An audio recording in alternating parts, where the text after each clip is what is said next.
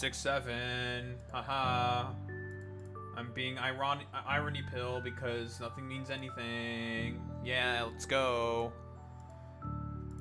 Today's actually a pretty decent little day. Now things are a little scuffed because I had to go help my parents today. My grandma broke her hand. Well, okay. That's not the good part of the day. That's the bad part of the day. Let me correct myself there.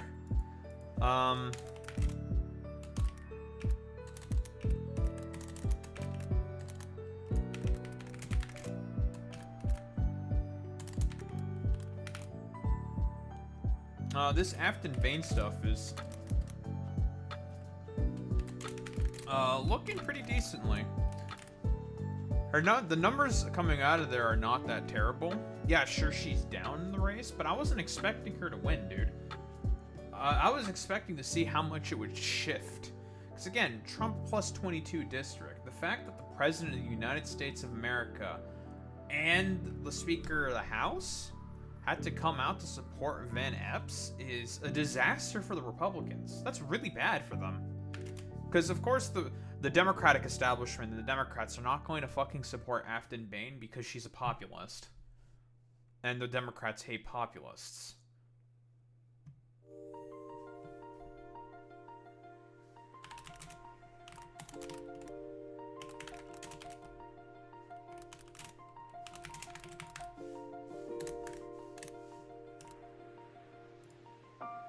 It's good. You know, I think it's a positive result overall.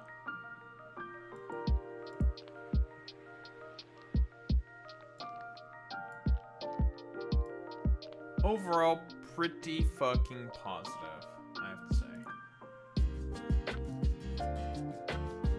Oh yeah, I had the game fucking preloaded. Because I was working on a new ship.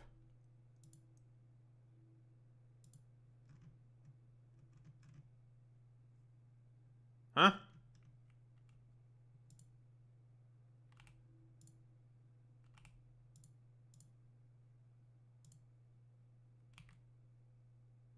That's annoying.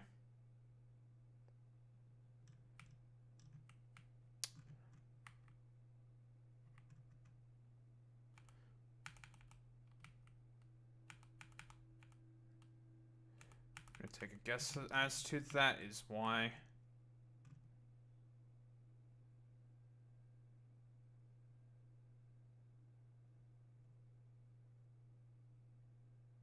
Yeah, they're gonna destroy the guns, but that's not the end of the world. Let me guess. We ran out of fermented fish because we ran out of, I assume, nutrients or something. I am not in a position right now to fucking deal with that.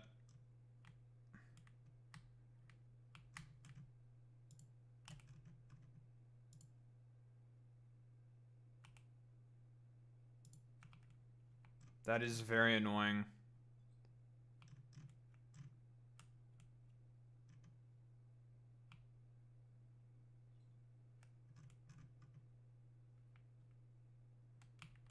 Yeah, my normal ass Tiberium patches are becoming more and more blue Tiberium.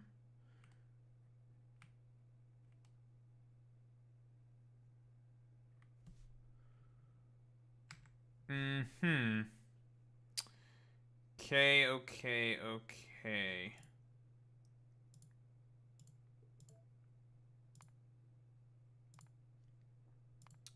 Well, I really don't want to...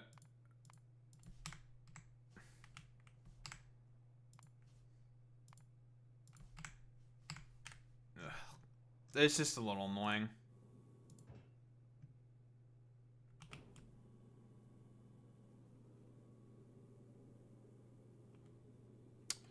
I forgot to build the filtration system on this thing.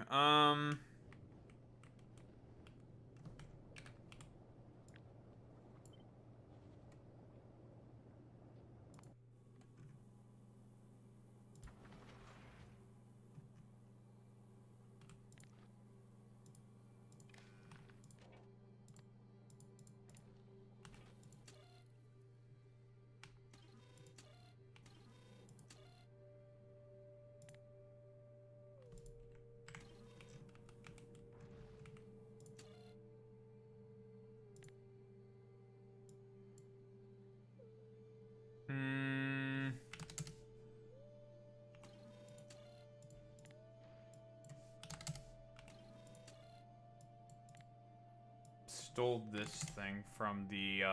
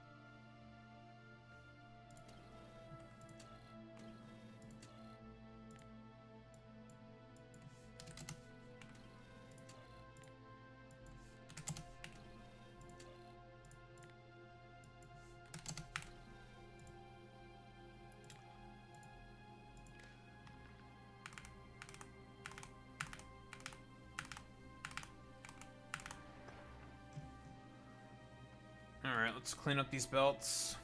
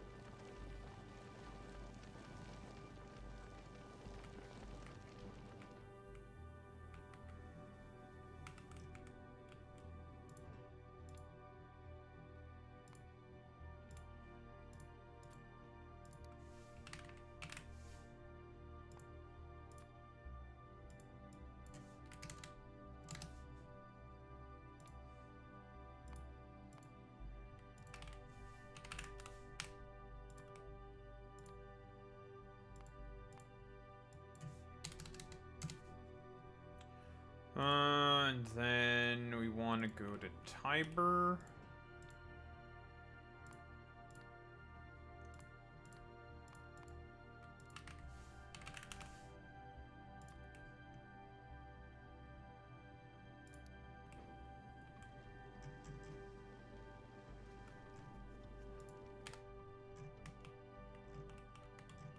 I've mostly just been sitting around here not really doing anything.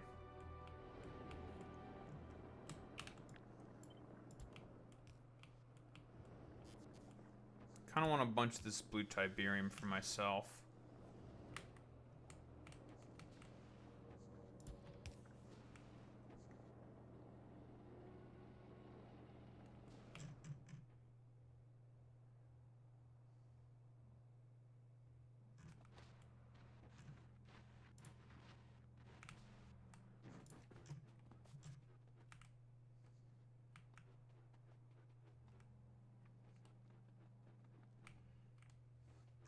Man, it's dark. Can't see anything.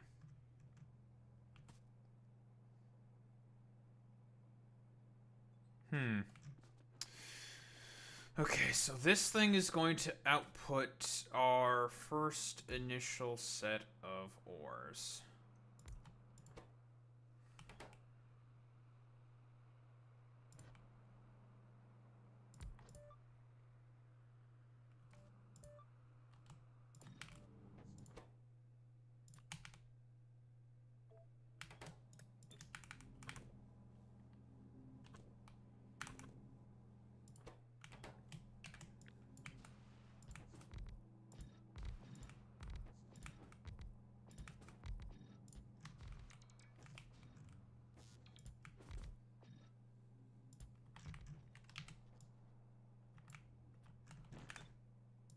This should be more than enough. Yeah, this outputs quite a lot of iron.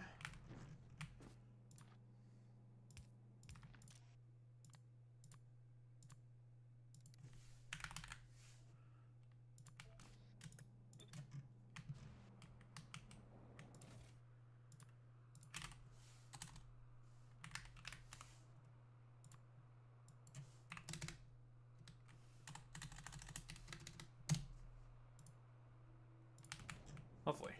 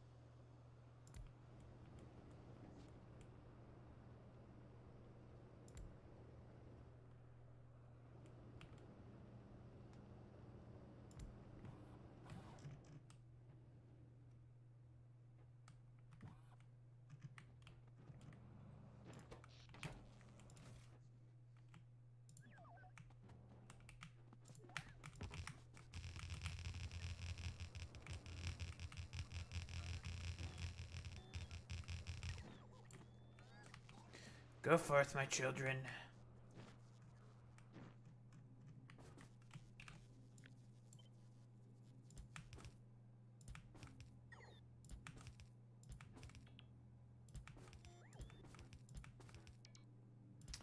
Man, I wish there was like Command and Conquer music or something here, you know?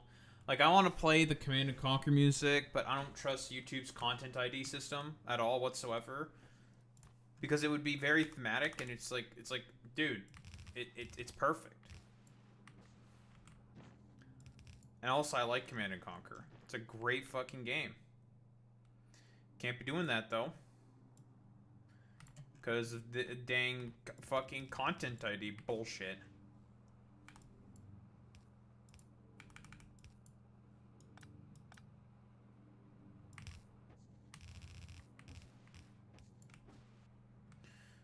Me and all the fellas hate content ID.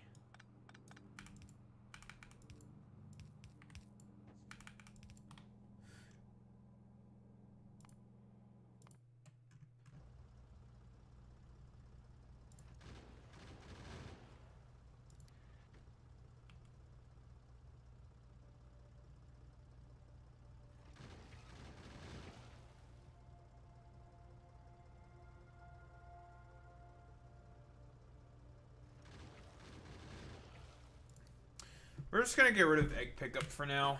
If this place dies, it dies. It's kind of unfortunate. It's a little annoying, but it's not the end of the world. The main island's defended. This is the only place that can eat some amount of pollution. Everything else has pretty much been completely cleared out by artillery, and nothing can get in range of the pollution cloud. So the factory's pretty much safe there, which is fine. It's just... that's going to be kind of annoying to deal with.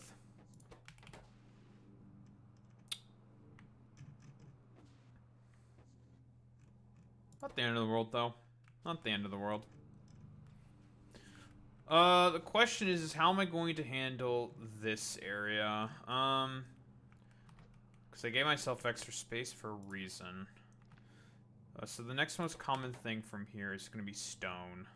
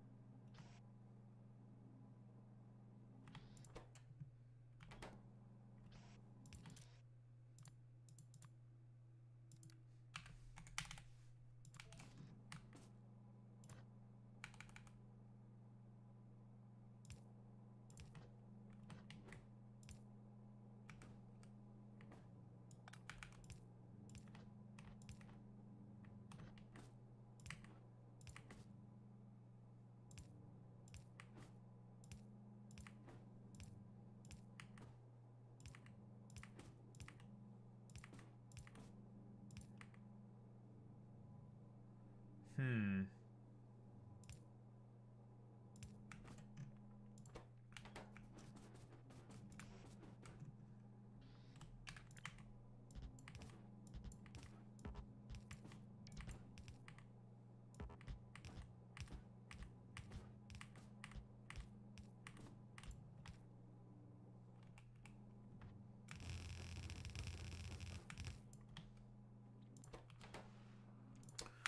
Okay, all that's left is coal.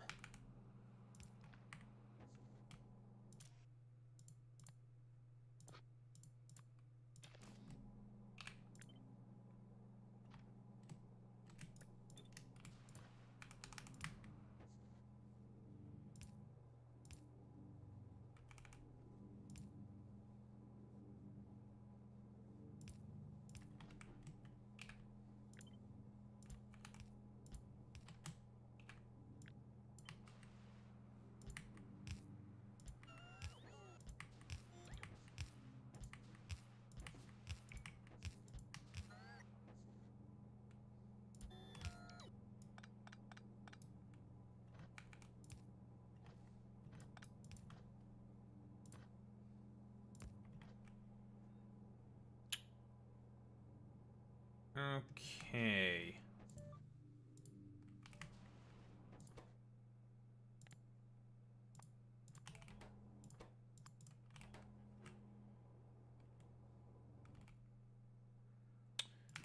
Pipe.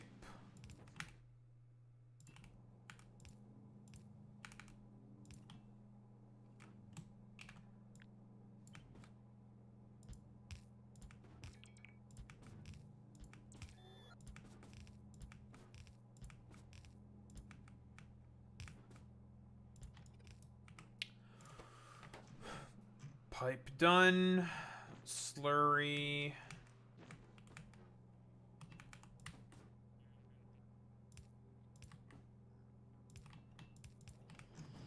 Connected.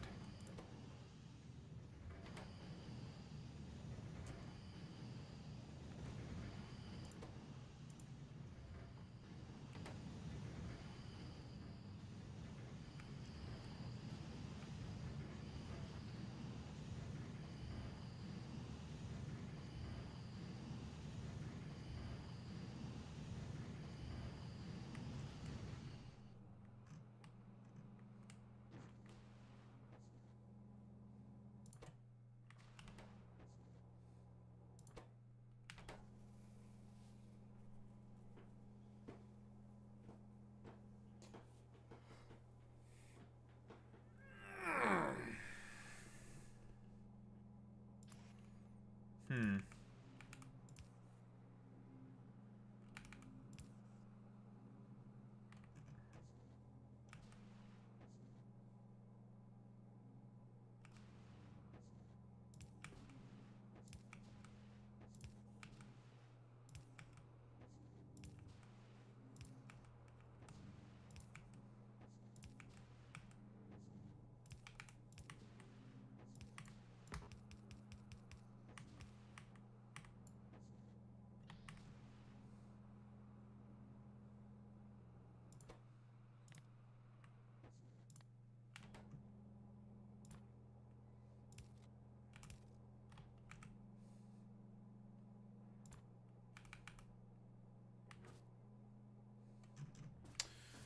Okay, coal.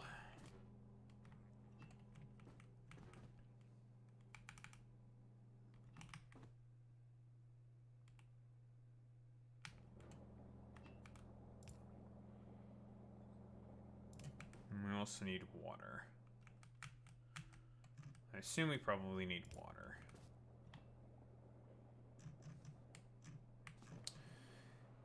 We have Tiberium sludge and molten Tiberium as well. A lot of molten Tiberium. We have basic metals now. Got calcite. Let's make more molten shit for the time being.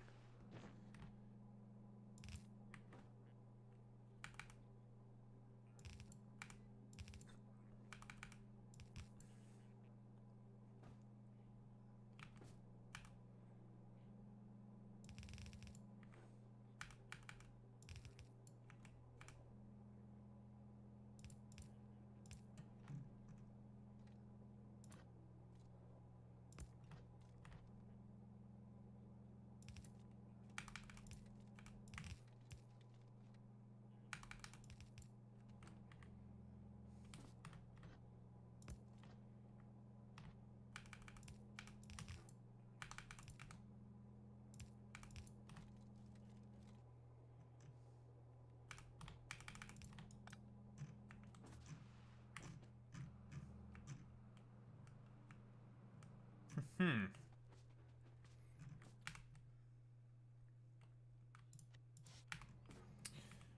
Alright, we'll take the copper first.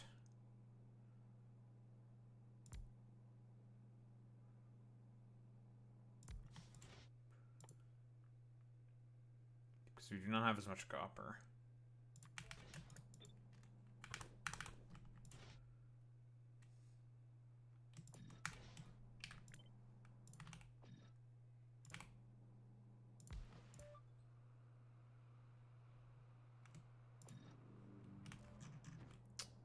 Grab our blues.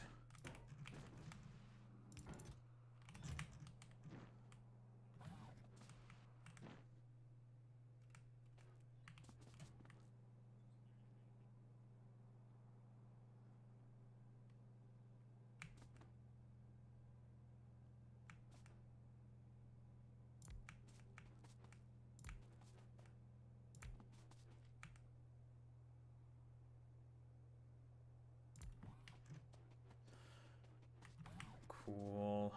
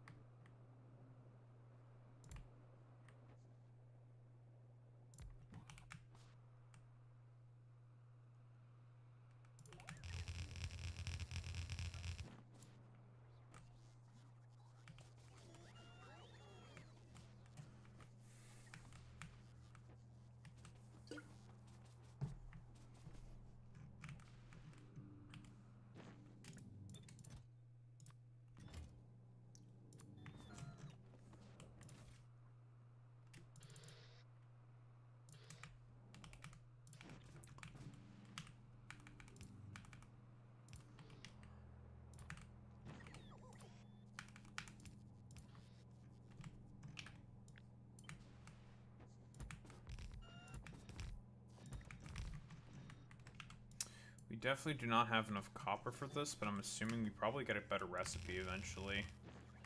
We'll come back to that. We're definitely gonna have enough iron, that's for sure certain. We're gonna have iron up at the wazoo. But copper is going to be an issue. That is a certainty.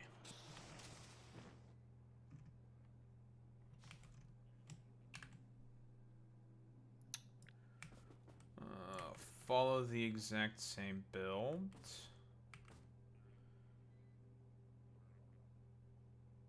Except for iron.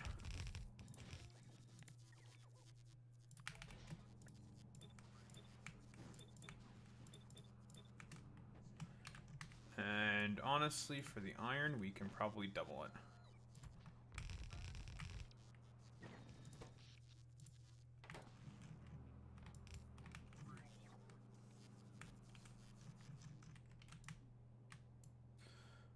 That's a lot of molten iron. Although, honestly, of all the things you need more of, you need way more copper in comparison to iron. Generally speaking, at the very least.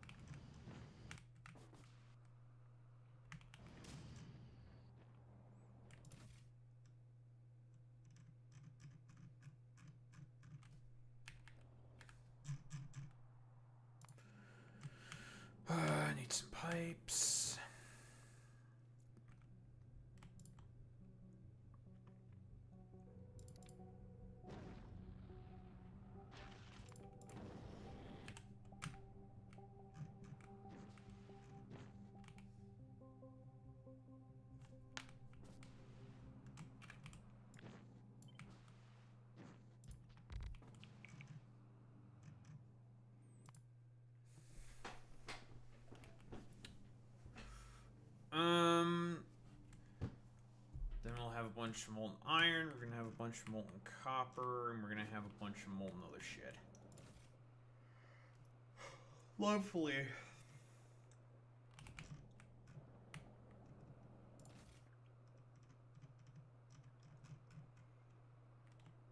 Let's see, where are my damn pipes? At the very least, we can probably start smelting a bunch of the necessary iron stuff we'll need. So, you know, we'll probably get our plates, our gears, our steel, engines, pipes, whole bunch of other stuff out of the way. Because initially you don't need a ton, obviously, of,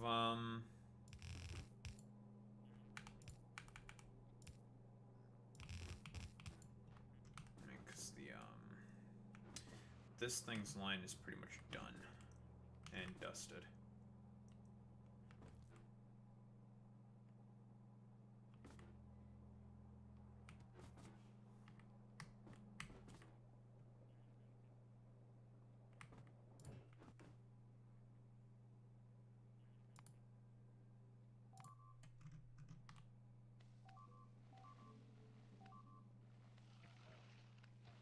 Those are gonna be annoying to replace.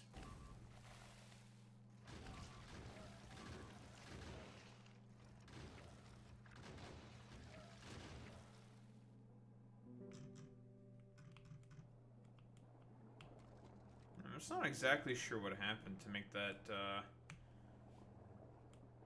production of fish food come to a halt. No fermentation bacteria, eh?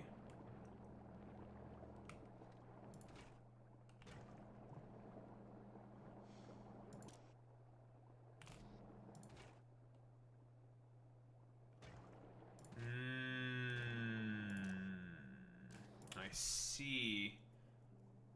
Okay, gotcha.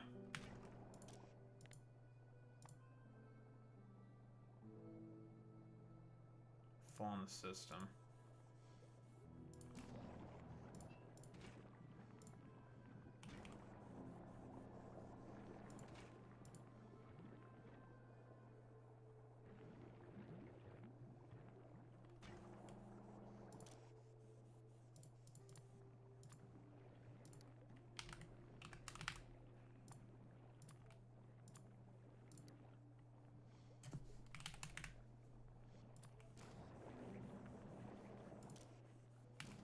Fish first, bacteria first, other things second.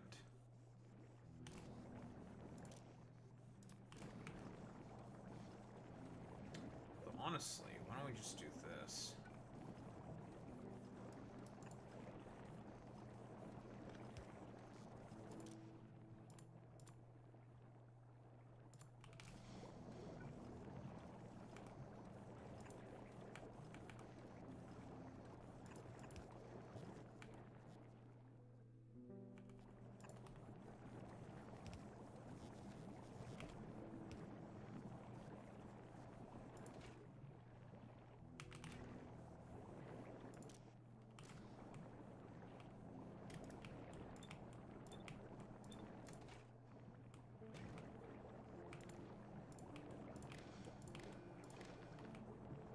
Don't want to waste my fish.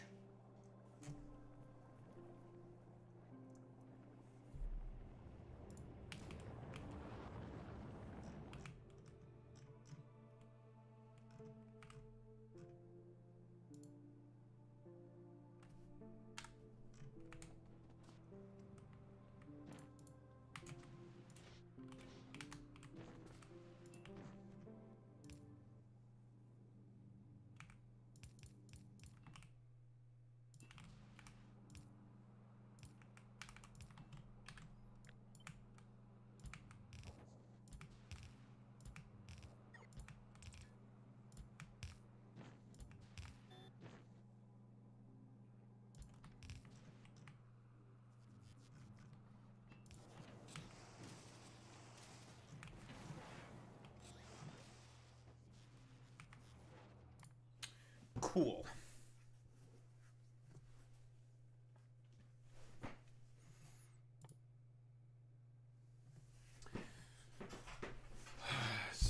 Tiberium for electromagnetic tests.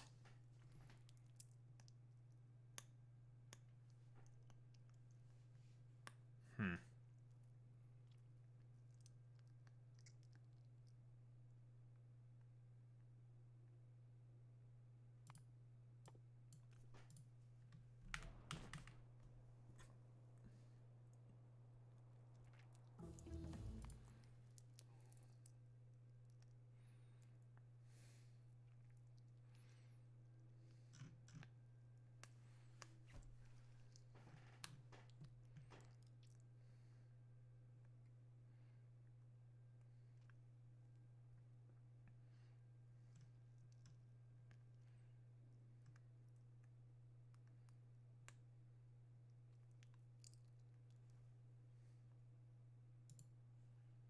Hmm.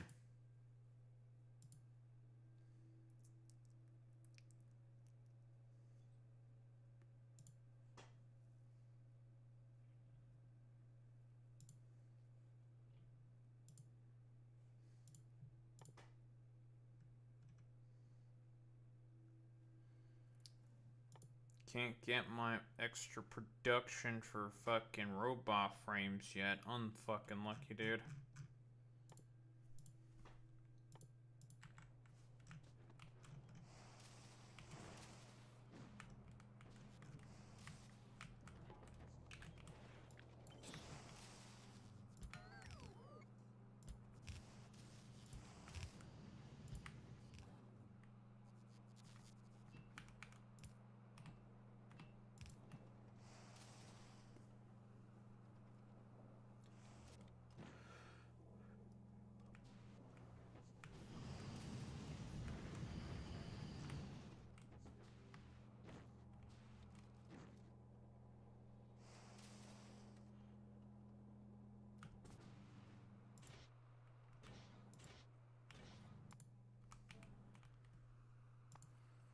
Hmm.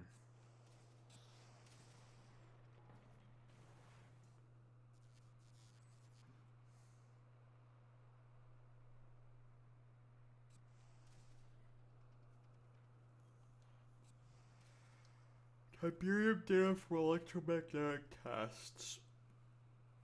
Okay.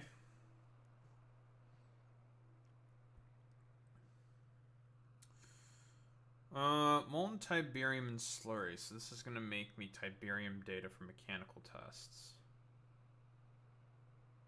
Next thing we'll need is a lot of coal.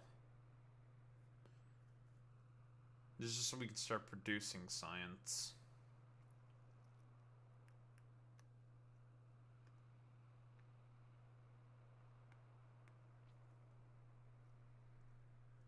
Okay.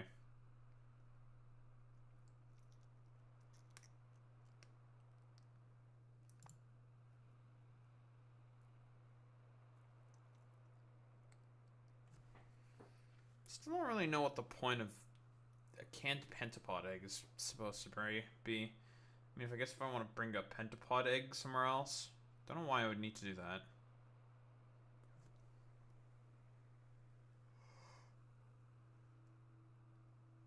Or for all this slimeweed stuff. If I need slimeweed production somewhere else, I don't know. It's weird.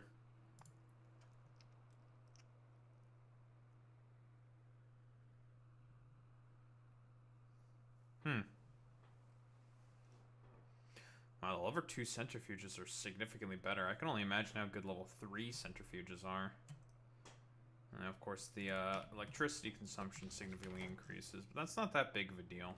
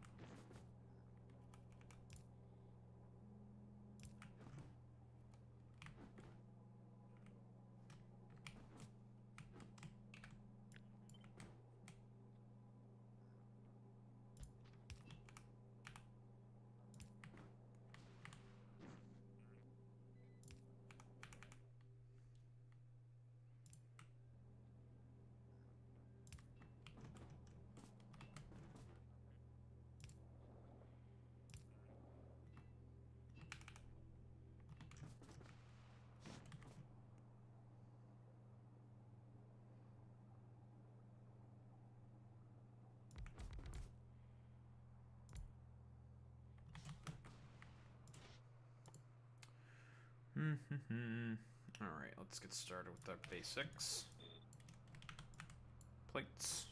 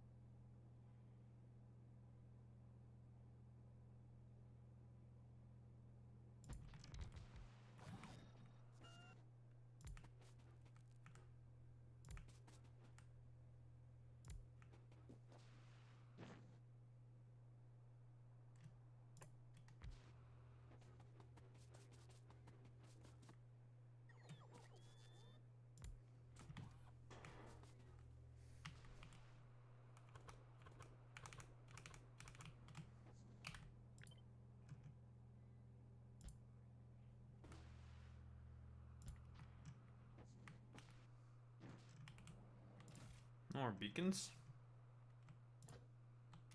About to say, I should have more beacons.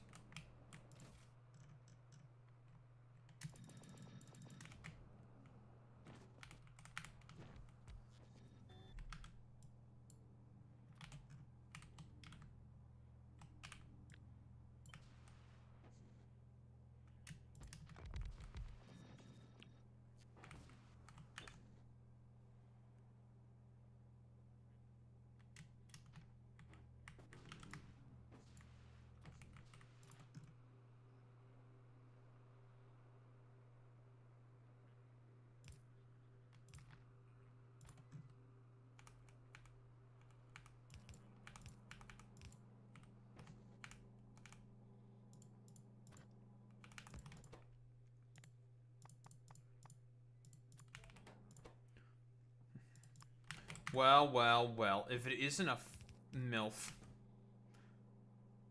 fucking da-boo-boo posting. Fucking da-boo-boo. Get the da-boo-boo out of here.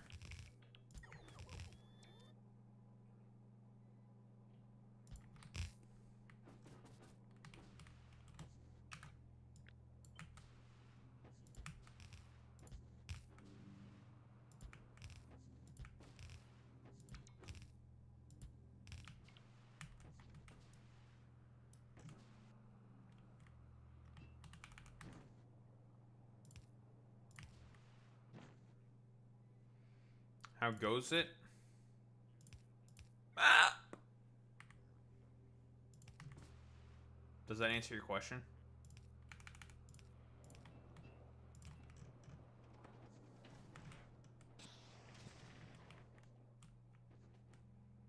I have a lot of iron. See?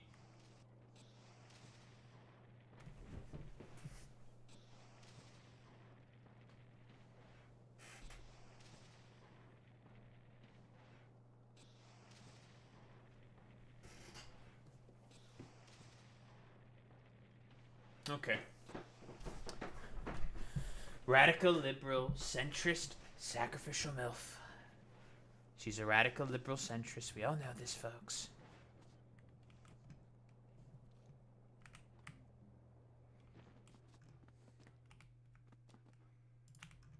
She's a libcock. A fucking lib.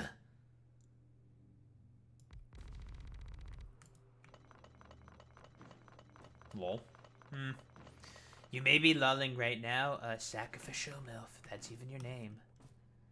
Radical, liberal, leftist, sacrificial MILF.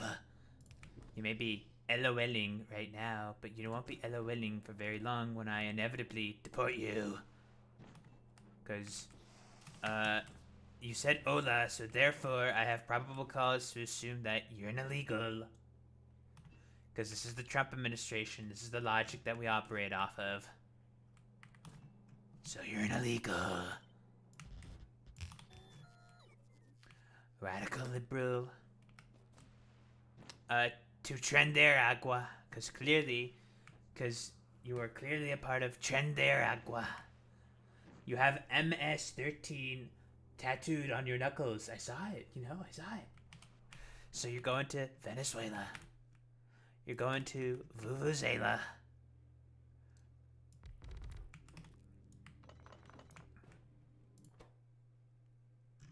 Because you're a radical liberal lefty communist. You're super liberal.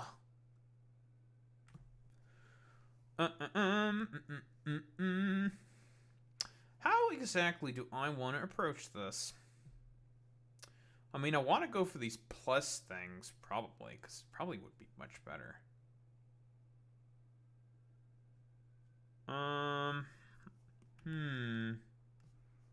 Here we go. We just go for the thing that gives us double the amount of shit, don't we?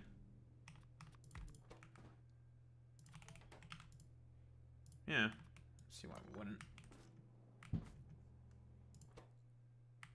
I knew it. She's Trender Aqua. Everyone, take her away. The radical liberal leftist. Sacrificial MILF. I have to sound as, like, shitty and raspy as possible, as well, you know? Radical liberal communist leftist. MILF.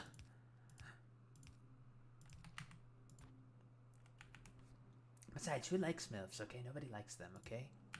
They're old and they're hairy. I don't like them.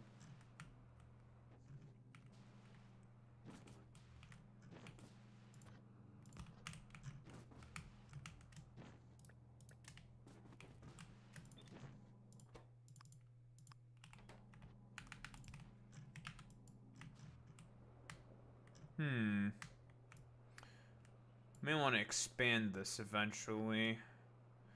I mean, we are making quite a good amount of Tiberium slurry, so we are fine in that particular respect. May have to increase this quote-unquote blade here, or I honestly, I think I might just move this down.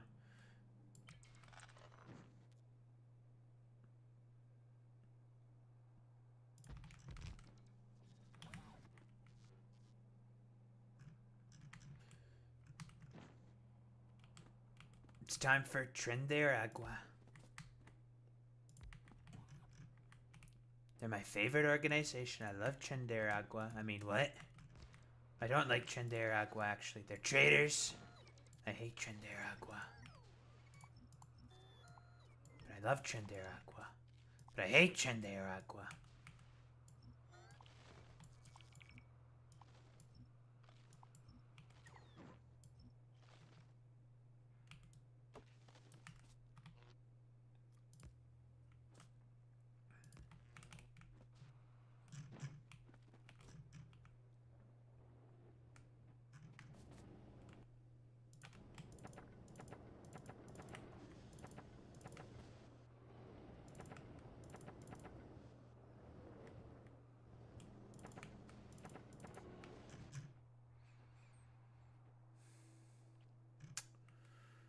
These Tiberium fields are getting kind of big.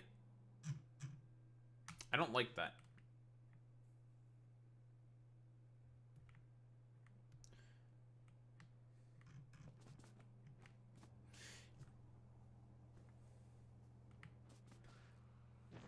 He sounded rough earlier, so it makes sense.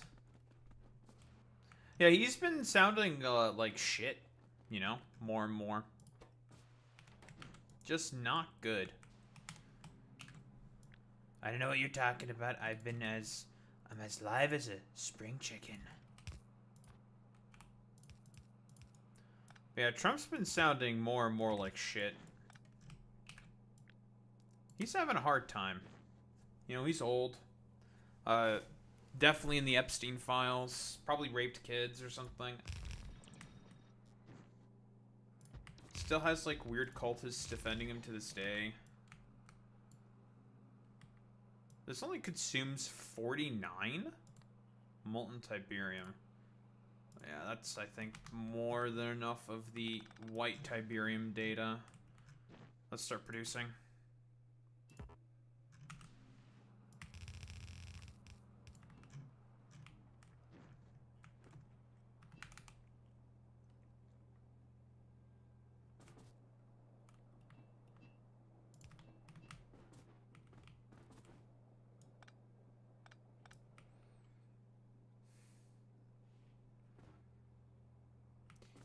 That's right, bigly, like my cock.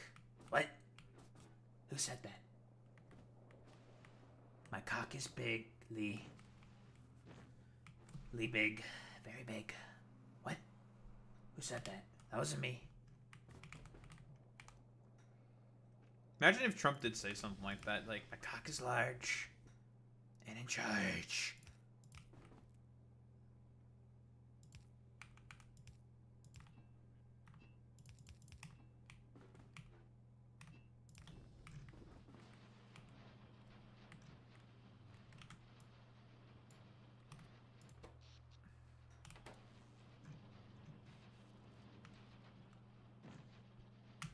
all right, that is Tiberium data for mechanical tests. That is, we can actually start to produce science with that. Now, it's not going to be the best science because guess what? We have a lot more different stuff we can do with Tiberium, of course. And there are more highly efficient recipes. However, this planet is operating under the assumption that you have a little bit of a science setup and are building science along with that. We're not going to do that. We're going to skip a couple steps because there's some stuff that we probably want to get. But yeah, it's operating under the assumption that you're going to have a bit of a science setup. So I did bring down some labs here. We're going to cheat a little bit because I don't want to build automation, I don't want to build chemical science. I don't want to build these setups. I don't want to. I'm just going to ship in the bottles.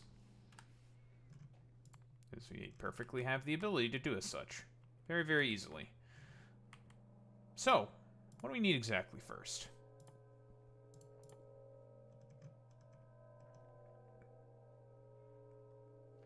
We'll leave the military tech for later. I don't think we really want any of that stuff. What we do want is Tiberium containment.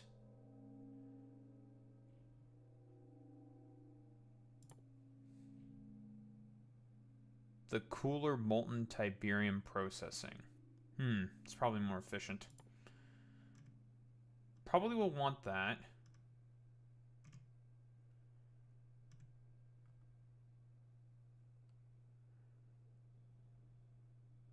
The military stuff we're going to ignore for now.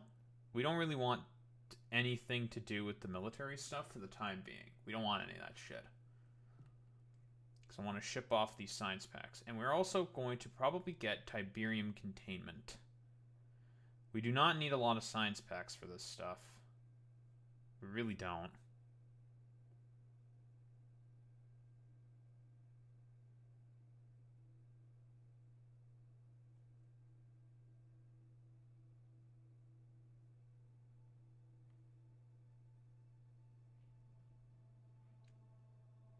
All the military tech we are just going to ignore for the time being.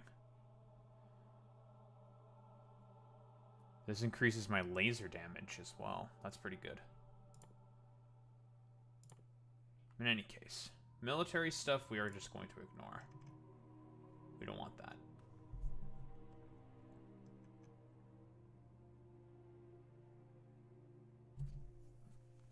I would like to have liquid Tiberium power. Tiberium power plants, I think, would be quite nice to have.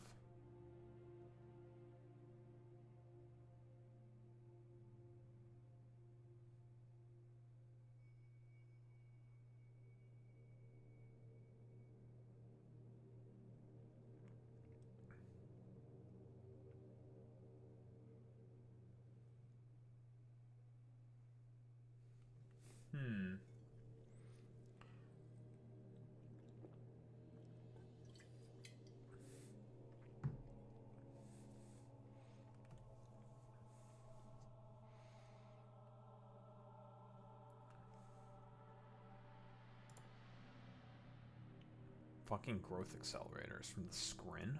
Interesting.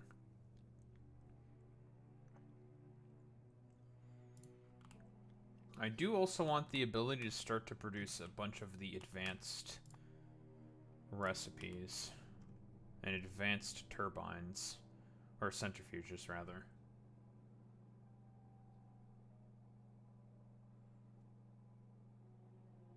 Huh? Arknight's Enfield is? Who the fuck is that? Or what the fuck is that? Are we talking about weeb shit here, Sacrificial? Are you a fucking weeb? Sacrificial Milk, are you, weeb posting? Are you, fucking, are you being weeb?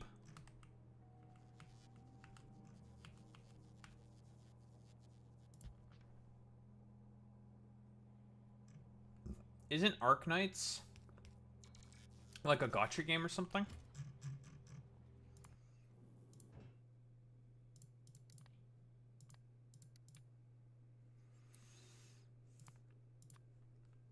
Are we, fucking weeb posting here?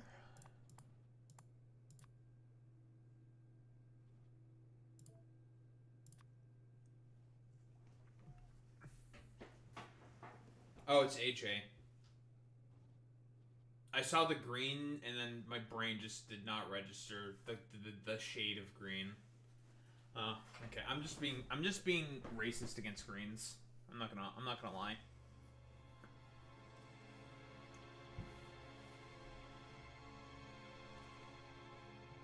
I've seen that footage, AJ. Yeah, it is like Factorio, where there's like tower.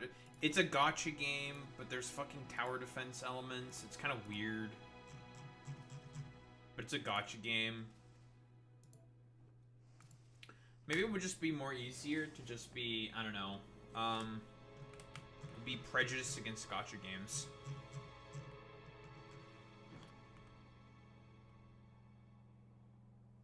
Any truers to that? You know, just be racist to gotcha games.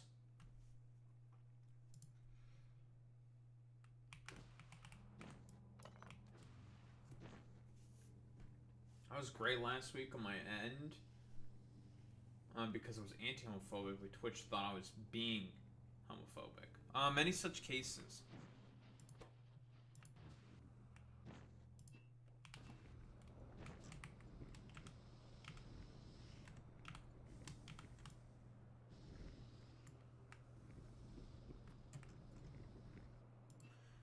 We're gonna have to make use of some of this Tiberium sludge. Can we make liquid Tiberium right now?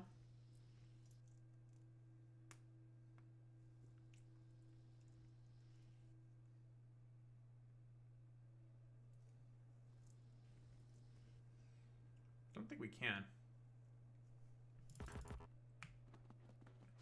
That's what I specifically want. We should probably just start making engines so I can make those centrifuges.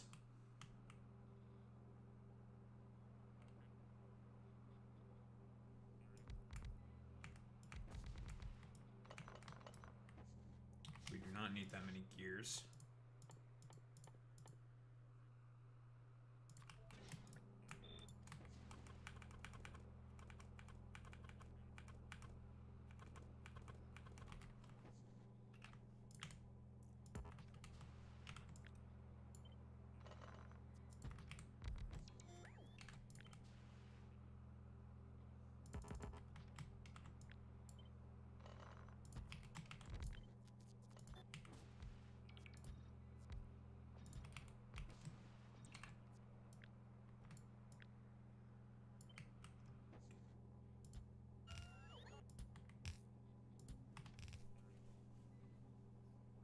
Shall be employed or shall have 3 to 4 days off. Hopefully.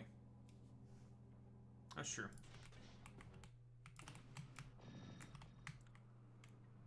I like the fact that it's silent here. Slanesh does not like the silence.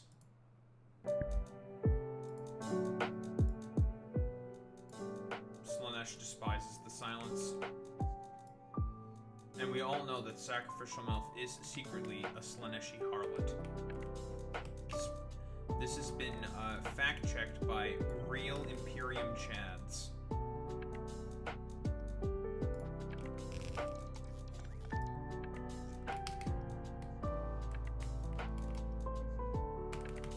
Now you can LOL all you want, you dang harlot. You dang Slaneshi harlot. But I know what you are. You want to do terrible things to me with your big meaty claws. And I do not consent. The greatest defeat for Slanesh is consent.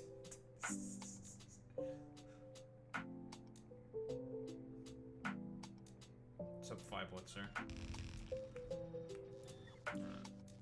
You are obviously going to produce steel.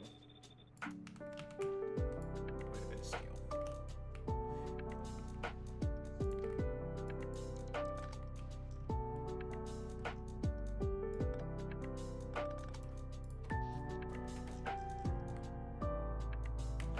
Because here's going to be the normal Factorio products. This is where all the Tiberium processing is probably going to go.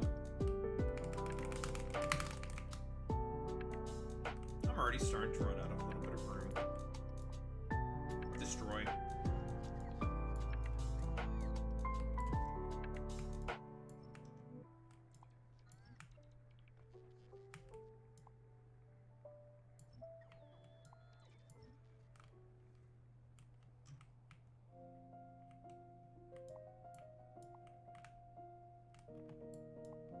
Destroy.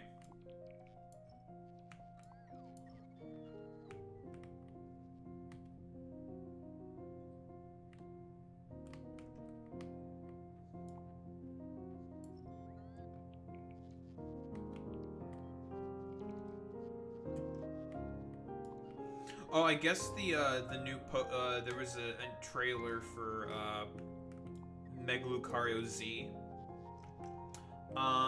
And I'm disappointed in it because it's maintaining fighting and steel typing. Why the fuck would they do that? Why does it have the same typing as normal fucking Lucario? Why does it have the same typing as normal Mega Lucario, Game Freak? What kind of fucking fuck shit is this? You could have done so much with that. With fucking Lucario as Hatsune fucking Miku. It's like, okay, dude. Nice name.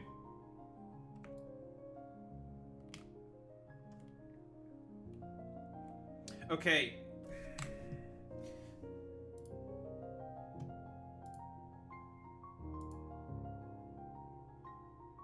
No minor, no teen jokes. Do I have to be like, are we being like hyper autistic here, Five Blitzer? Nope. Not allowed.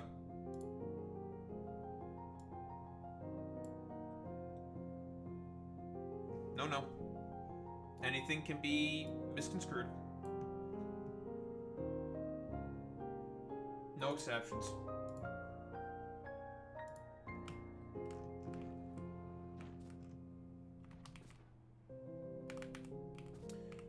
Daho, we're just doing a little bit of trolling. Unfortunately, most people on the internet are fucking brain dead.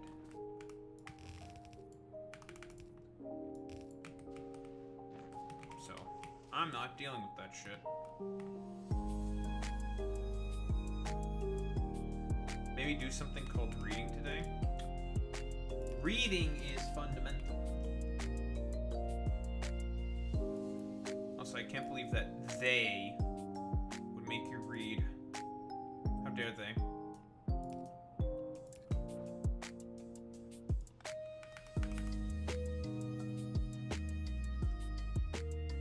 I think Lucario, Mega Lucario is fine, right? Like, it's, okay, it's supposed to be fucking Dragon Ball Z pill, okay, because Goku's voice actor voices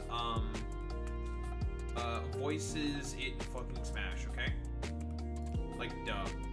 Mega Lucario is going to be,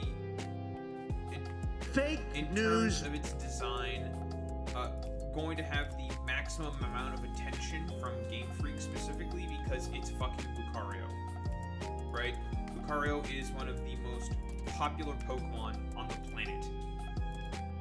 That is an objective fact.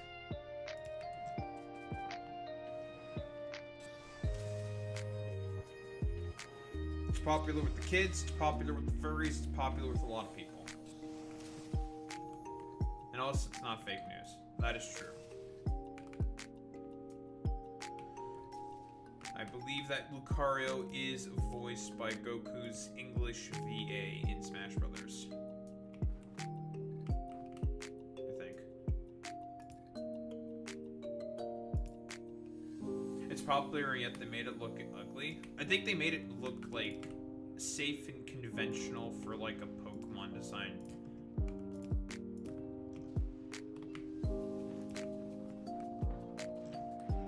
Because we're talking about Game Freak here.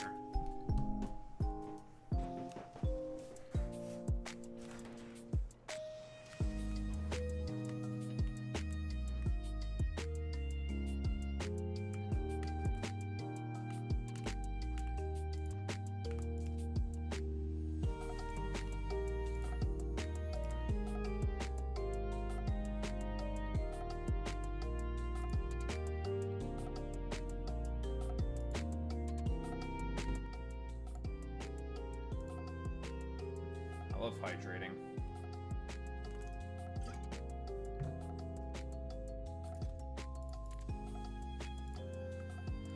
Remember to hydrate, you fucking libs.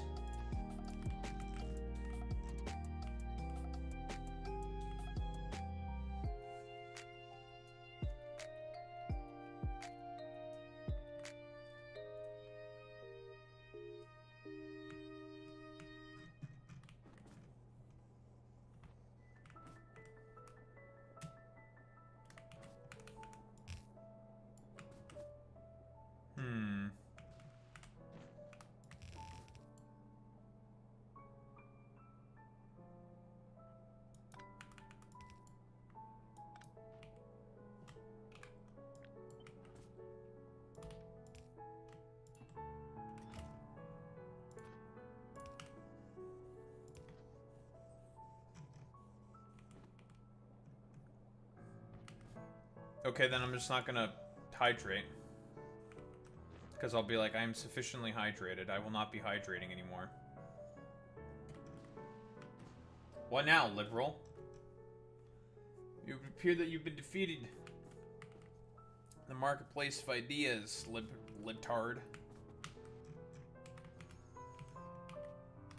Alright, engines.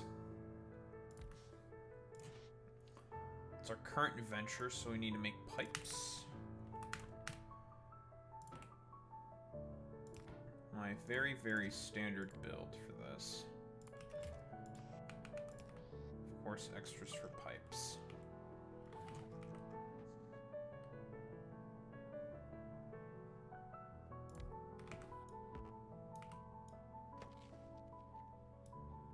Mega Hypno should have ketamine. I have bad news for you, AJ. They are never making Mega Hypno. That boy is never getting a Mega. That boy is never getting anything, considering its reputation and its popularity. Like, yeah, Game Freak will just give, like, random Megas to a lot of... Like, Golurk is getting a Mega. Right? Because so far, the leaks have all been confirmed. We know of pretty much most, if not all, of the Megas that are going to be getting, well, Megas. Right, we know. We know who's getting what.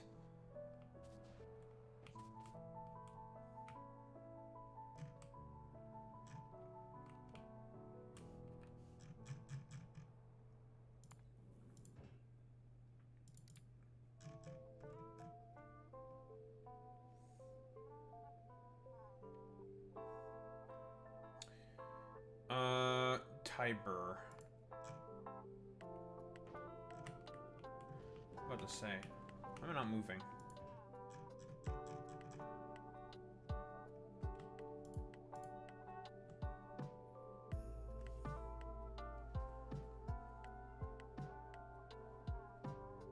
Mega Flygon is not happening. Never happening at this point. It's over for Flygon. Flygon has been eternally replaced by Garchomp.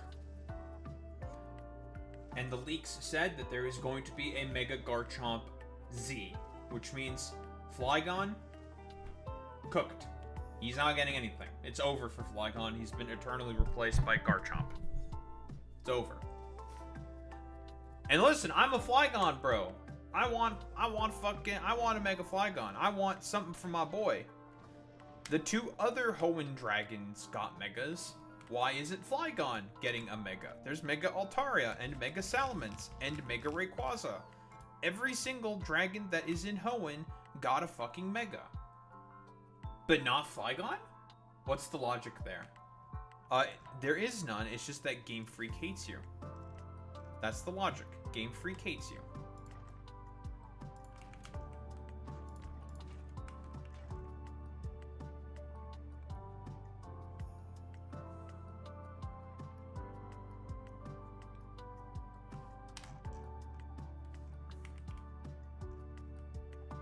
We are kind of stinking up the place, aren't we?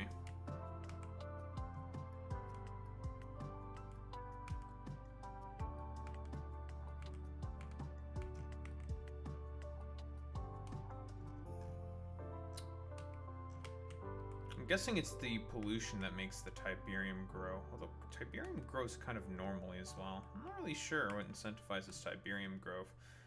Or mutation of it from green to blue Tiberium. I'm assuming this thing needs steam to operate.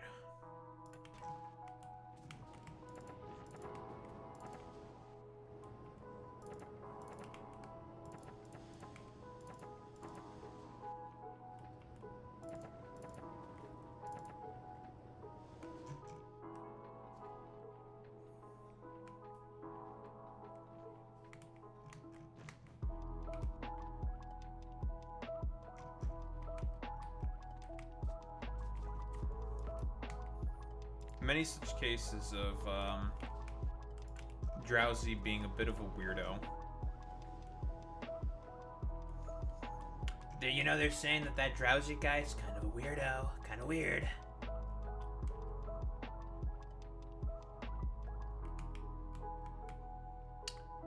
Alright, so what were you doing? We're making engines. Engines. That's right. Because with engines, that means we can build centrifuges. Because then we need red circuits.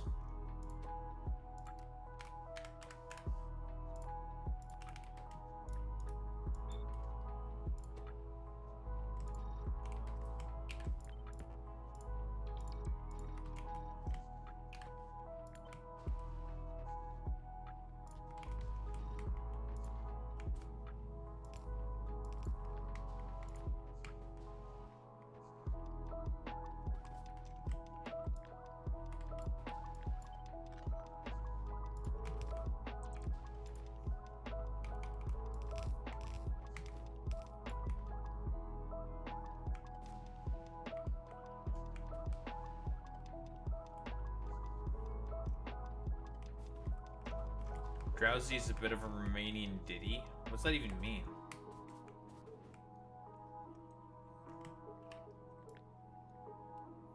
The fuck is a Romanian ditty?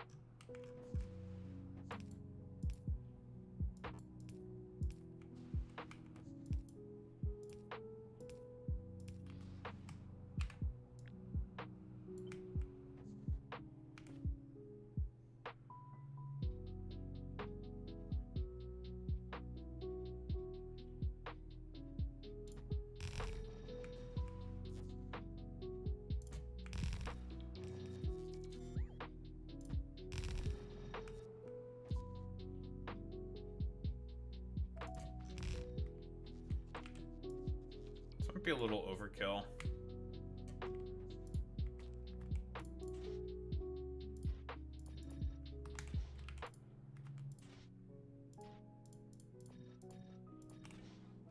That's fine.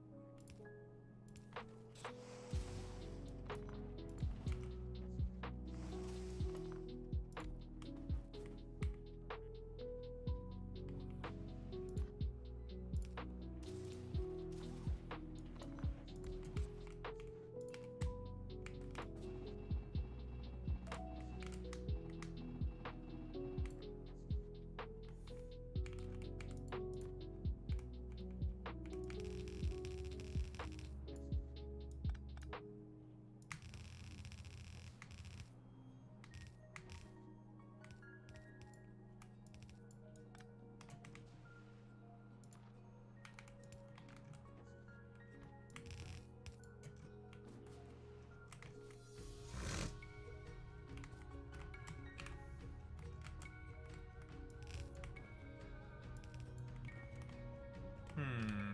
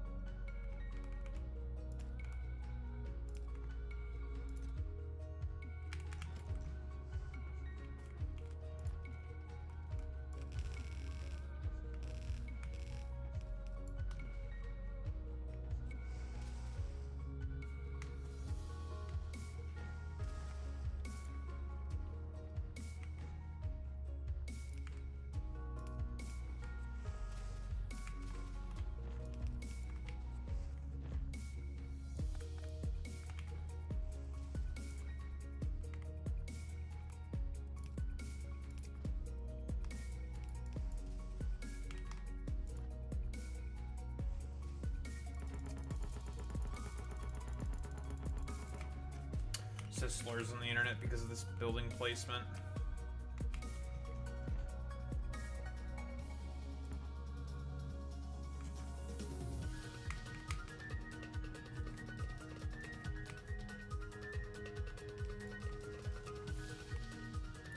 Soch over for me.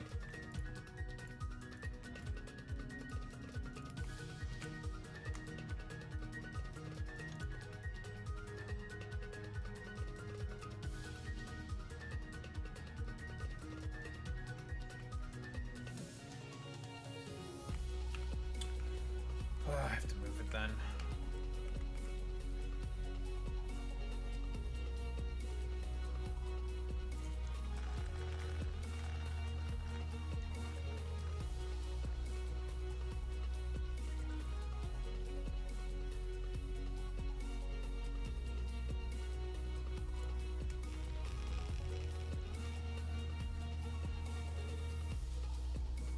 Should make Poke Park 3.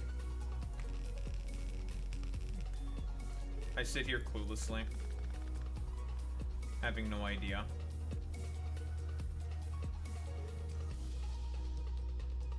Clueless.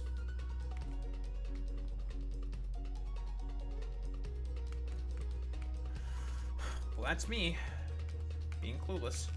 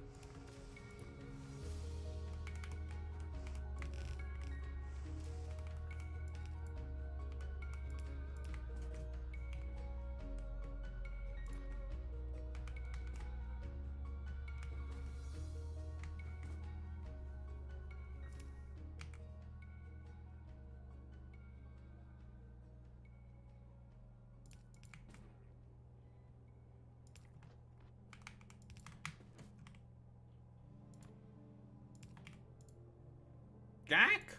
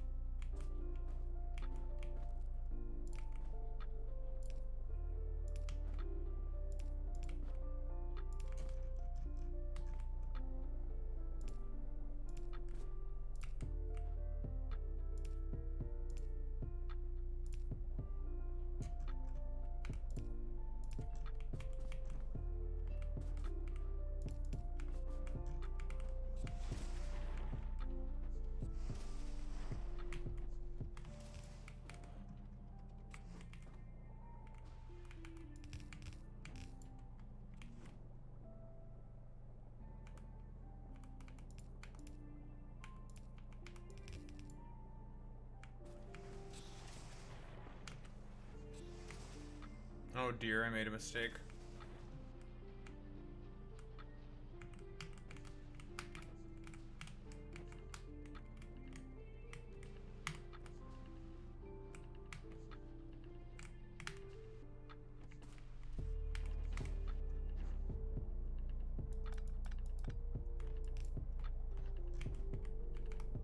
That's where the gears are supposed to go.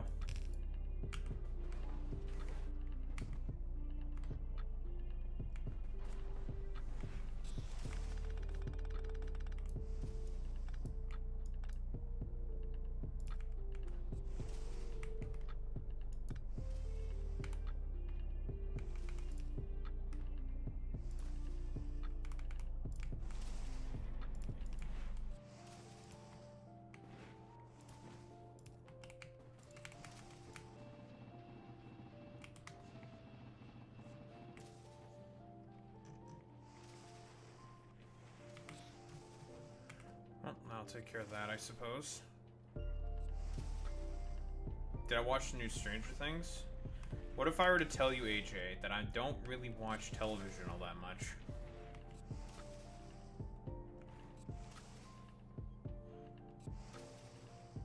Now, would you believe me?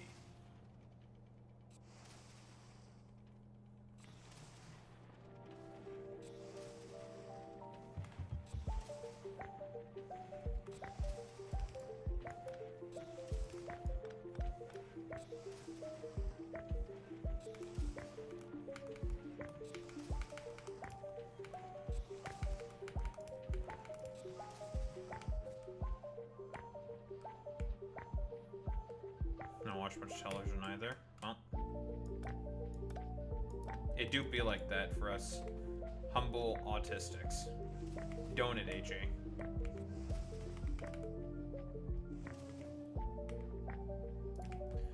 If I were to watch like some kind of like series or something, I would just binge it and just like get it over with.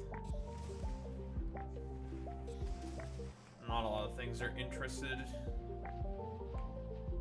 Or there's not a lot of stuff that I'm interested in, rather.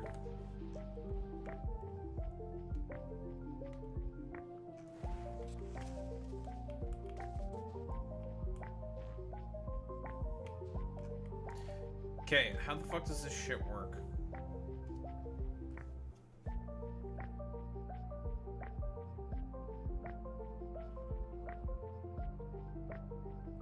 Oh. This thing does not want normal quality science packs. Well, and if only I knew that earlier. That is annoying. Well, time to grab some fucking biolabs then. Give me like 20 of them.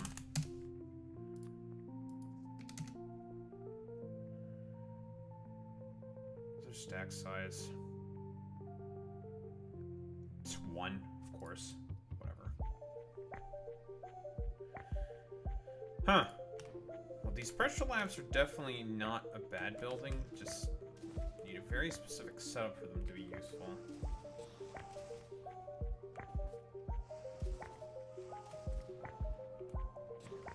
Wicked. You go get that job, AJ. Because if you don't get a job, AJ, you will not be my little PogChamp anymore. There's gonna be some very huge problems if you don't get a job. Very huge.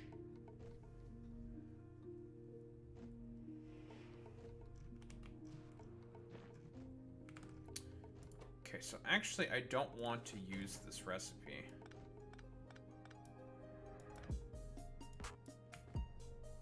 I'm a son of a bitch.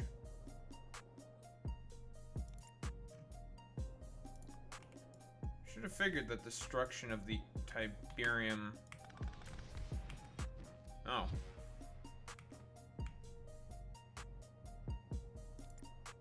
Made my ship blow up. That's annoying.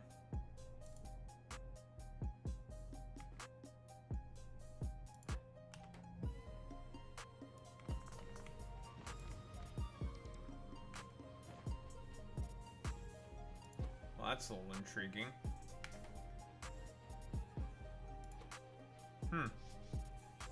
Tiberium just makes things blow up, huh? Well. Salvage these things.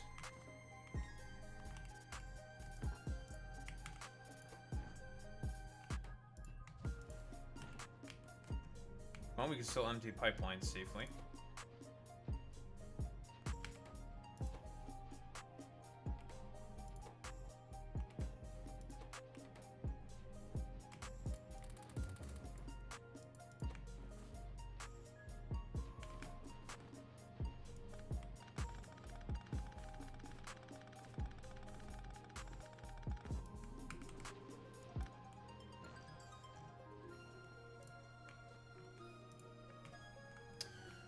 I need to make a bunch of steam, don't I?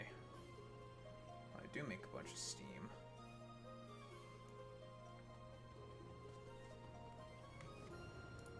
You make a bunch more steam.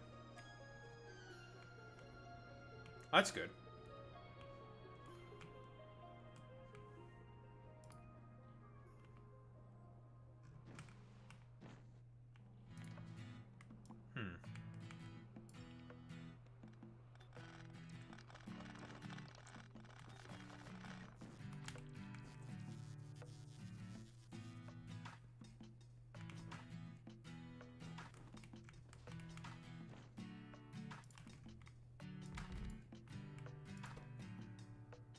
Why don't we just do this for now so we can get some initial research started.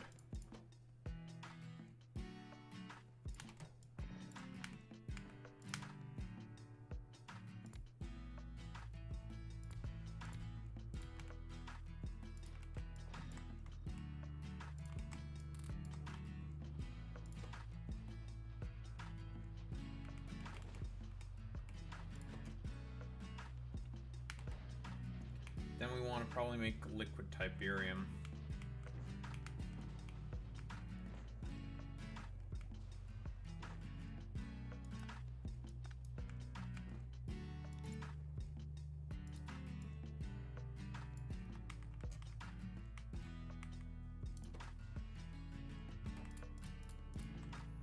Alright, there's some initial science.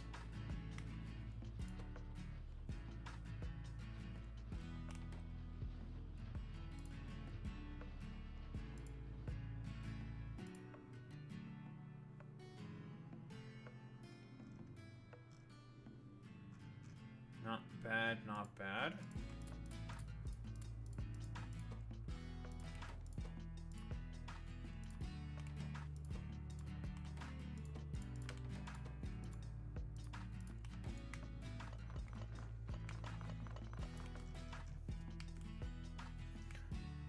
Okay, so, I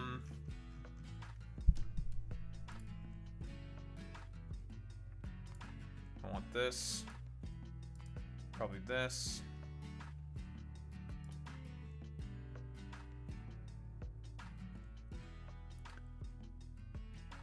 definitely want this. Growth accelerators.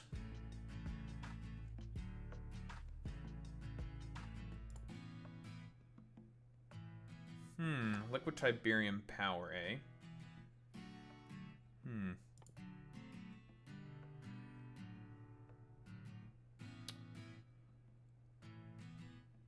This is definitely going to be useful for sure. Definitely want this.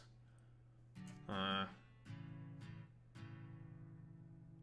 can't get Liquid Tiberium power. We don't have purple science with us. That's fine.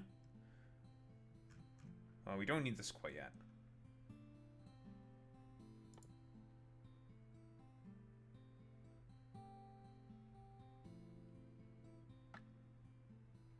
Here, this is the recipe I want.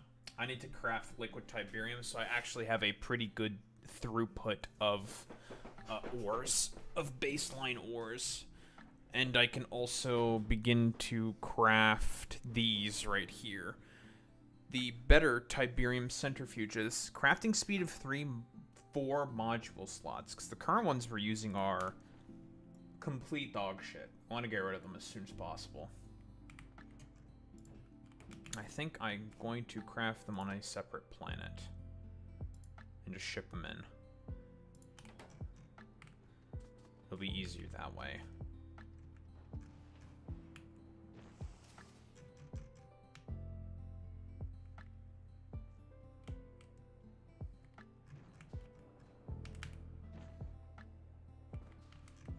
But we just need to make some liquid Tiberium.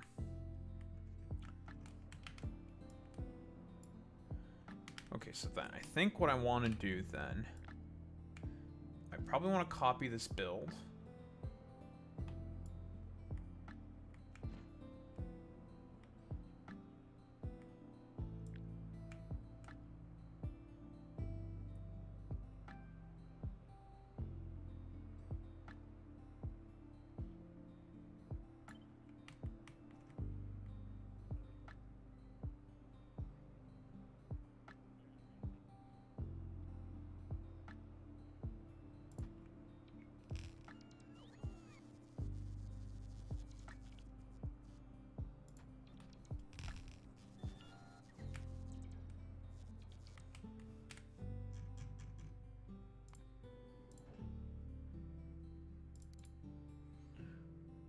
Back to Tiber.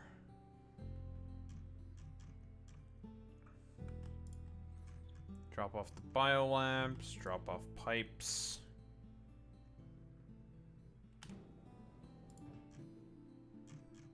I'm going to need a lot more oil refineries, but eventually I'm going to start producing oil refineries in this area, because they seem to be quite important.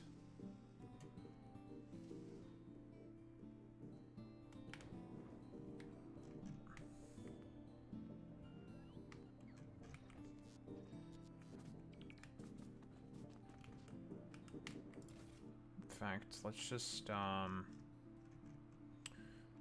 the construction bots and put them in their new home. Why are you gay? Who says I am gay? You are gay.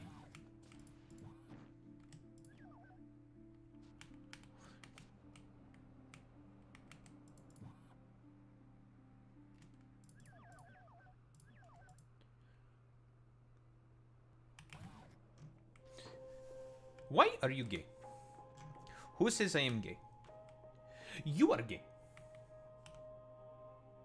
Thanks, I needed that. That you're gay? I don't know if you need that. Does the homophobic dog meme, you know? I know what you are. Kind of fruity. That meme is funny. I love the homophobic dog. He's so funny.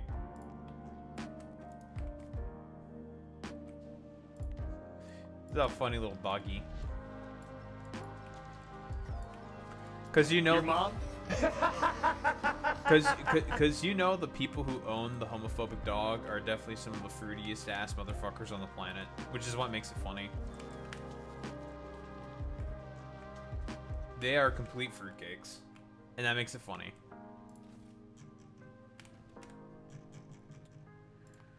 What else do we have to drop off here?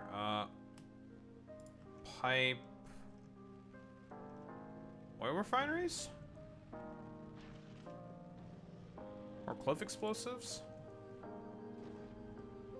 I'll also take the repair kits, because I blew something up.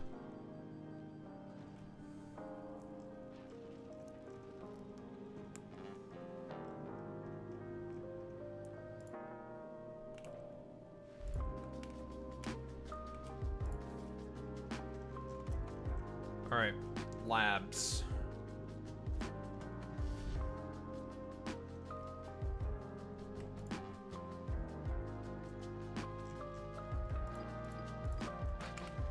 Alright, let's get a researching.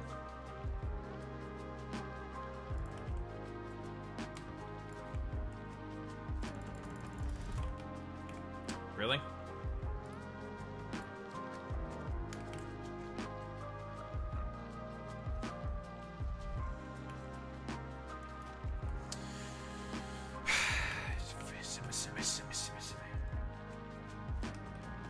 How close am I to the end planet? Nowhere near close.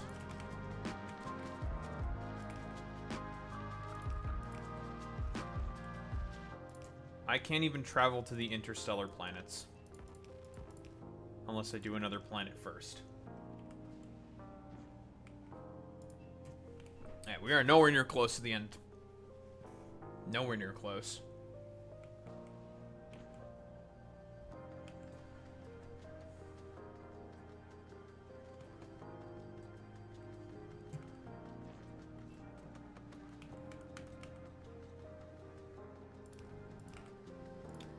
Like, we haven't even gone to Aquilo yet.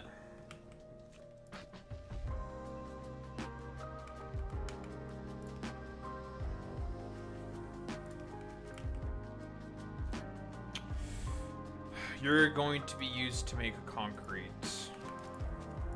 That is your purpose. But yeah, we need to make some liquid Tiberium. Or some, yeah, liquid Tiberium.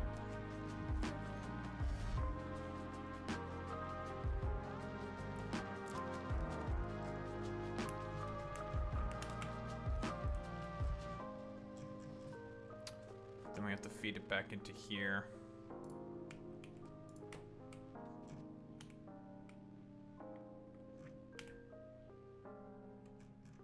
Nani? Get the hell out of here, putis.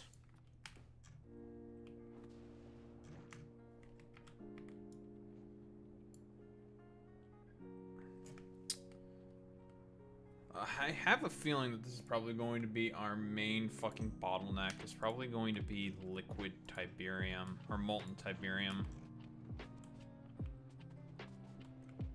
It's just a hunch I have.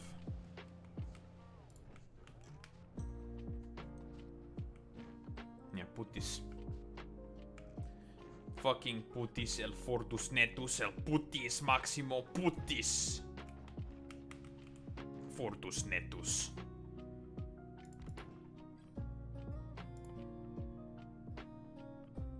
Right, we need a bunch of steam.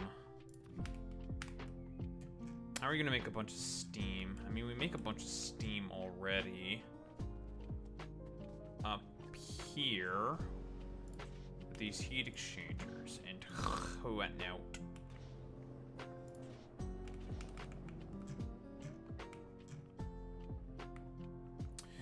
I mean, we could just do the same thing. Just grab a bunch of heat exchangers, grab the Tiberium, throw it into the heating tower, and just use that to make a bunch of steam.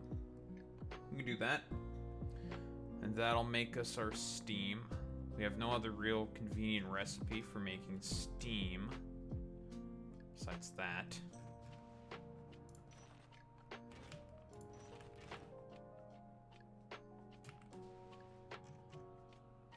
I do not like all our green Tiberium turning into blue Tiberium.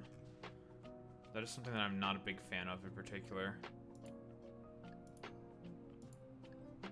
Which I assume those, the monocultures are what those are for, to cultivate only green Tiberium to be fucking mined. We're probably eventually going to surround this area with a sonic fence to make sure that this does not spread anymore. Same with all of these other patches. We're going to surround this with fencing. Put in the monocultures to make sure only specific types of Tiberium grow.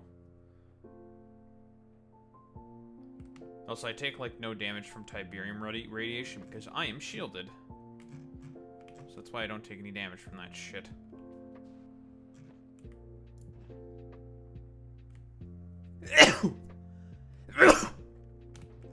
Excuse me.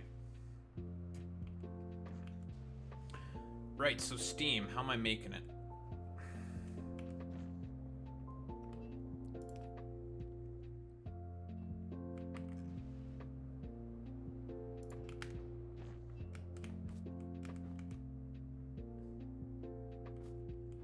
Bless thee. Thank.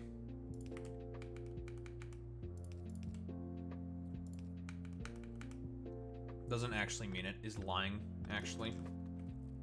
Is lying to mess with sacrificial MILF. Clueless.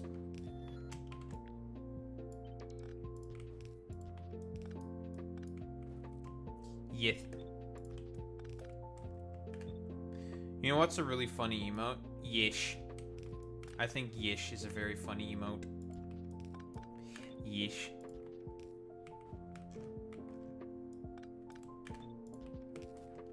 I don't know if I have Yish.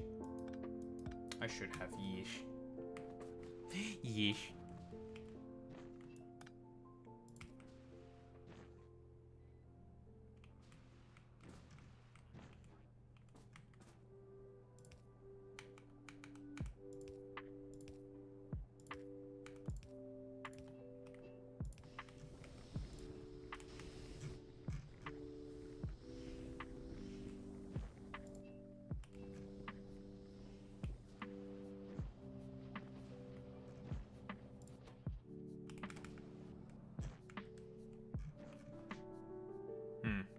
Uh-oh.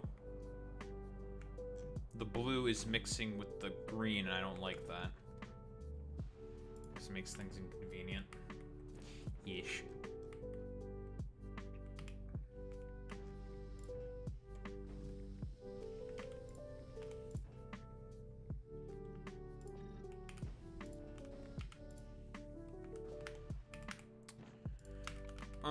Steam.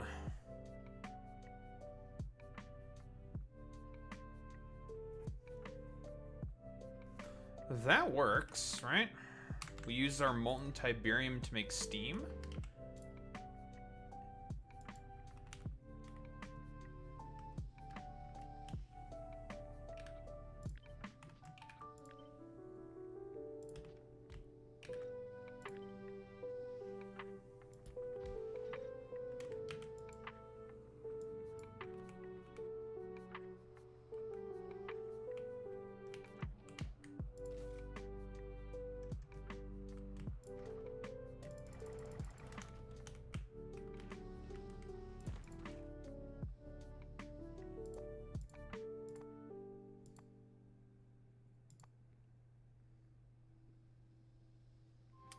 Food recipe coming into very, very big use right now.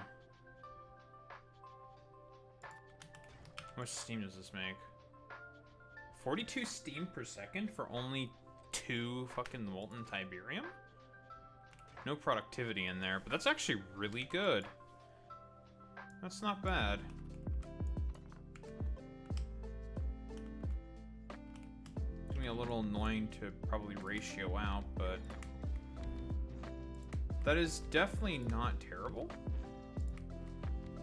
So we're just going to do that. I'm going to make a lot of liquid Tiberium.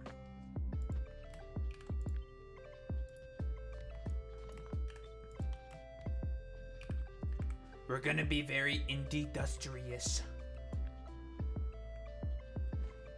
Industry. We're gonna be very industrious, folks, let me tell you.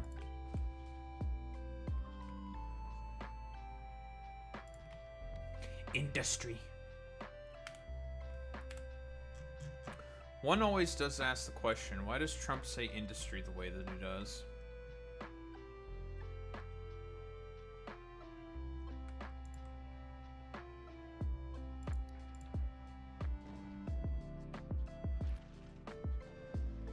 go get me more supplies from...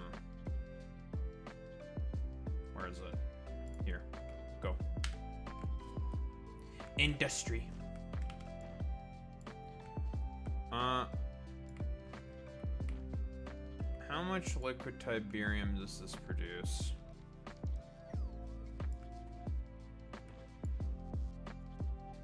That's not that much. Only 26? That's it?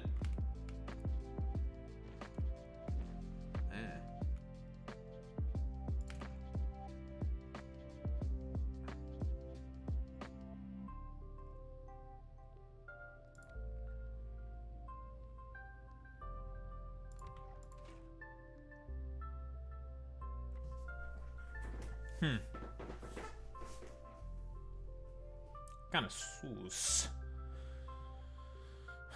Steam. Where's the steam? A natural gas? Dark matter fluid. More like natural ass, am I right? Yeah.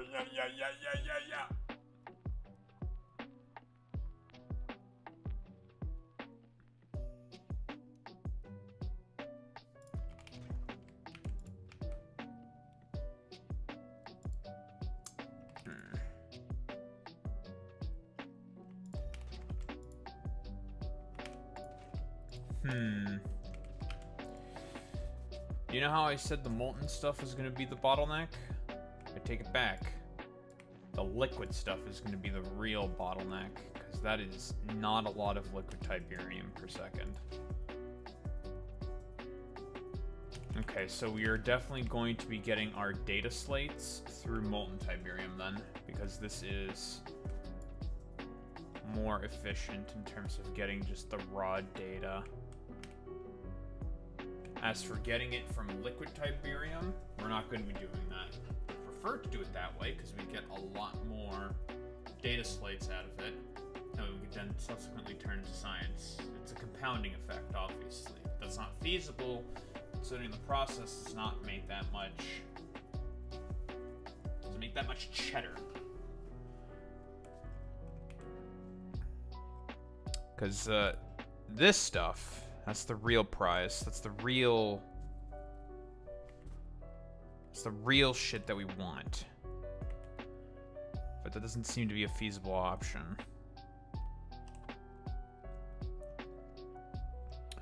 Alright, also all these things are euchred because of the extra output. I'm gonna fix that.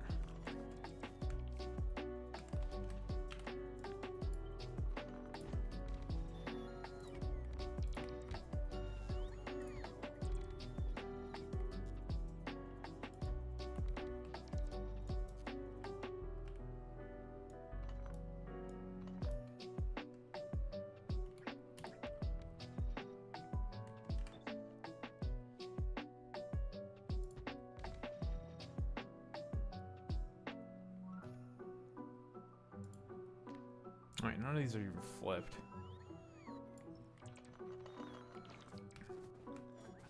Are you fucking putos?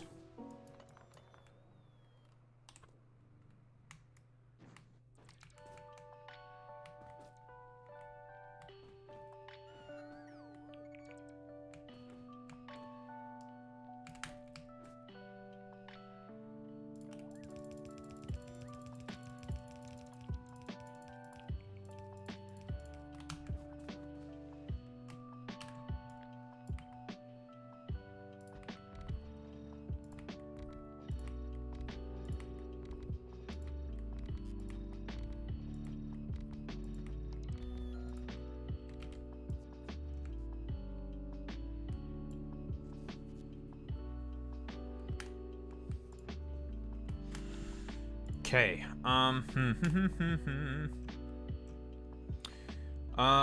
the water, I think we're probably just going to have to burn out and get rid of with some flare stacks. That's going to be the plan.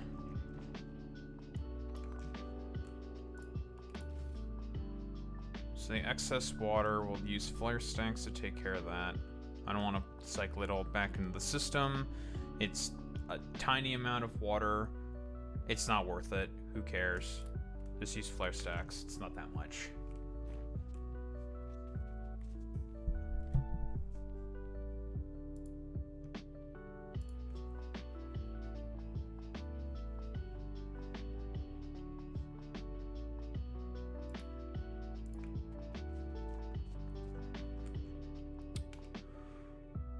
Okay.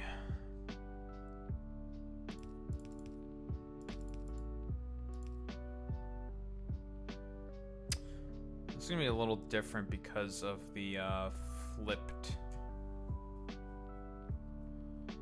stuff. I can design these a little differently.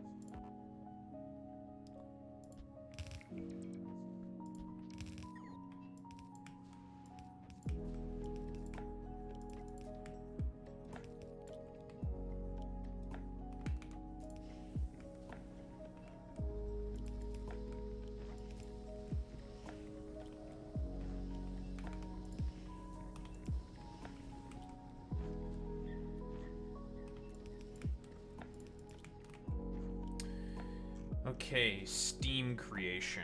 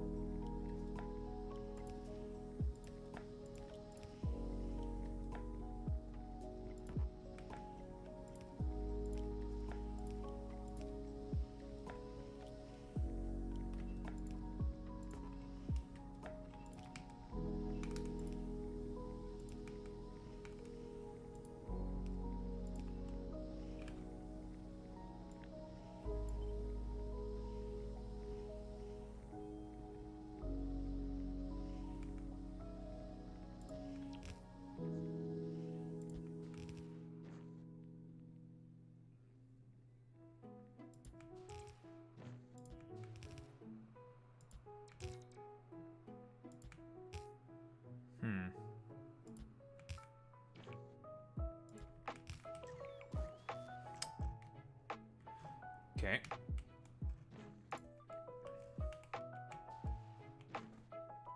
What kind of fucking labs can I build here then?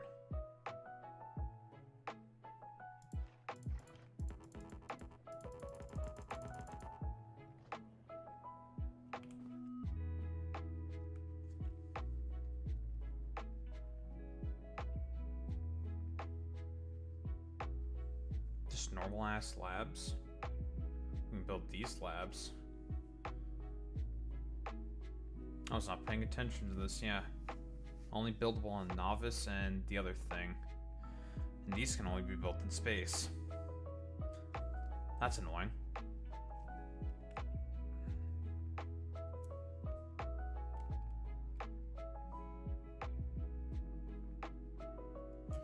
these don't work as well with normal fucking science packs. That means I have to get some fucking regular labs. Actually, I'm gonna, like, shit my pants. That annoys me greatly.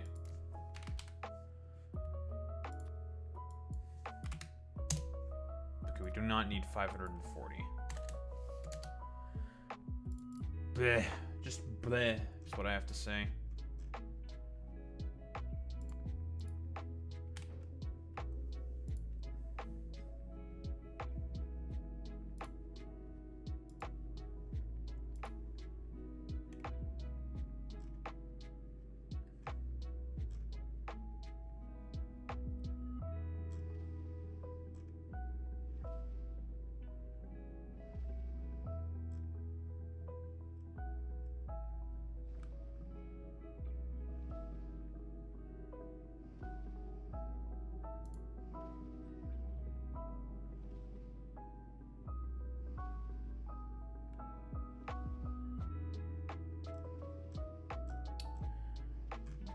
Casey Tron has been forced to cave to Ethan Klein, eh? Just unfortunate. Ethan Klein was able to bully two smaller female content creators. So I'm assuming Frogan more than likely is caved as well. Because you just can't fight the resources.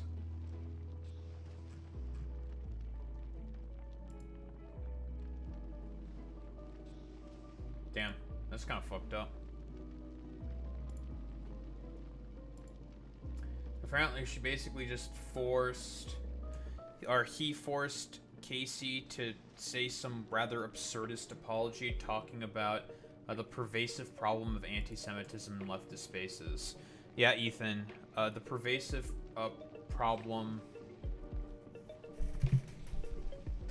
of anti-Semitism in the left, despite the fact that you are a liberal fucking Zionist and do the conflation of Judaism and Zionism every single fucking second you can as your main rhetorical tact.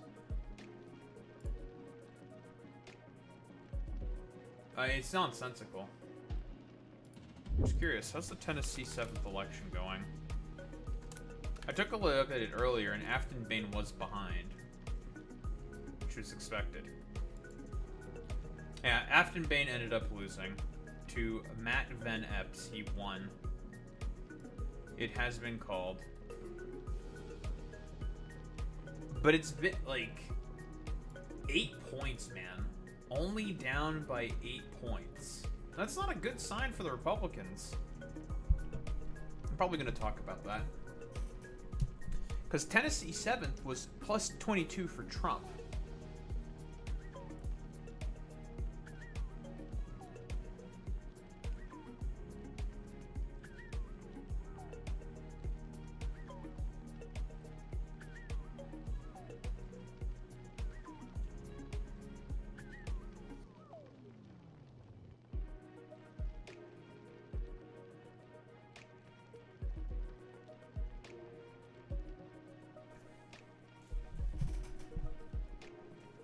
I remember, like, Matt Iglesias. There was, like, a take from Matt Iglesias saying that the reason why Afton Bain lost was because of the left being too excited for Afton Bain, which is fucking, like, nonsensical. Very stupid.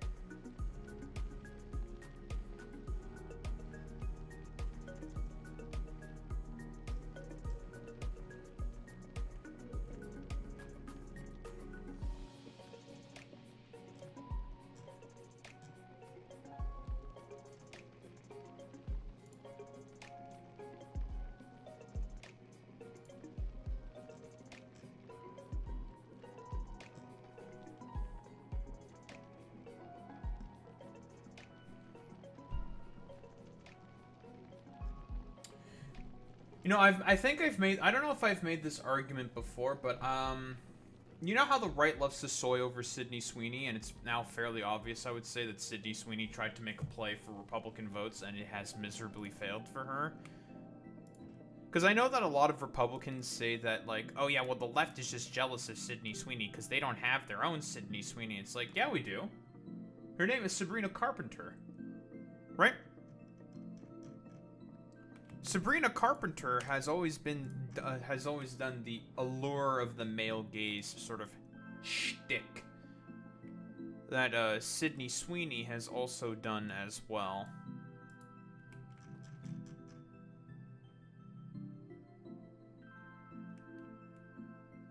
No, you don't agree with that, AJ?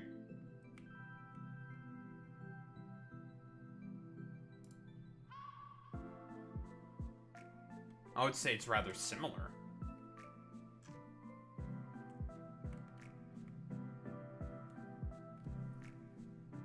Sabrina is mid, Sydney is black suit female, Spider-Man and a Sonyverse. I feel like you're just saying this to be a fucking contrarian. I'm not talking about their sort of like physical attractiveness, although both are physically attractive. That's not the contention that I'm having. I'm talking about in their sort of like affect and culture. How they sort of conduct themselves culturally speaking. They are rather similar.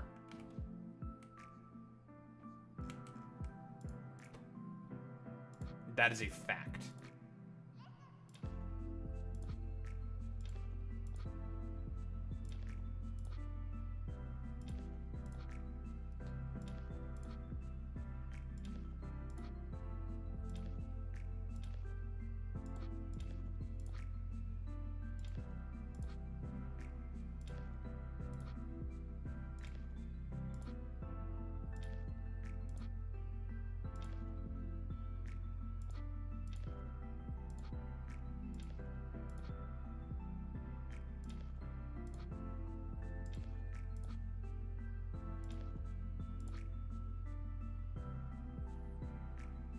They're both trying to go for the American Beauty title. Yeah, exactly. But one's like not trying to do it in like a sort of like, I guess, grifty sense.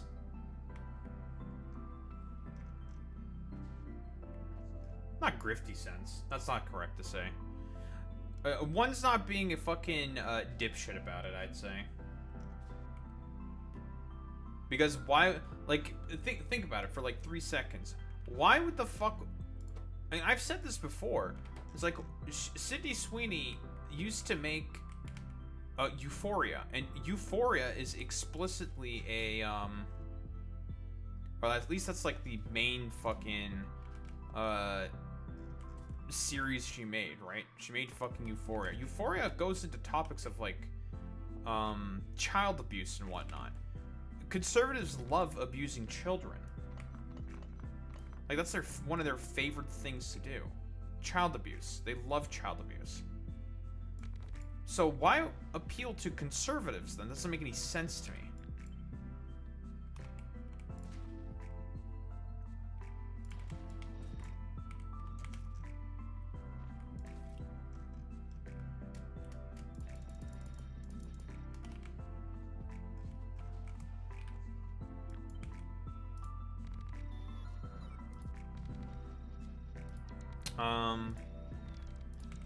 Where was I going with this? Oh yeah, because she had like a recent movie and it was a complete flop, right?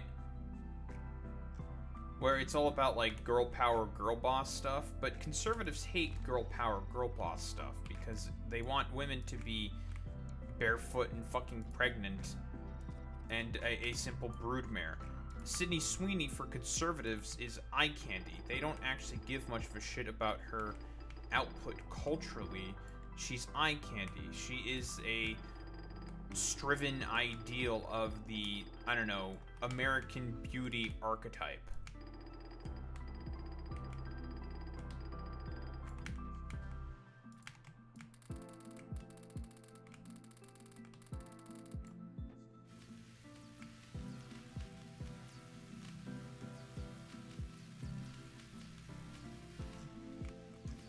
Well, we have our homosexual labs. They're back now.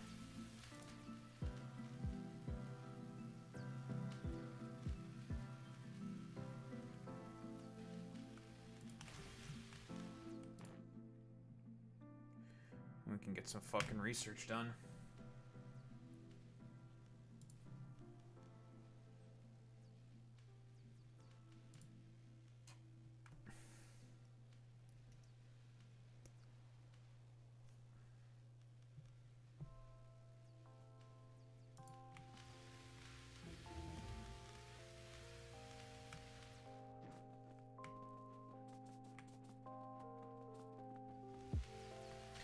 But yeah, what was I saying?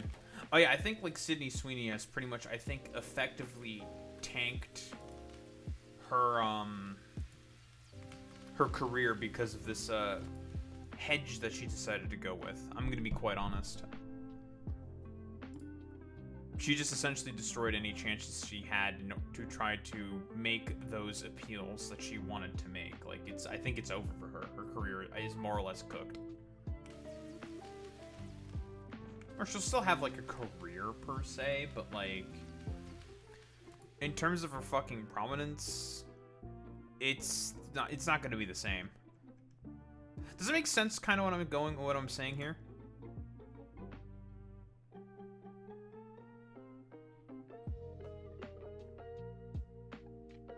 Tiberium waste recycling. That is useful.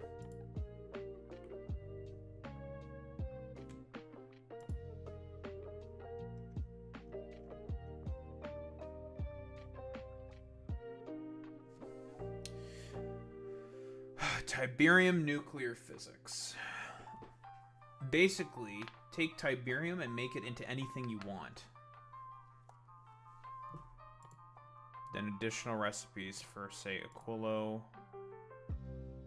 Fulgora, Novice. Because Tiberium can grow.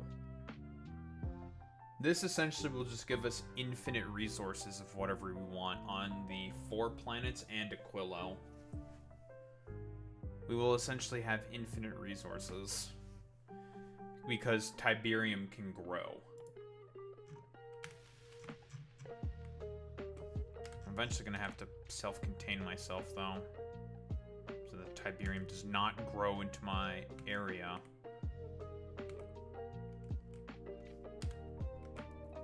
Destruction of a couple of blossoms can take care of that pretty easily. So the SRF emitter hub, sonic repulsor field.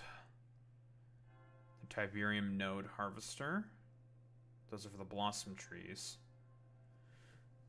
The cooler molten Tiberium processing. Crude oil slurry. Assuming this is probably more efficient. Then we have to make crude oil.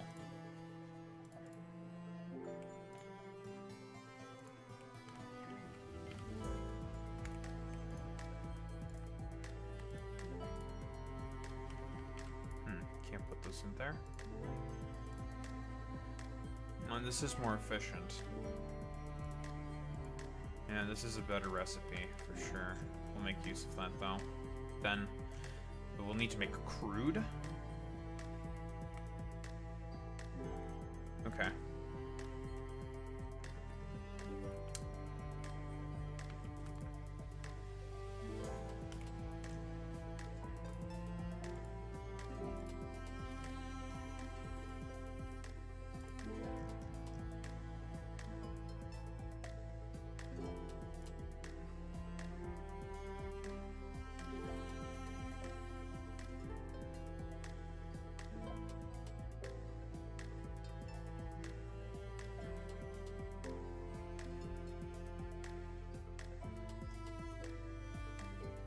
These things just another version of Rocket, not Rocket, but of another,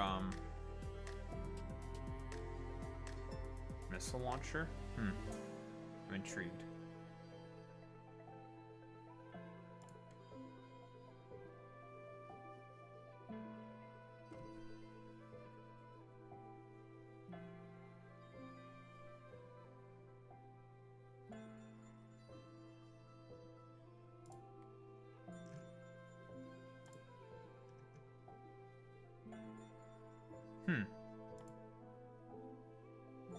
fusion robots.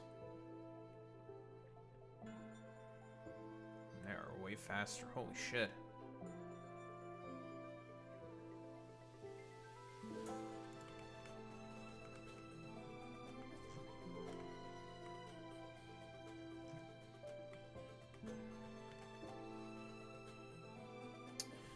Tiberium explosives. Blue Tiberium slurry, Tiberium sludge. Here's our blue Tiberium ore processing. Blue Tiberium refining. With crude oil.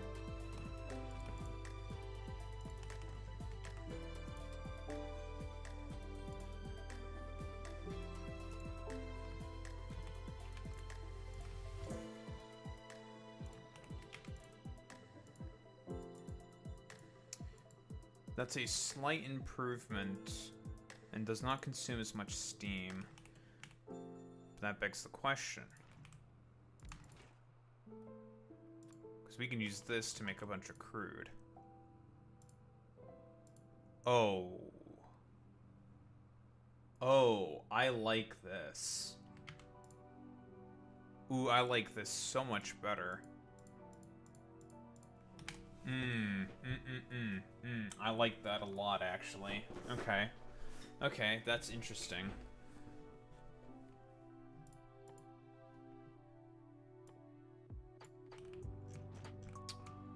Are we out of Tiberium science? We are out of Tiberium science.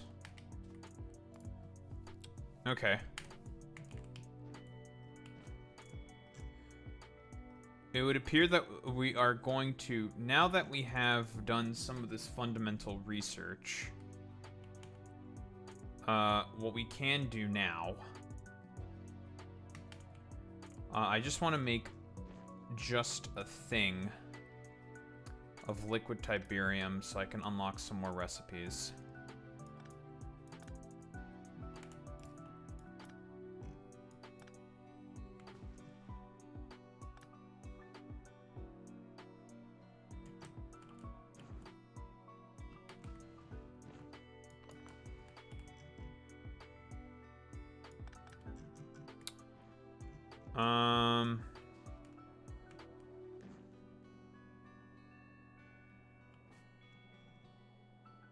Yeah, I'm probably going to tear all of this apart.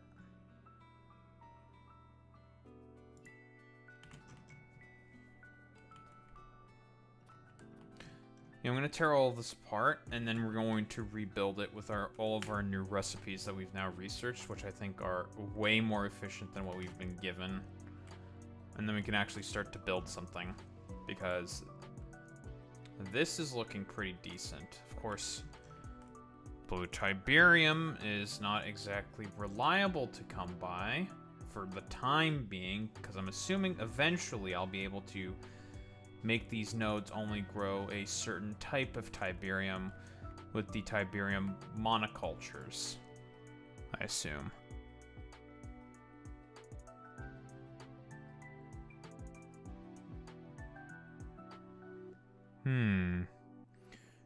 Tiberium substrate, eh?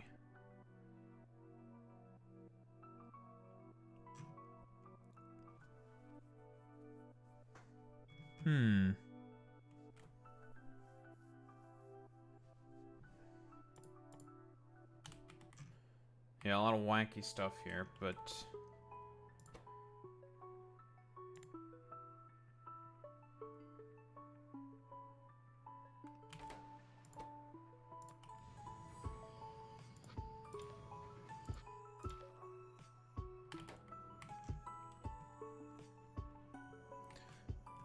But yes, I think I will be completely tearing this apart.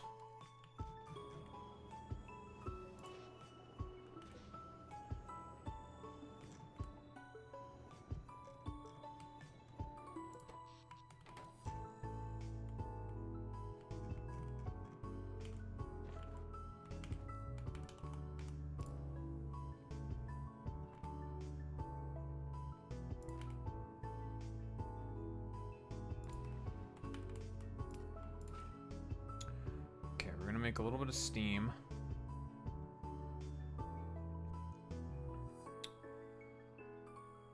Steam. Where's the steam? Curious what kind of steam this is as well.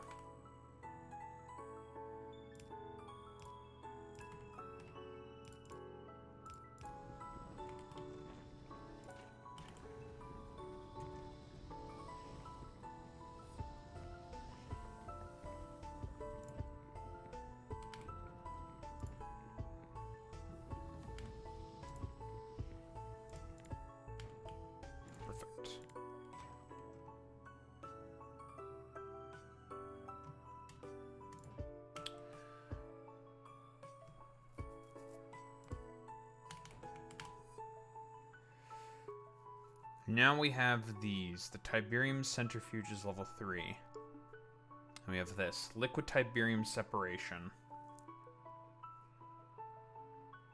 Which is way better than the current shit that we have.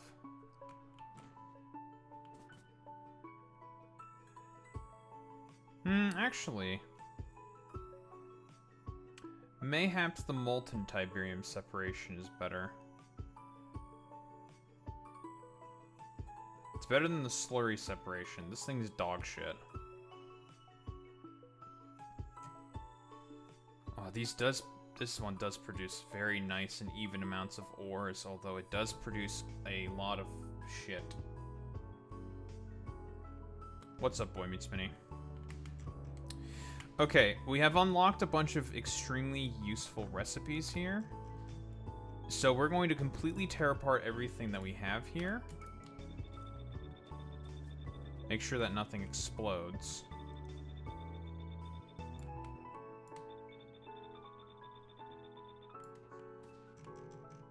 And then we will be doing a significant reconfigure. The slurry does not explode, so we can just take that apart. That's fine. The molten stuff does explode. So that needs to be emptied appropriately.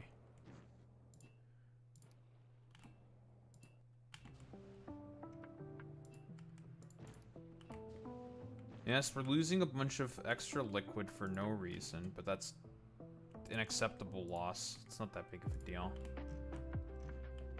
Okay. Now it's time to completely tear this all apart. There's some molten shit there that did not get connected to the overall system. And that almost caused a disaster when I almost deleted everything.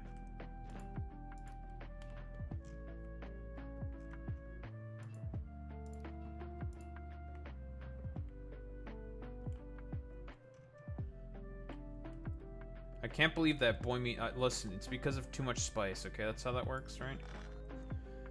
Indian people eating too much spicy food. It's normal, folks. Should we all be surprised by Boy Meets Mini eating way too much biryani? Oh, almost exploded some stuff.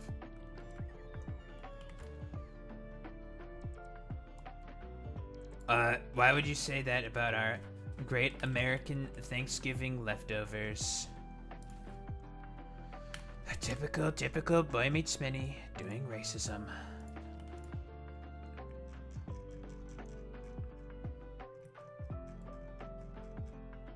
Alright. And here's what we're going to do. I'm not going to bother making all the centrifuges on Tiber itself. I'm going to make them on Vulcanus. Because that makes my life way fucking easier.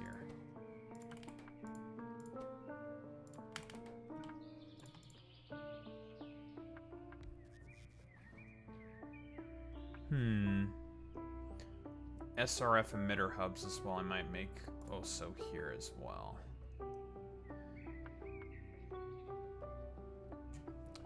So blue Tiberium ore processing. Well, you know what, Boy Meets Mini? Unfortunately for you, that just sounds like a skill issue.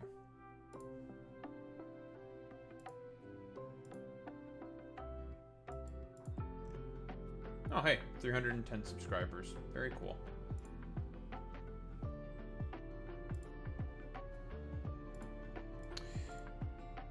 Okay, I'm gonna use Vulcanus as a way to process a bunch of stuff.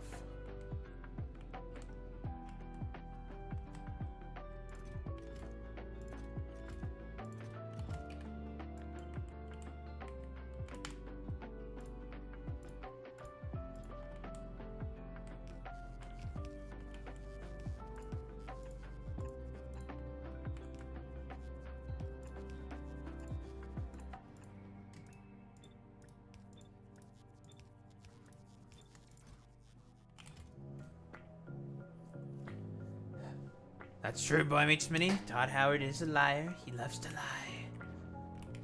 He's a liar.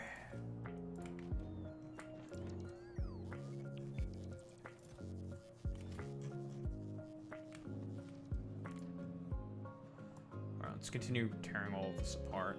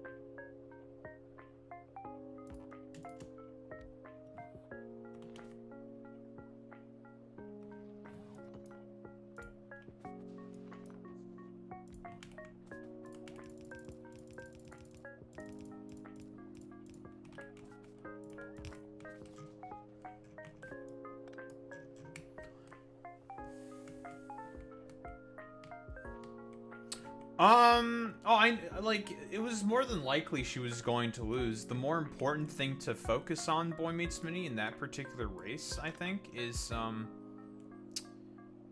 degree of separation between the amount of points. And it was a plus 22 Trump district. She only lost by 8 points.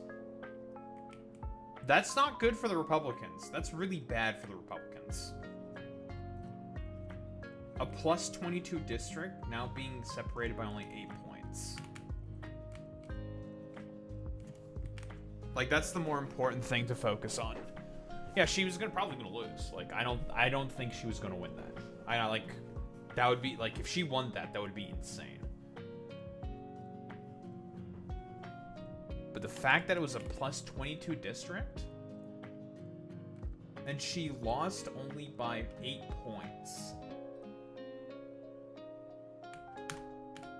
Not good for the Republicans. That's really bad. That is a terrible sign. Which, in my mind, is a good thing. Because I don't think she... I really don't... I did not think she was going to win that.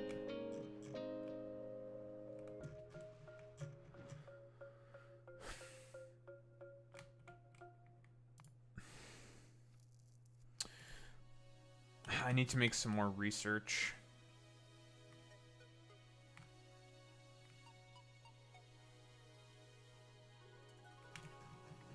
Okay, we're going to probably use this very inefficient recipe, but it'll give me some more data slates, and that's all I care about, so then I can make more stuff. Advanced Tiberium containment. We'll get to that eventually.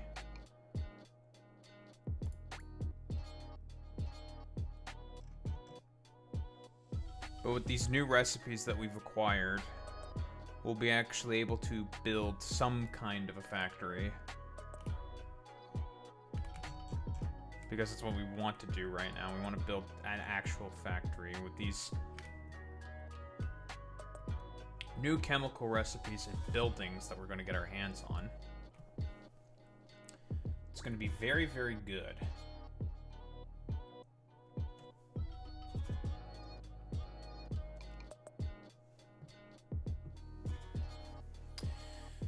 The only problem with this is, again, I mean, this will eventually become reliable once we are able to convert a Tiberium field to a complete blue Tiberium field. For the time being, we can't make use of this recipe, because this recipe is definitely going to be good, because we definitely want liquid Tiberium. Liquid Tiberium is definitely where it's at. Now you may be wondering, well, Daho, the crude oil, how the fuck are you gonna get that much crude oil on a basically barren fucking planet? We need to make a shit ton of molten Tiberium anyways. And this recipe is actually kind of nuts. Like, that's without beacons or anything. 42 crude oil per second from 2 molten Tiberium. That's nothing. That is nothing. This is a very, very, very strong recipe. And it's similar with a bunch of these other liquids as well. I anticipate this one for light oil is probably going to... we're probably going to make use of this one for light oil. This is really strong. This one is also strong, the one for magic fluid.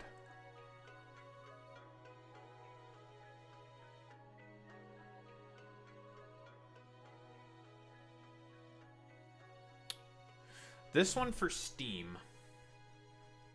I actually don't think it's that good.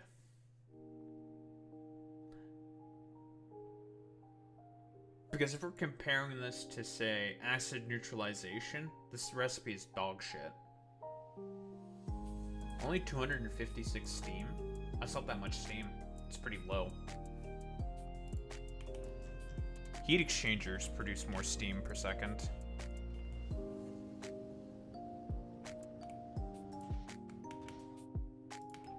In comparison to this.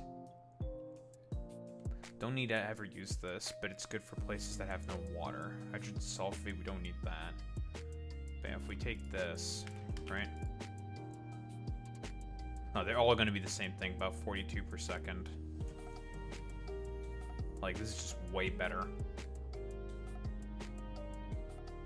Like, this is significantly better. We can always just grab some random fucking Tiberium from somewhere and just use that to heat up the fucking heating tower. Or to just produce a bunch of extra steam. That's probably what we're gonna do. Just stick a bunch of heat exchangers here. Let's make steam.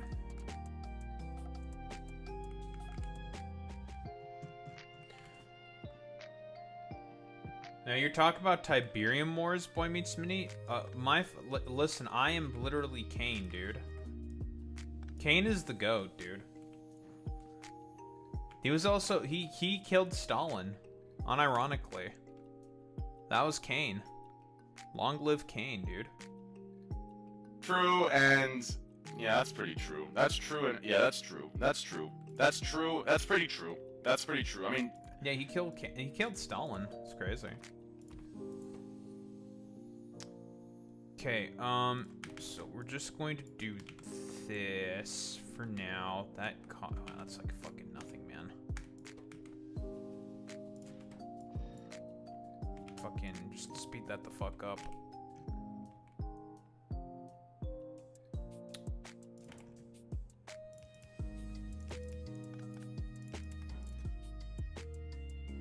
What's your stack size? 200.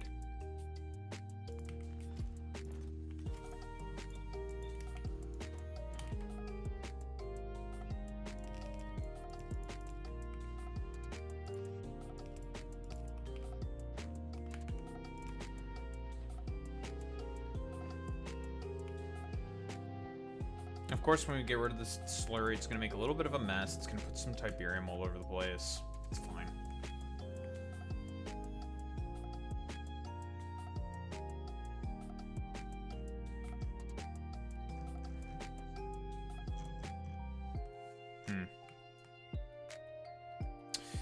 I think I should not have built any of this stuff, honestly. I think building this shit was actually a mistake.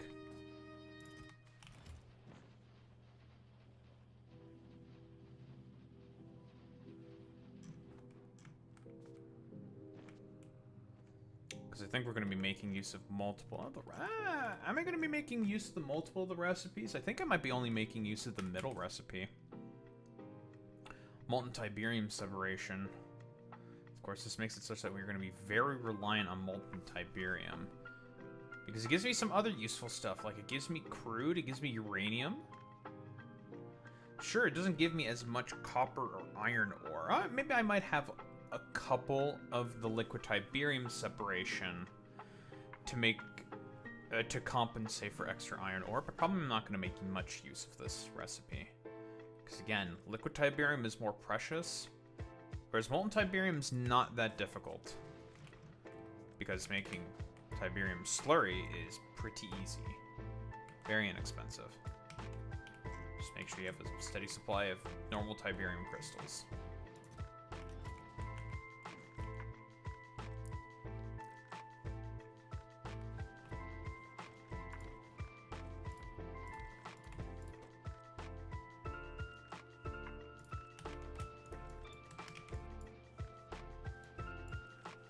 Well, that is definitely not 70 per second.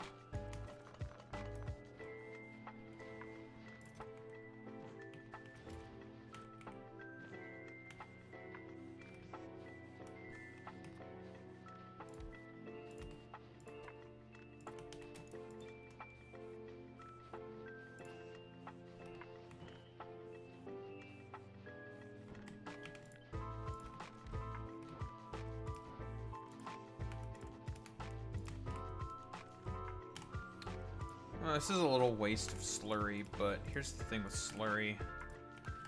It is very easy to come by. Also, by the way, the science pack for this planet is very funny. I believe this is the Tacitus. For those who don't know their Command and Conquer lore, basically the Tacitus was like a MacGuffin. Where it became, like, more or less, like, key to unlocking the universe. So it was a bit of a MacGuffin.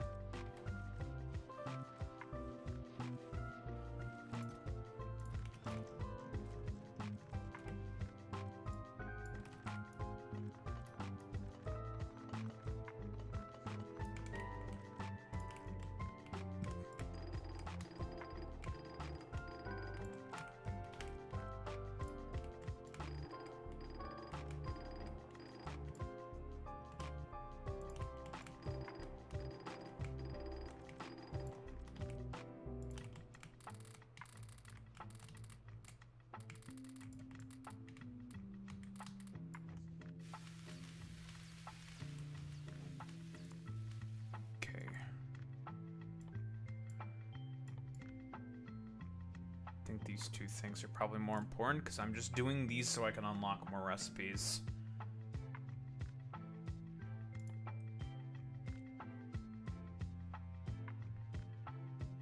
This will probably be useful eventually. Like a Coverix enrichment stuff. I do like me some Coverix enrichment because eventually we will want to have a pretty decent supply of blue Tiberium specifically for blue Tiberium slurry. So we'll definitely want a lot of blue Tiberium slurry. And this is how we can make concrete from the sludge.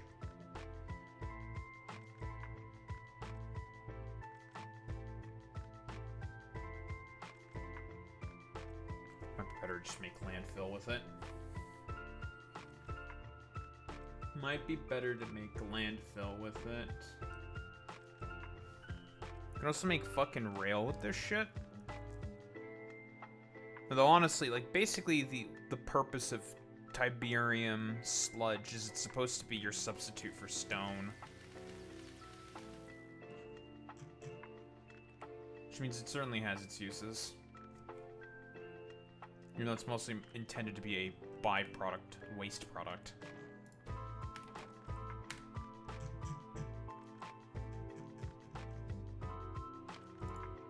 How are you doing with the... Oh.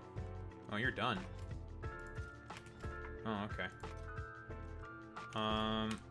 Cool. You. Off to Vulcanus.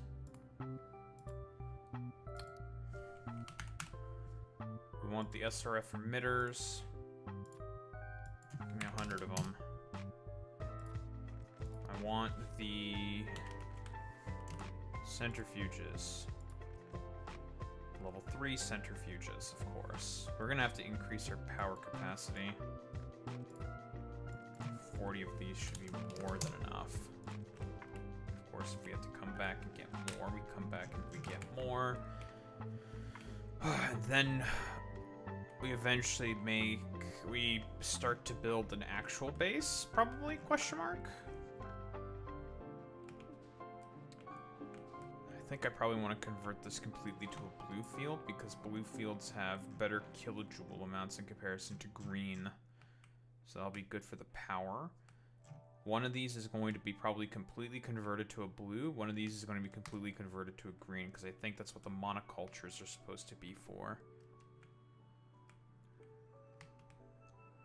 So we can convert the blossom trees to sprout specific types of Tiberium instead. And incentivize mutation of specific types of Tiberium. Which is what we want. Huh? No, we ran out of... Okay. Fair enough.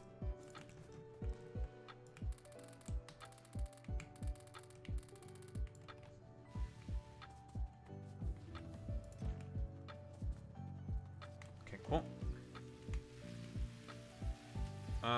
We're out of red and green science.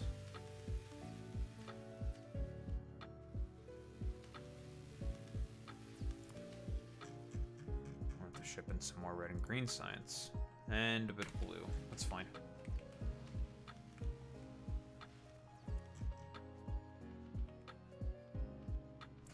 But yeah, obviously you're intended to use a lot of these more inefficient recipes and whatnot, and build science on this planet. I'm not doing that. I'm skipping. I'm cheating a little bit here. Because I don't want to use all this doo-doo fucking fart ass. I want to use some real fucking recipes. Build an actual fucking factory. Which means I need access to research. What I am going to be skipping out on for the most part for now is going to be the military stuff. Obviously, these are going to be useful eventually, but you know.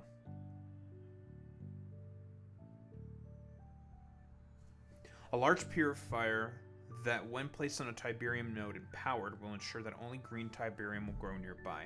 Yeah, I really want this. Unfortunately, we'll have to get sonic emitters with catalyst missiles, which means we're going to have to do some military research.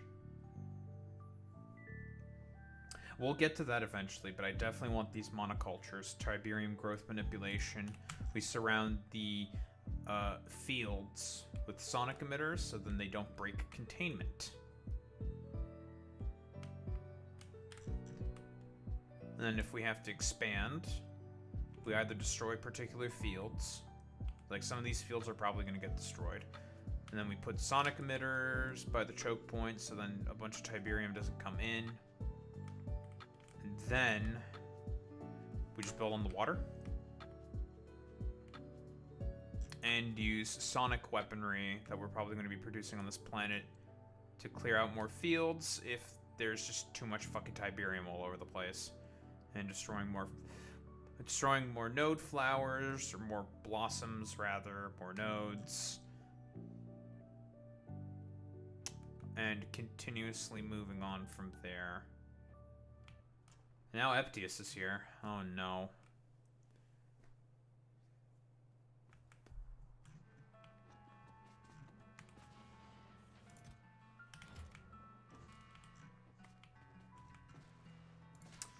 Not Eptius. Why am I an Agarthian? I'm not like JD. I'm not like fucking Alex Jones, like the AI Alex Jones Charlie Kirk memes that say the N-word, but it starts with W instead for like white people. You know, like that dumbass fucking meme. I have to say, those things are really funny. Is it because I'm Romanian? Yes.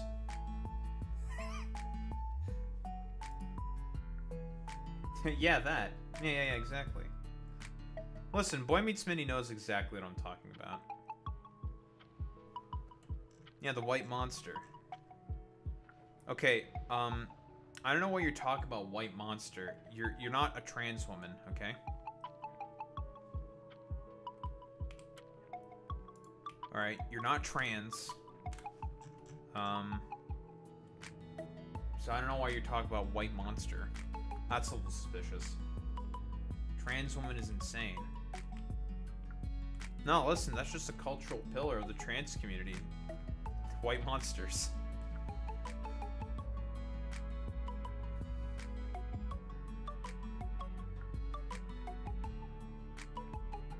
Chat, do you think that FDS knows? Does he know? Do you think he knows, chat? I don't think he knows. I don't think FDS knows. I do not know. See, I knew it.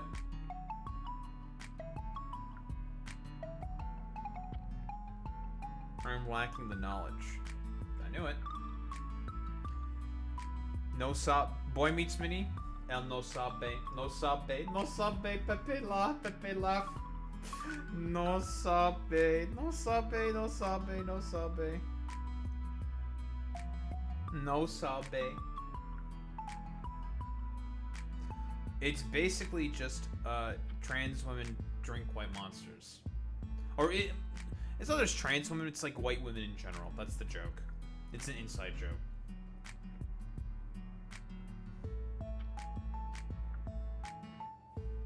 So white women, am I right, fellas? White women, am I right, fellas? Whites? So is Charlie Kirk a trans woman? Well, I'm not... No, Charlie Kirk didn't drink white monsters. I don't think Charlie Kirk drank any monsters, so... No, Charlie Kirk's not a trans woman. Although it would be funny if it was. Unfortunately, Charlie Kirk's not a trans woman. That would have been funny, though.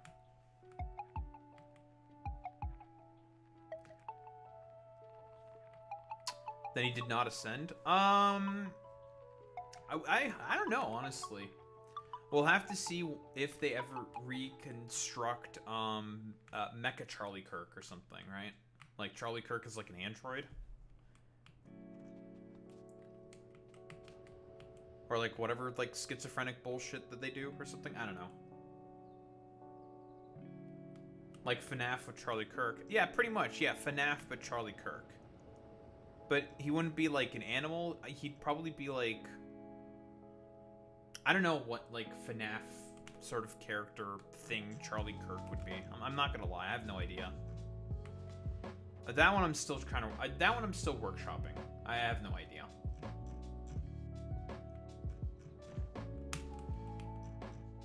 Mort?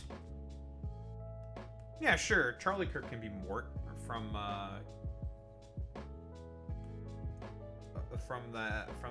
Penguins of Madagascar. Sure. Yeah, he can be Mort. I can agree with that. Boy Meets Mini, do you think that Charlie Kirk should be Mort from Penguins of Madagascar?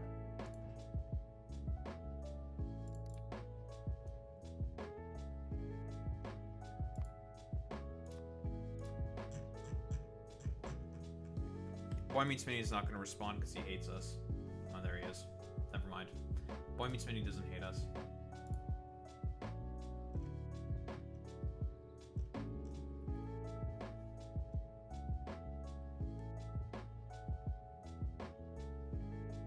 I think it's because we are Romanians. I can agree with that. Boy Meets Mini is racist. This is true.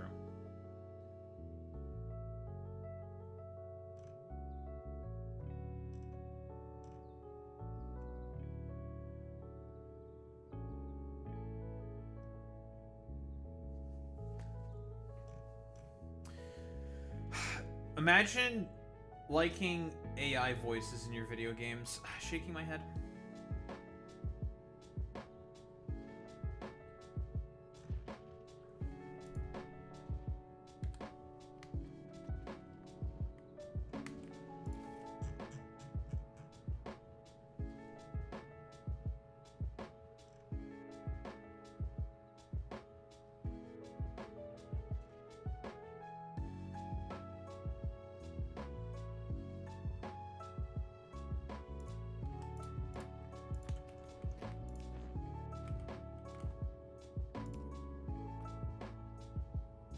I want to see how this works.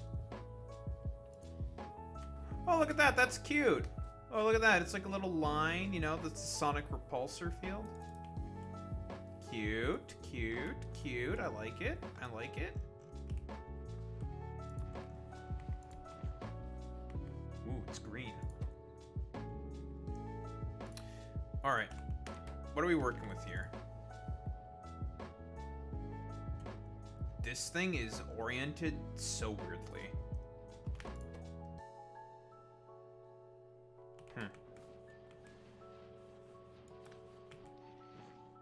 Alright. That nearly destroyed my fucking Roboport there. That's okay.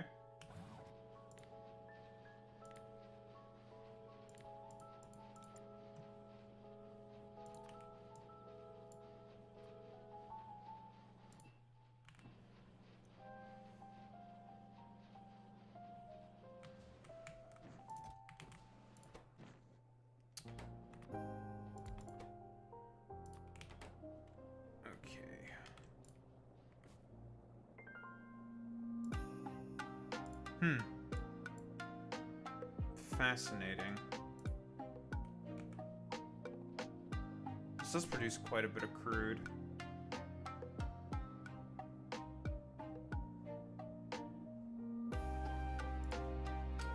How is my microphone so quiet? It's probably because it's not close to my mouth.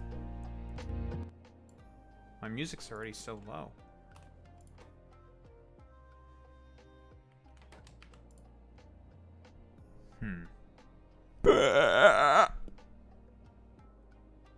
That's what you get.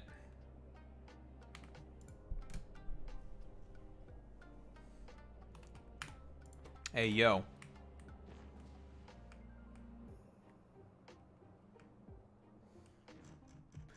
Hey, yo.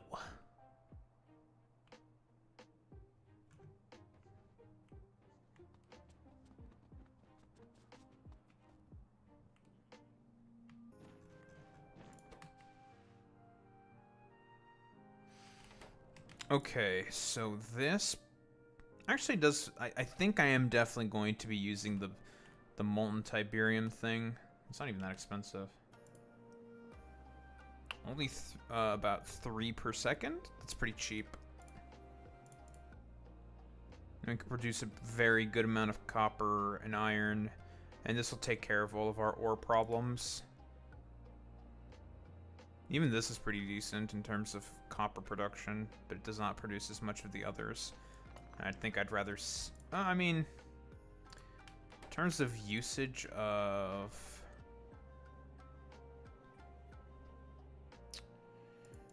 I mean, technically this is more efficient because it uses less liquid Tiberium, but the thing is we're probably going to be producing a lot of molten Tiberium because we are going to be producing...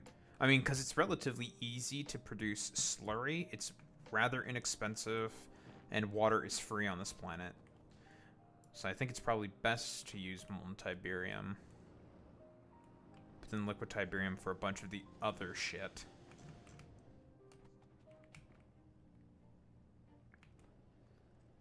Oh yeah, well, your hamster, just lost its balls. Dab, got him. So if I were to just make sludge instead, it's the same thing. The question then becomes, what's a more efficient way to produce bricks?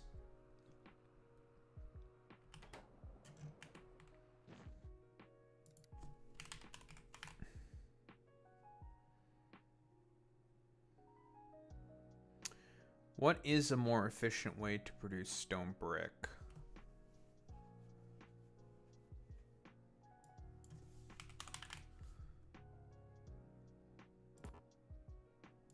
So now we can only produce in an assembly machine.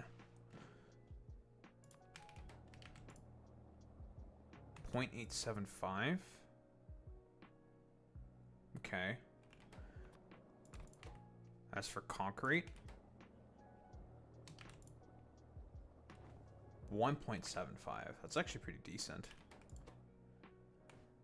No productivity, though. 1.75 in comparison to the foundry. Well, the foundry is probably going to perform better because of the productivity.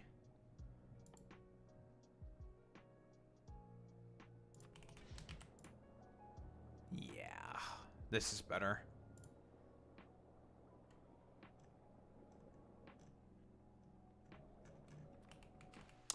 But what if I had just a regular old electric furnace?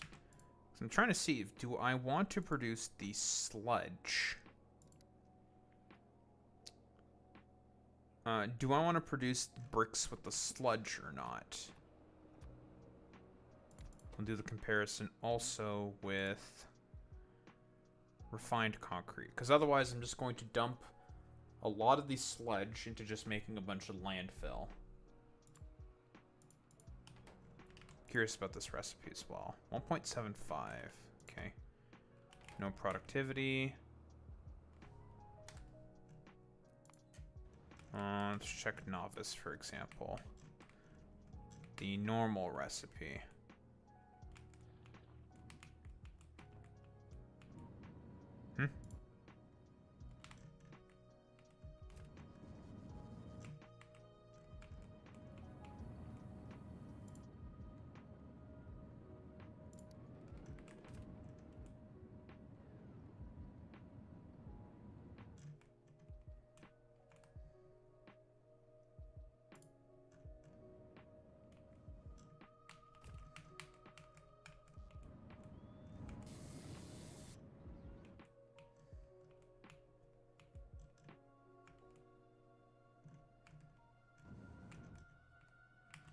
Alright, well that was a potential problem that we just averted. Lovely. I do love averting potential problems.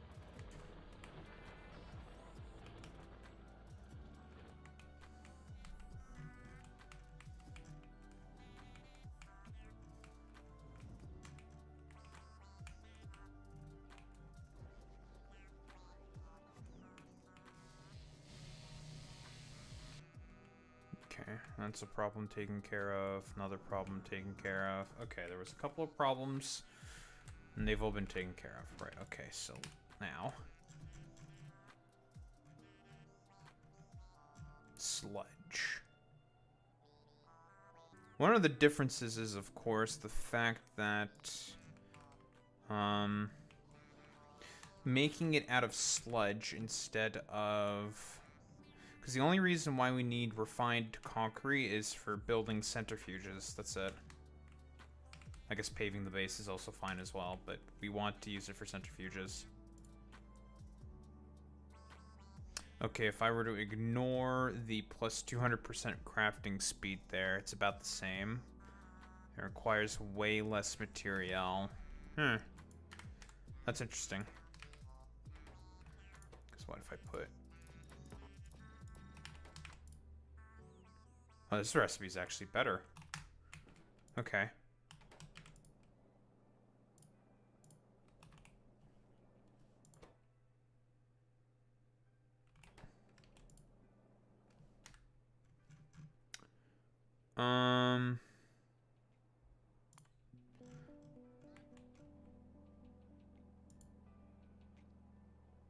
Oh, I could use calciners here very easily because I can just make a lot of free light oil. Ooh, calciners are basically free on this planet.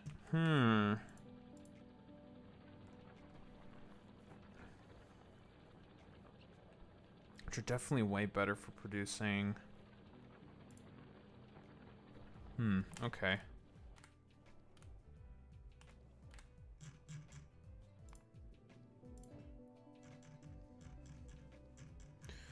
Where are you? Calciners, calciners, calciners. Because we can just make fuel for free.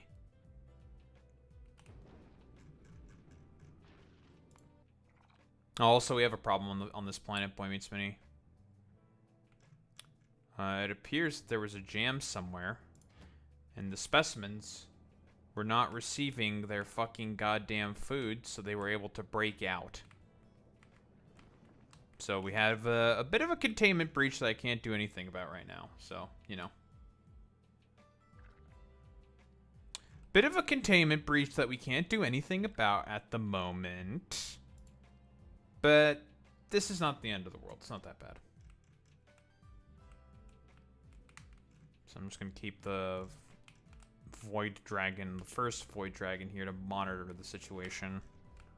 Because I'm stuck on this planet. I can't really do anything about it. Okay, perfect. Lovely. Great. Fantastic. Okay. My robot just exploded. That's upsetting.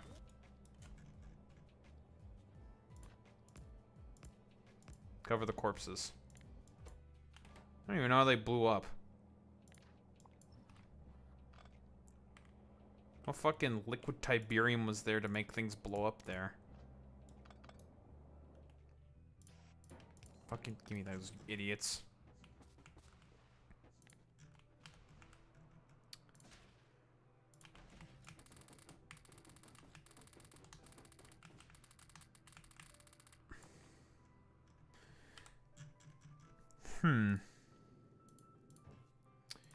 Okay, let's grab some more science. Although I don't need a lot of science.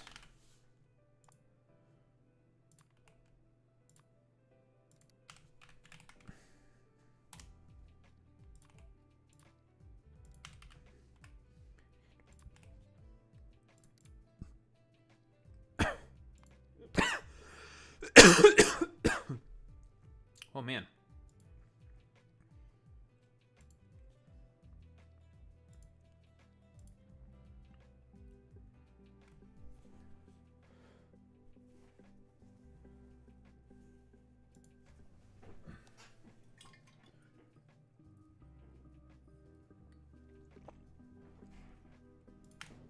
But I am looking forward to doing this base revamp. It's going to be quite good.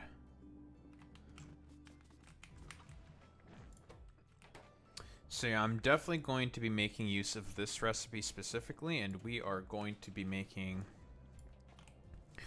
Oh man, is it worth it then for me to use a fucking cracking setup then? Because we're going to be making quite a bit of crude. Oh, we're going to be making quite a lot of crude. I can get rid of the beacons. This is going to be an interesting sort of thing to navigate. At least our copper problem is going to be taken care of, so that's not that bad.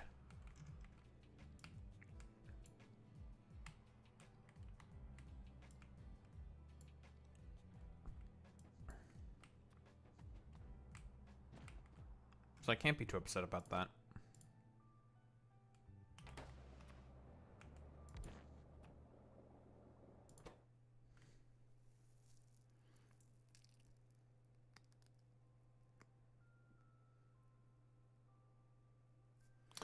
Do I want sludge instead?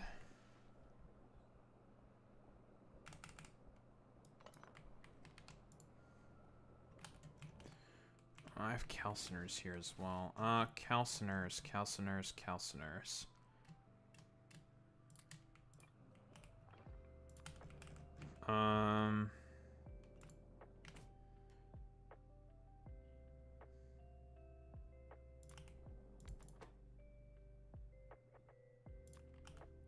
So that's the normal recipe. I've baseline 50%. Oh.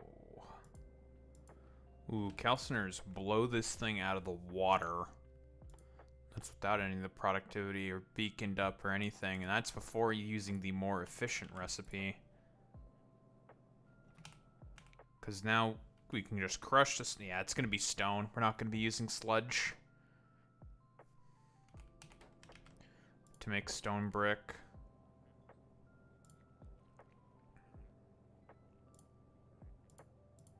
Foundry easily blows this out of the water. But I think for the refined concrete, we will be using the sludge to make the refined concrete. And it's just kind of complicated. I could double dip a little bit. Make some that make sludge, some that make stone. Because it's not like we need a crazy amount of stone, and having a reliable producer of Tiberium sludge would be quite useful. Because this shit blows the normal way to make refined concrete out of the water. It's not even close. So definitely worth it for refined concrete. Not so much for these two. We'd prefer to have the regular stone recipe. Nor do I want actually to have that much sludge. This is difficult. A difficult assessment to make.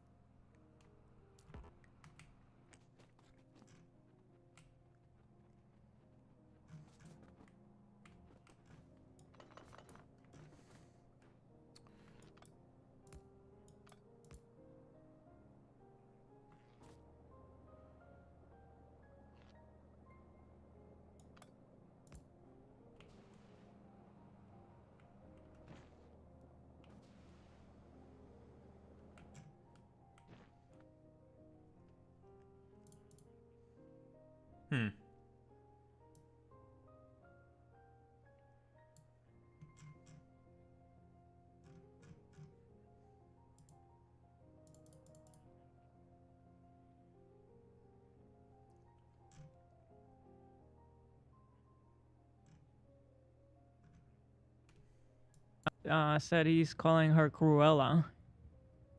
Cruella? Yeah. But do you see how upset It's this just- gets me? Because Yeah.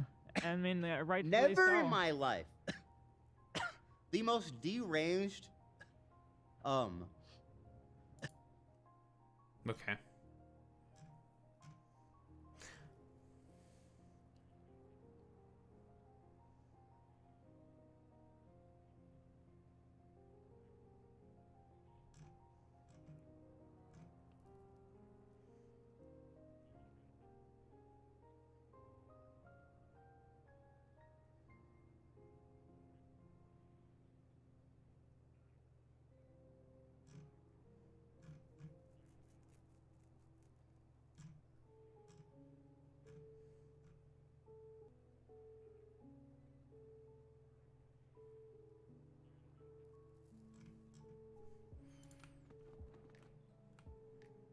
Okay, I was getting a little distracted. I think I know what I'm going to... Okay, so to produce most of the ores that we want, we probably don't want to do like a half and half. We probably want some to make an amount of sludge, but we probably want more of the molten Tiberium recipe with these things.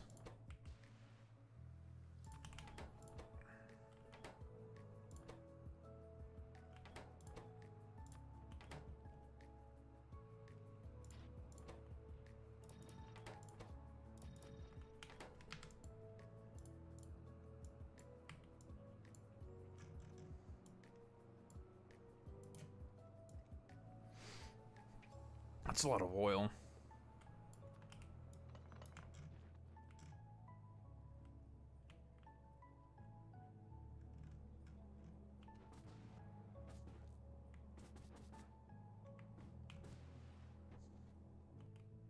Beta!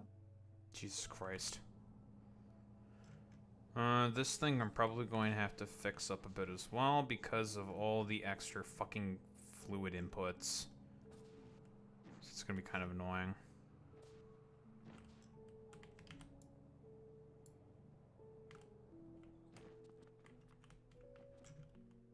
Okay.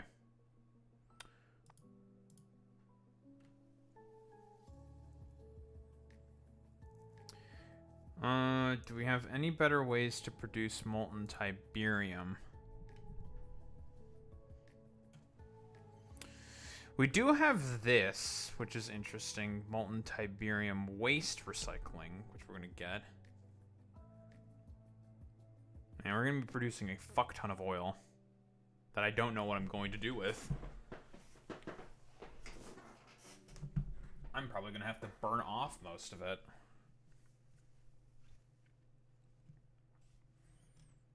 Yeah, they're going to come to an irradiated wasteland.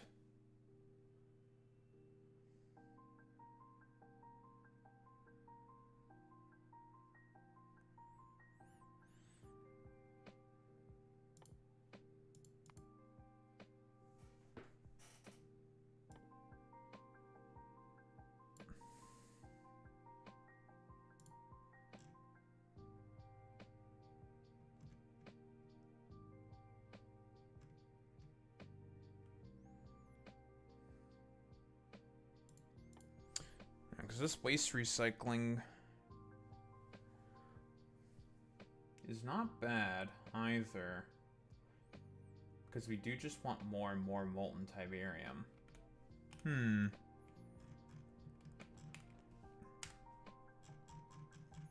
always use a storage tank and whatnot. Okay.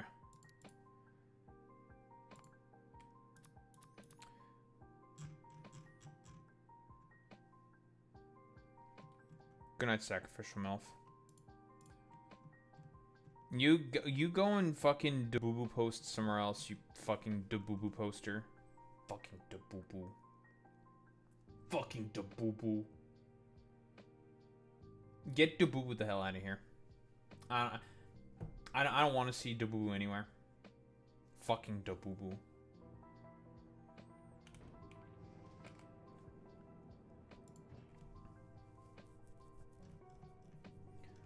Fucking da-boo-boo.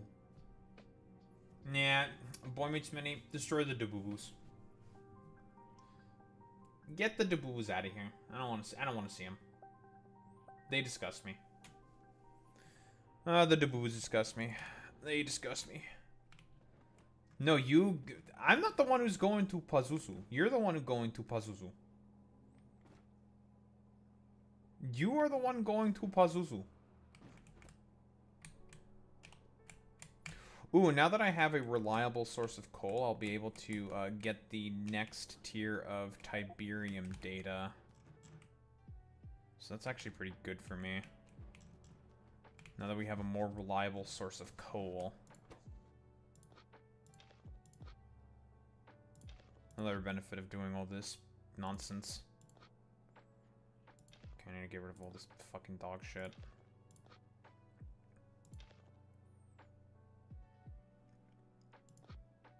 Yeah, imagine just fucking LOL. That's a cry for help. That's a fucking Boy Meets Mini. We're sensing some. We're detecting a bunch of copium being spouted by the MILF. I am detecting copium. I'm sensing copium. Copium is being sensed. Any copium sensors? Any cope? I'm detecting a bunch of copium being produced by a sacrificial MILF. Imagine just saying LOL. Like, what? Are you like a Redditor or something? Imagine being a fucking Redditor in the year of our Lord 2025?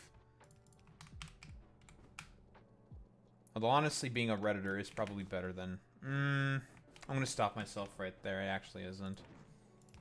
Redditors are still Redditors. This one's calling me a Redditor. But it's true, Raiden. You are a fucking Redditor.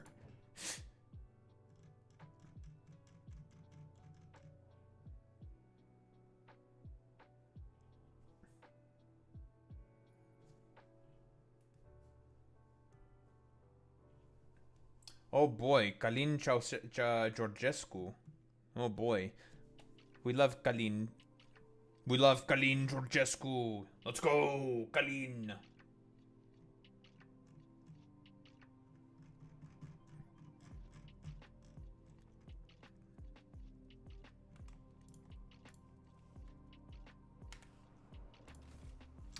I know that Boy Meets Mini is a huge fan of Călin Georgescu. He loves Călin Georgescu. Huh? Listen, Boy Meets Mini, I know that secretly you are in cahoots with the Russians. I have reliable sources that have told me these things, Boy Meets Mini. Now, anything that you say and do will be used against you in the court of law.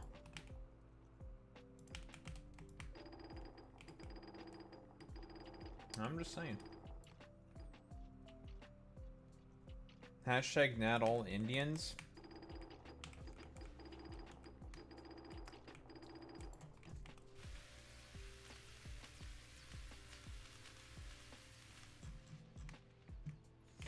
Hashtag every single Indian, actually. Let's start the hashtag it's all Indians, actually.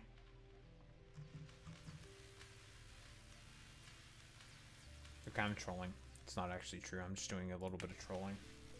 Parliament is also trying to get a motion of censor, or WTV is called, to replace the government after increasing the pension age. Listen, if you increase the pension age and you're, say, French or something, they will go out on the streets and riot.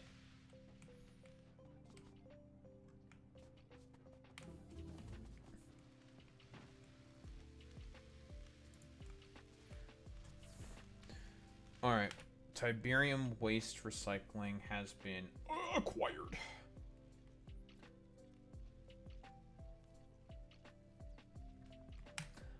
I bet Boy Meets Mini is behind this motion of censorship. Shaking my head, Boy Meets Mini. Now you're trying to do censorship within Romania? Kind of fucked up, bro.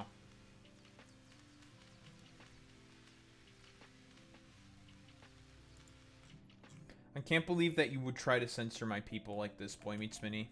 Kind of fucked up, bro. That's kind of messed up, little bro.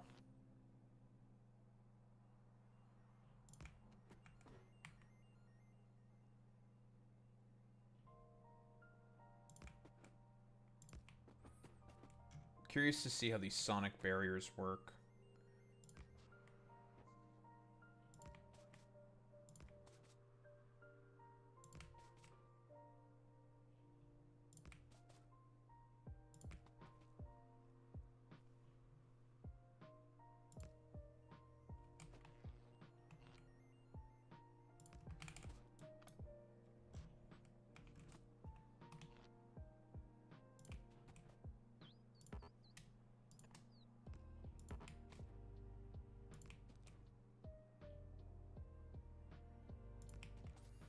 Alright, well, it's time for a containment operation.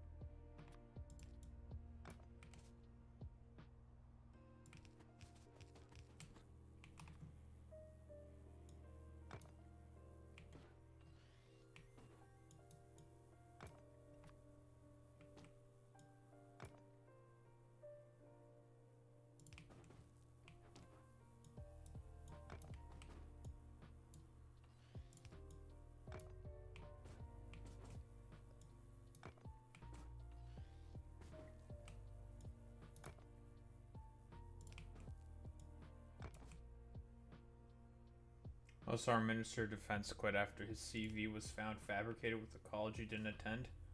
That's funny. Now that's the classic Romanian fucking corruption I live for.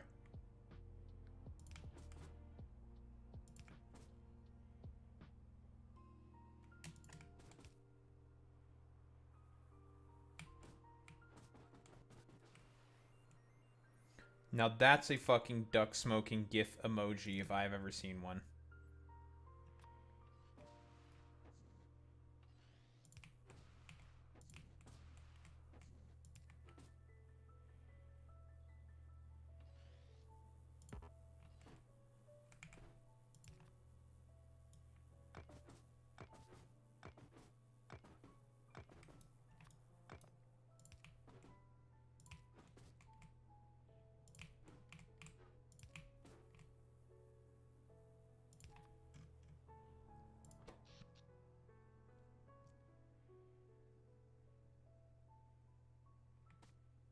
These things take up like a 1.5 megawatts? Jesus.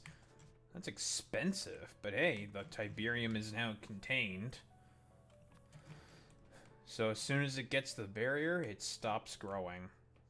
Which means we still have a pretty decently sized, This one we're probably going to destroy. We're going to destroy this node. We're going to contain this node. And then eventually with the monocultures and everything, we're going to ensure that only a certain type of Tiberium can grow here.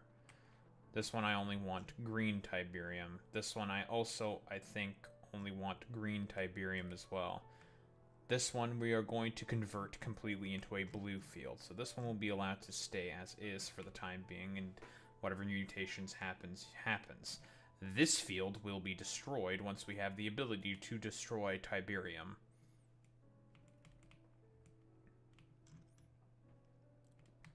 And then we will wall off the north. We'll wall off the north. We'll wall off over here. Probably destroy a bunch of these nodes. Perhaps even destroy some of these other nodes. Wall here. And build down wall as necessary. Yada, yada, yada. That is the plan. What's up, Matt?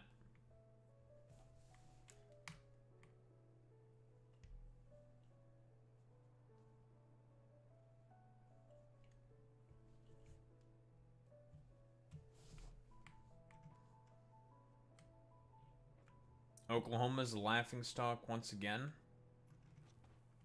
Why is Oklahoma a laughingstock once again? Besides for probably really obvious reasons, but why?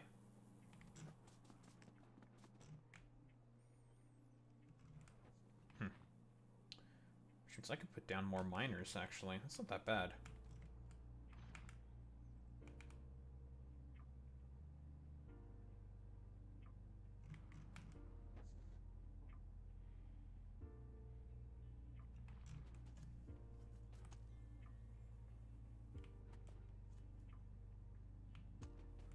Oh yeah, we talked about that. That shit is, it's not that Oklahoma is a laughingstock, I think. I think it's more so that shit is just it's a grift, right? Pure grift. I don't think that's an Oklahoma fault, but a more so right-winger psyop kind of fault.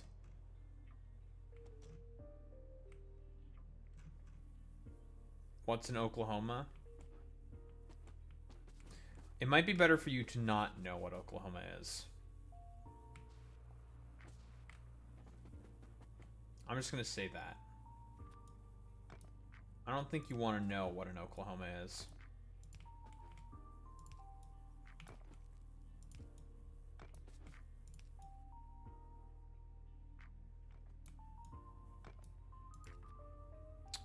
Worse than Alabama.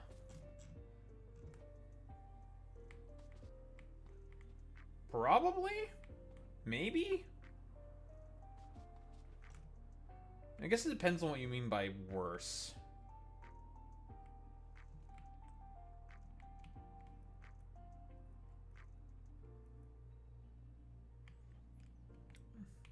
Oh, that's what you meant by worse. Nah, Oklahoma doesn't do that. In terms of education, it's the worst. It is the worst state in terms of education.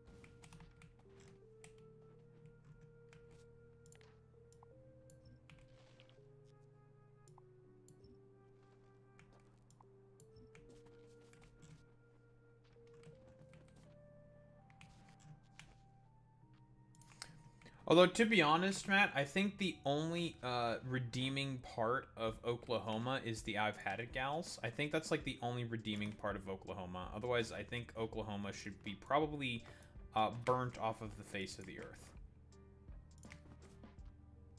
I think that's like Oklahoma's only redeeming quality. Are the I've Had It gals, and that's really about it. Otherwise, Oklahoma is an irredeemable kind of shithole.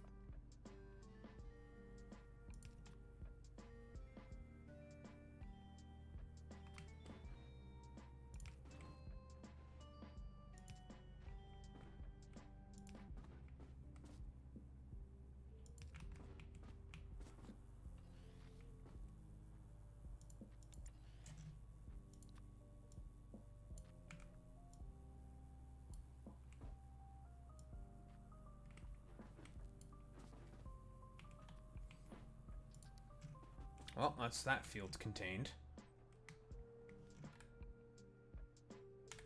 It's a biggin. I think Romania is not a third world country. I mean, in comparison to the U.S., yeah, we are. Romania is definitely a third world shithole in comparison to the U.S. But we're not that bad.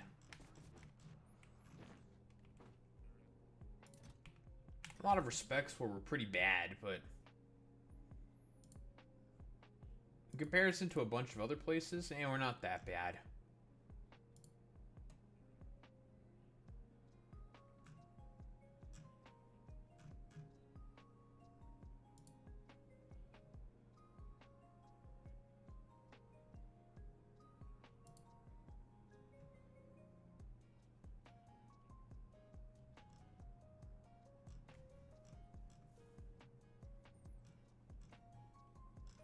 Oh yeah, I mean, yeah, I don't disagree with that. Like in comparison to like most third world countries, yeah, it's definitely better.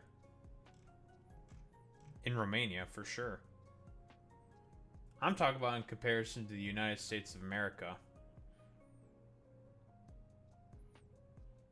I don't know if Romania has like food deserts.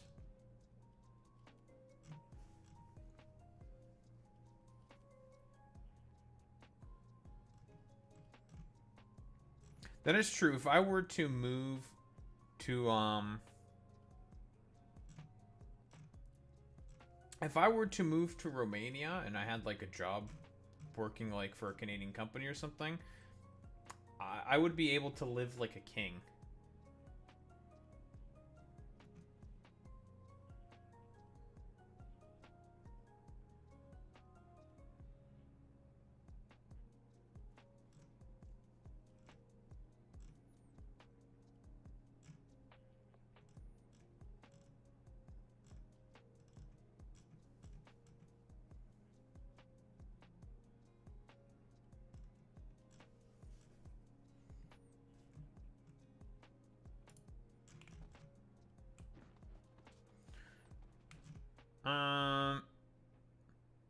I'm gonna let this field continue to grow for now. This field will be destroyed. This one's slated for destruction.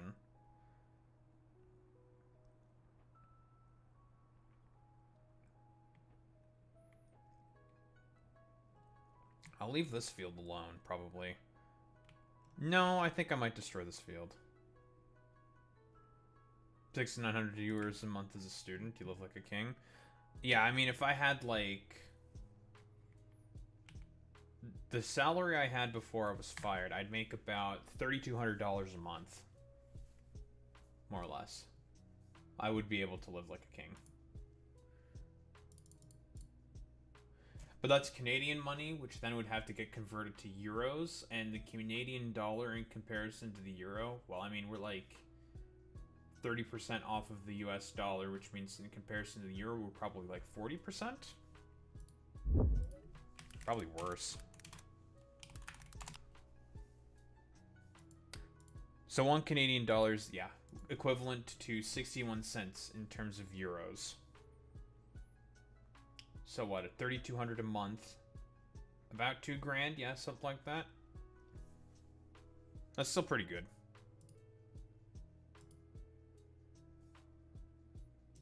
That is pretty good.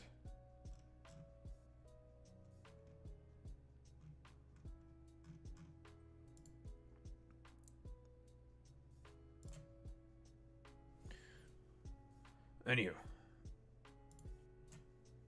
Probably going to do a bunch of the revamp off stream for the base on Tiber now that we have all of those recipes.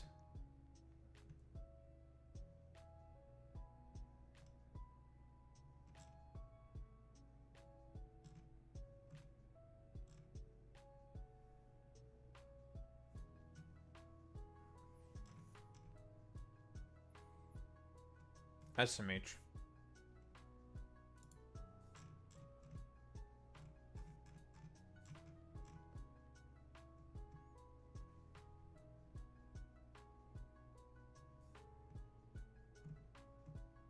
SMH boy meets Minnie.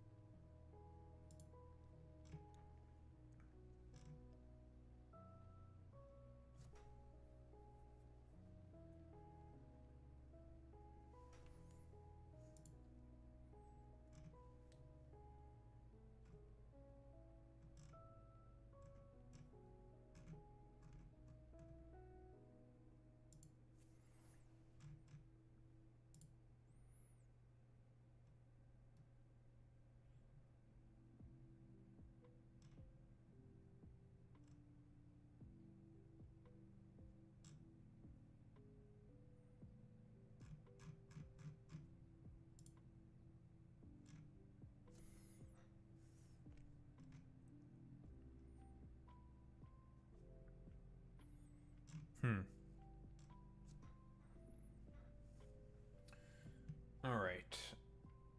I'm going to grab some water, head to the bathroom real quick, then we're going to do some light yapping about stuff. I'll be right back.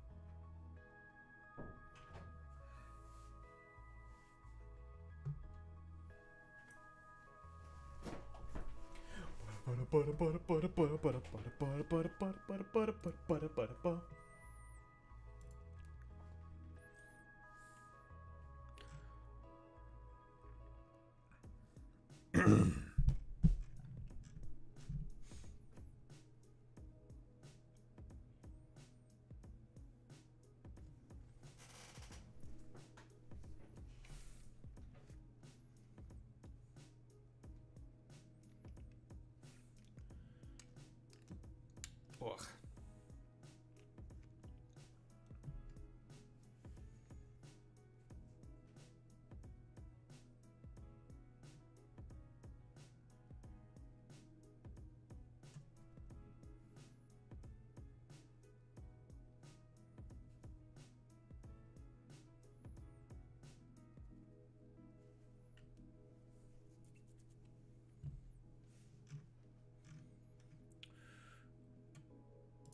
Um.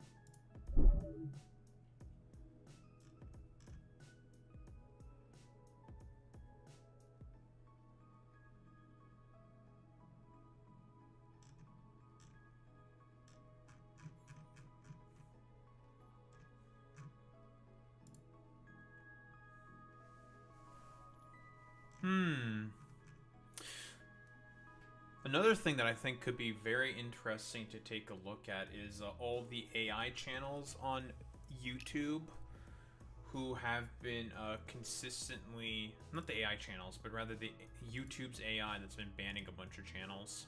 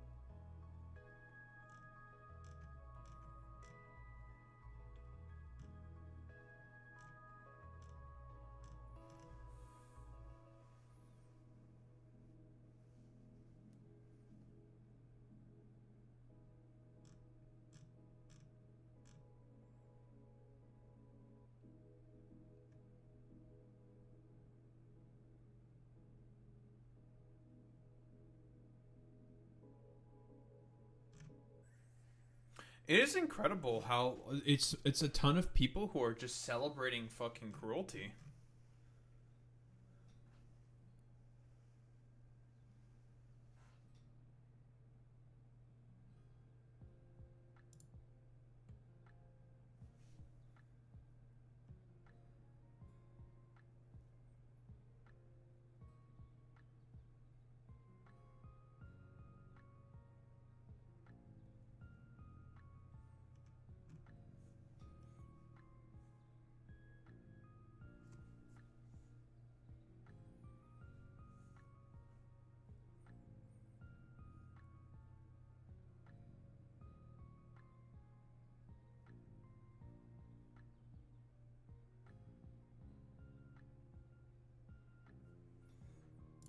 Ooh, this is a very good assessment from former Destiny legal guy, Pisco, who's a lawyer.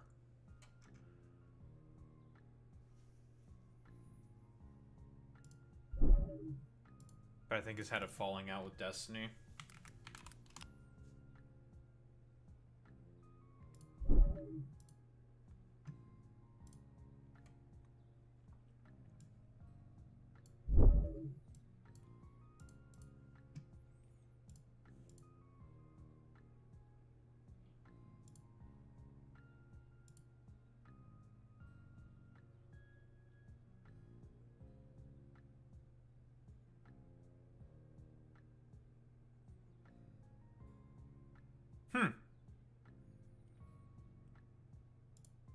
Really?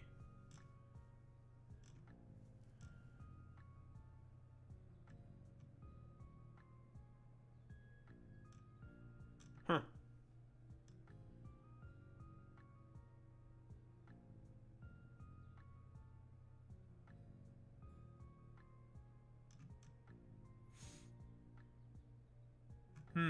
Okay. I see. That makes sense. I mean, that is a principled stance. From fucking Doomer Politics. Interesting. Or Doomer Media, rather. That fucking dumbass. Like... like, former fucking content creator. That is a principled stance. I don't disagree. I do agree with that. Yeah, that dude, he's a... What, he argued that, like, kings had worse material conditions in that debate with fucking Heem? That he made himself look like a complete clown? Although, what they are saying is, all the people that are cheering on the fucking Ethan Klein, debate, not debate, but we're gonna go into this, the apology video that Casey Tron has been forced to make by, Ethan Klein in more than likely a fucking settlement, and we're gonna also go over Take by Pisco, which I think is 100% agreed. Yeah, that just happened, by the way. Like, it's honestly, it's something that's just, like, fucking awful. Because the biggest problem is that, like, what did Casey even do? So, the thing is with Casey Frogan, who's probably also going to have to settle out with Ethan because she's smaller, although Denims is going to trial, she said herself. She basically went ahead with the line, which I think was stupid of them to say this because it opened them up to this fucking lawsuit, of saying that if you are a part of my audience, do not go to support this video, do not like, do not comment, do not subscribe, yada yada yada. Do not give that video any money. Why is that? Obviously bad and stupid of them to do that. The reasoning for that is because now Ethan can make the argument, and it's a strong case, of copyright infringement for the intended purpose of, well, for the case of bringing harm to a particular brand, that being Ethan's brand. Well, you know, what Casey, Denims, and Frogan said was stupid. They opened themselves up to that litigation for no fucking reason. And yeah, that's copyright law. Copyright law is stupid, but they fucked up there really, really badly. And Ethan obviously made it all about protecting the reaction community. Bullshit. Complete hooey. Like, that's an excuse.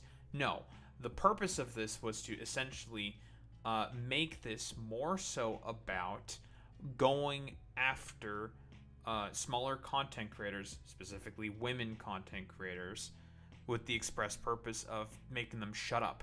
Because I believe Sean the Black also said the exact same words, and I think perhaps Mike from PA, I could be wrong on that one, but I think Mike from PA also said the exact same words. He didn't go after them. He went after the smaller women content creators. Why is that? Because he's a fucking misogynist. And also racist. And Doomer Media is coming out against people like Willie Mac Show and fucking Ethan Klein, saying this is really bad. Like, it's like, oh yeah, I fucking hate Casey Tron. She's like a wretched whore. But setting the precedent of a millionaire being able to throw around resources to essentially just silence people who are perceived as political opposition is a bad precedent to set. I agree with that stance. That's a principled position to be taking there. I 1000% agree with this. And Broken Clock, probably. But I have not seen anything recently from fucking Doomer Politics. Although he's become like seemingly a stupid commentary fucking channel. But I've not seen anything from Doomer Politics essentially saying I don't know, about like whatever dumbass sort of bullshit. Like broken clocks right twice a day. It's fine, you know. Oh, also, Mega Lucario Z has been now confirmed, and it's fucking fighting in steel. Blech. Just blech. Yeah, why? I don't know why. You literally look at its design, and while everyone's like memeing, bro, it's Hatsune Miku as another version of Lucario, and it's like, yeah, I can see the Hatsune Miku.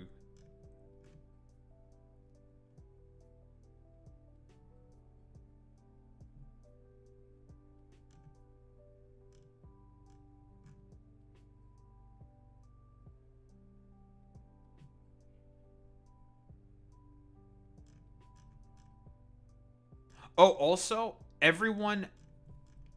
most of the reactions that I'm seeing to this is about like, man, Ethan is a piece of like, even commentary channels, except for the ones who were just have like hatred of like the Hassan orbit, have come out and said like, this is actually not good. This is really bad.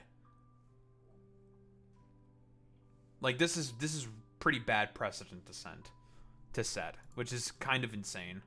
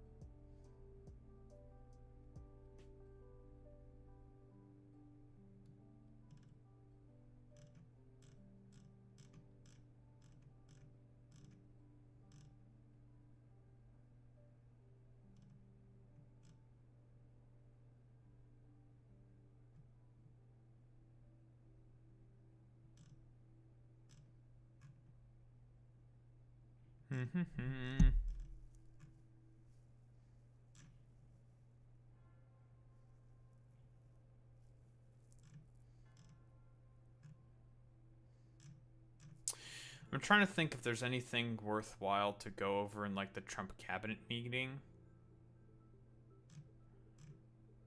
Honestly, not really. Seems like it's just more of the exact same fucking stupid bullshit.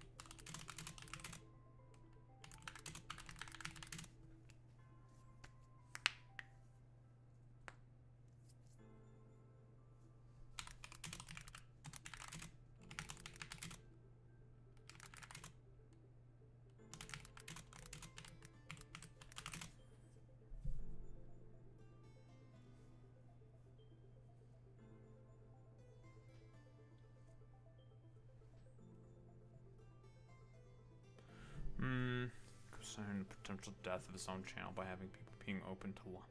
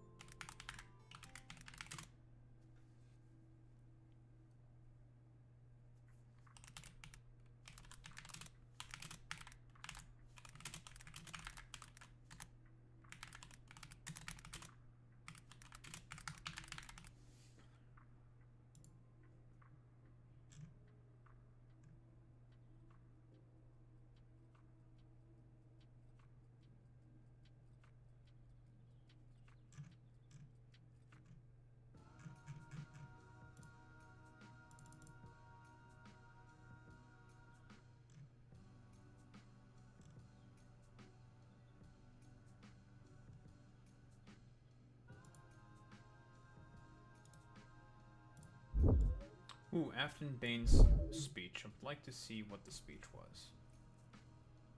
Because I do think, like, she did quite well, dude. You know? Plus 14 being brought down to only a plus 8. It is still a pretty decisive win there. But this is a plus 22 Republican district, and it's been brought down to plus, well, not plus 8, but plus 9. That's still really good, all things considered.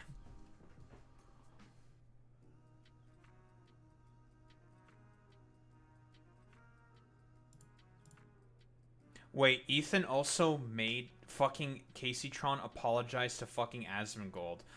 Ethan, you don't want to fucking hitch your ride to Asmongold, you fucking moron.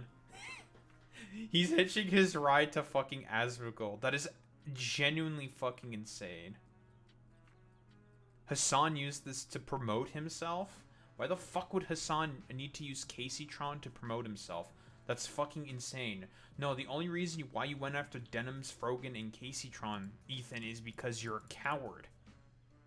And because you know that Hassan would be able to put up a significant fight in comparison to you, and he'd be popular for it. That is really fucking stupid.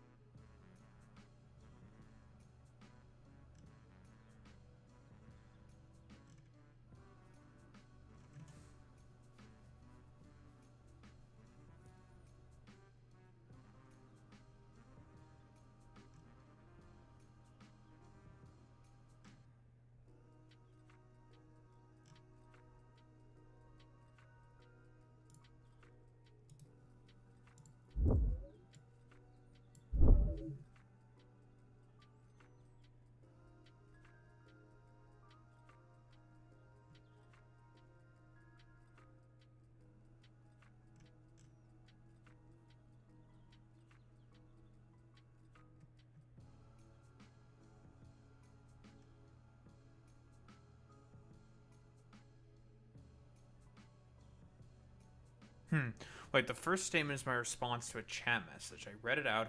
We're relying on you to stay live, so we don't have to give the nuke views. And then replied, yeah, I'm going to stream it since he's confirmed it's coming out today. I'm going to stream it. Wait, that is... Oh, she's talking there specifically about a fucking chat message. That's hilarious.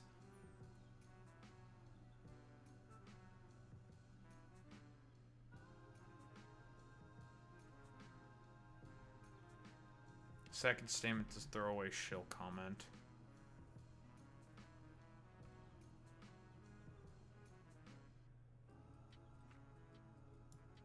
Trial date is going to be October 26th in 2026. God damn.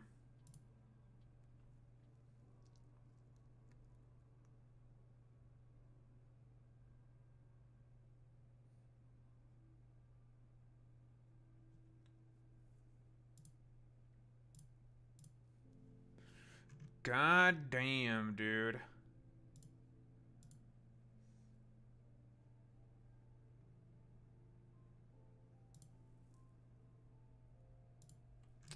It is genuinely insane.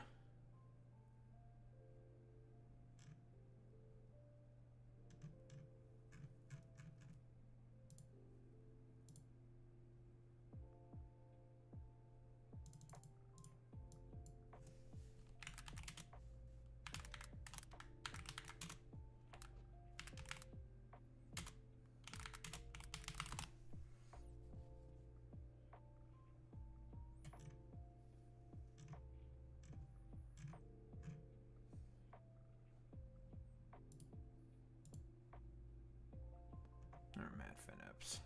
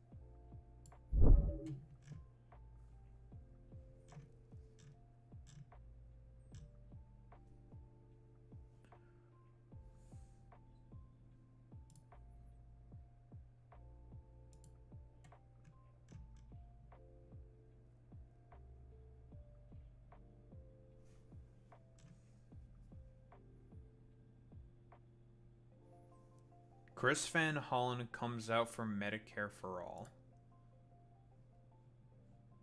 Dude. That's big.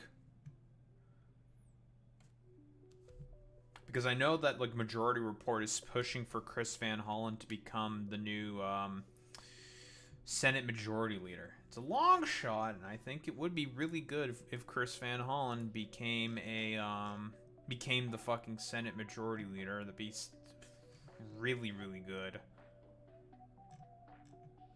Like, really good. And he came out for what, Medicare for All. He's good on Gaza, on Palestine stuff. He's the one who did the whole interview with the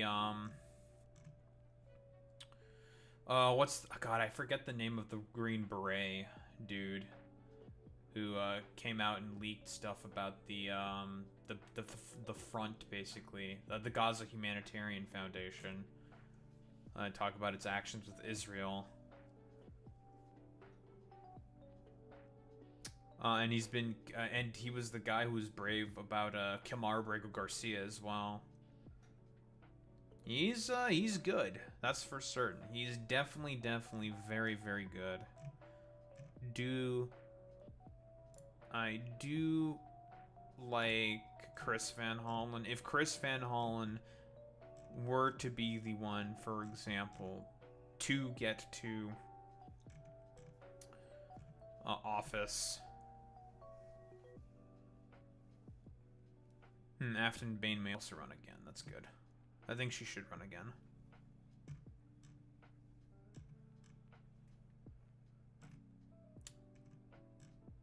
Oh, but yeah, Chris Van Hollen.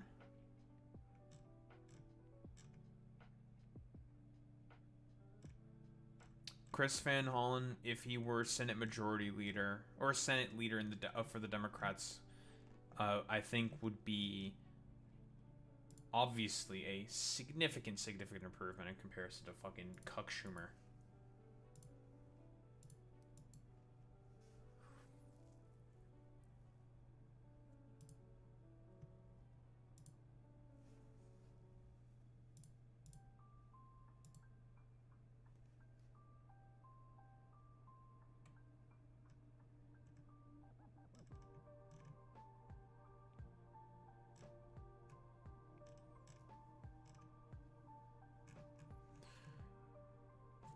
Christy Nome just discovered that 50% of visas in Tim Walz' Minnesota are fraudulent.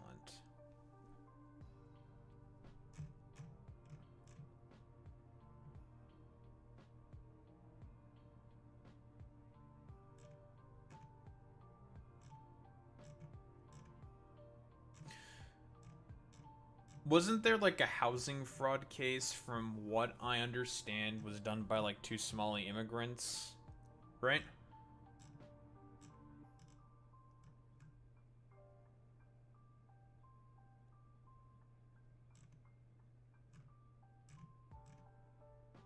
And that's the thing that's still being investigated.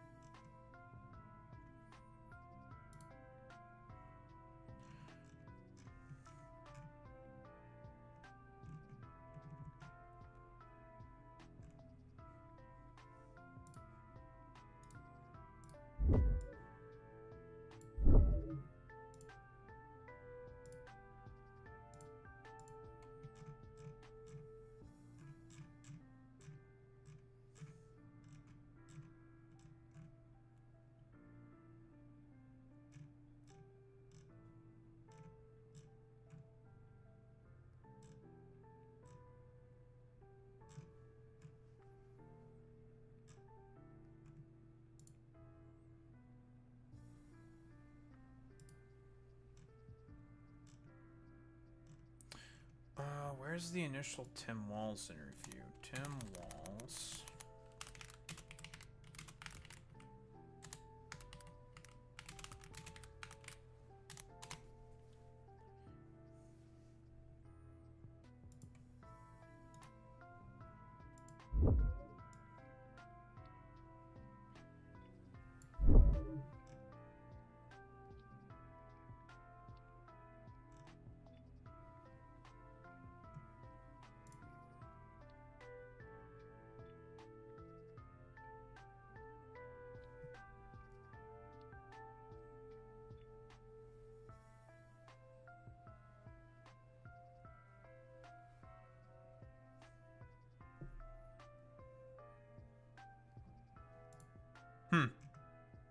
Interesting. Okay. They released the MRI results, but don't even fucking talk about the problem with the brain. That's so funny.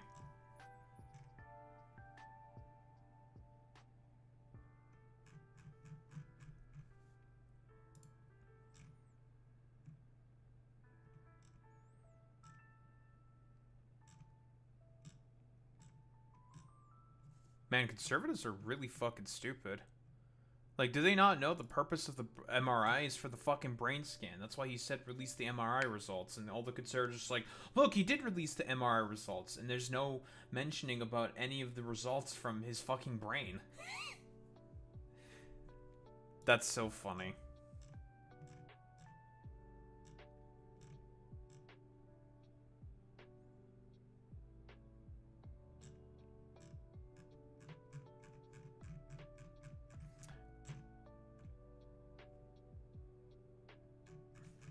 Like, he is definitely not well.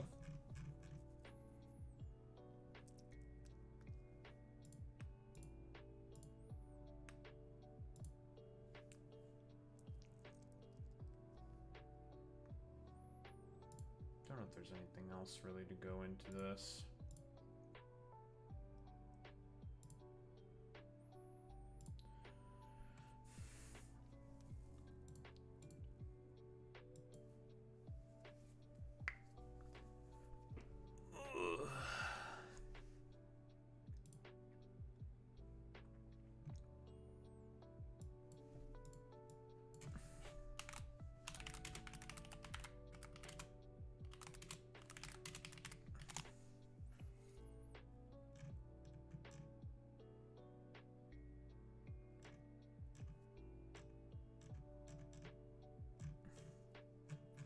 Is this the other video that I'm looking for?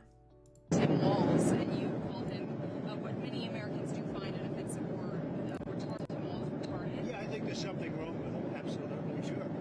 I think there's something wrong. He did. Anybody that would allow those people into a free country, it's got a name, but it doesn't function like a country. Yeah, this.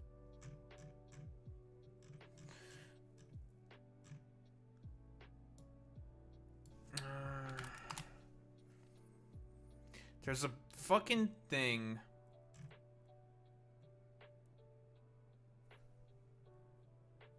No, he doesn't know why he got. That's the clip that I'm looking for.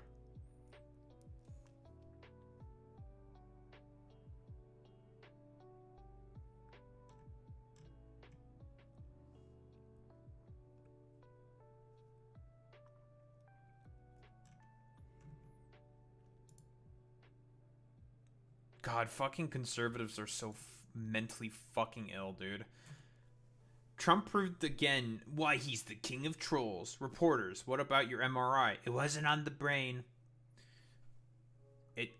It scans your whole body. MRIs are used to also fucking scan your brain and the rest of your fucking body. You just didn't release any of that information. Stupid.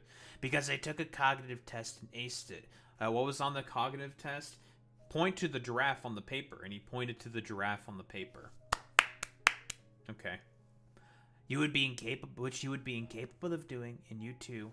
Goodbye, everyone. And all the like retarded fucking seals are lapping it up like, that's my president. That's my fucking president. That is my president. It's like, wow, you guys are fucking retarded. Jesus Christ.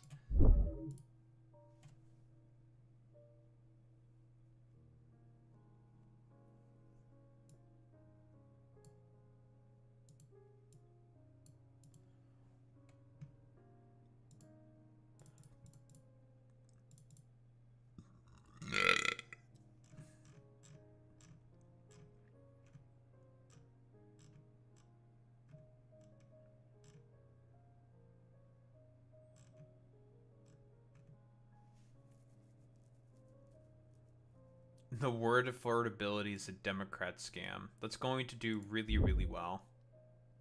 Guys, it's communism to be able to afford things. This is going to resonate really, really well.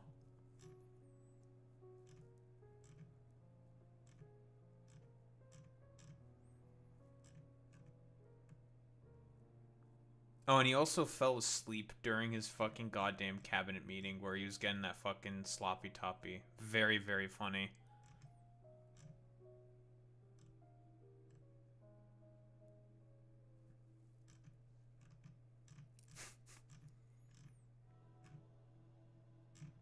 God, that's so funny. Joe Rogan. Wait, Boy Meets Smitty, I got something for you. Joe Rogan. Jesus was born out of a virgin mother. What's more virgin than a computer? If Jesus does return, you don't think he could return as artificial intelligence? AI could absolutely return as Jesus.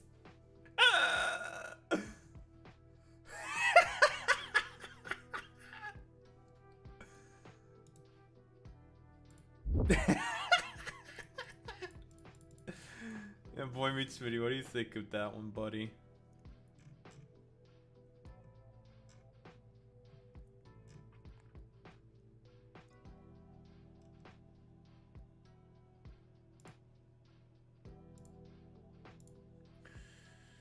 Oh my god, that's good.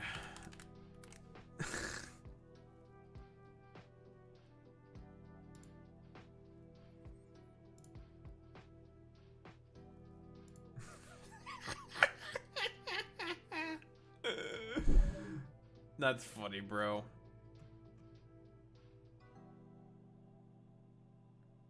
Trump on policy proposals he's looking at to raise the birth rate. Oh boy. God, people are really twisting the Bible for technocratic ends. Yup.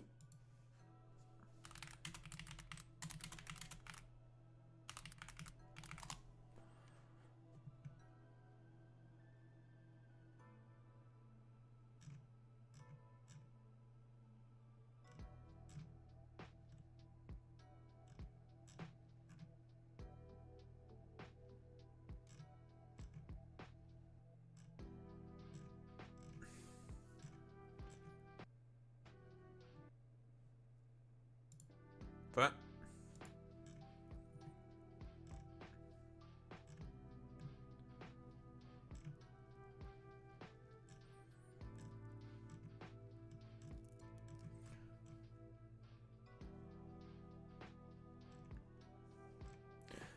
man, God, this shit, it's so cringe scrolling through how these people use the term fucking retarded. It's so fucking cringe. It's just cringe, dude.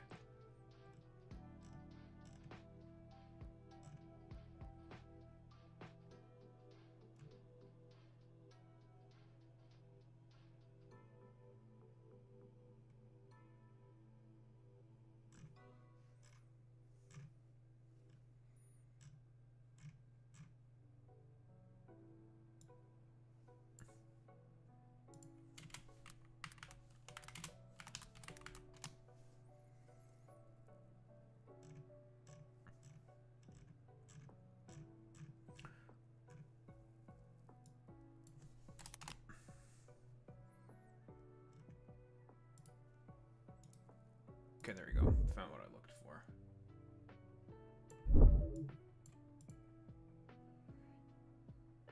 Alright. It took a while. Took a lot longer than I wanted it to. Till Lorenz did a video on how AI is a religion.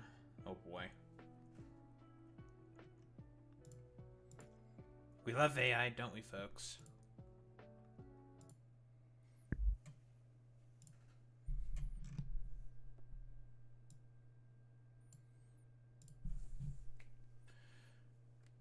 Alright. Let's get started with this shit.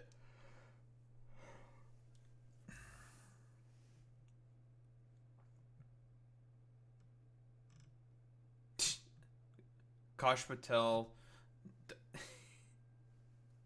Kash Patel also just admitted to saying that he used the FBI's personal jet for shit with his fucking goddamn girlfriend. God, that's so fucking funny. Why would you admit to that, you stupid moron?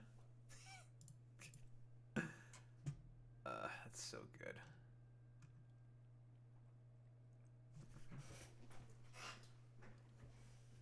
Anyway, let's just get started with this shit.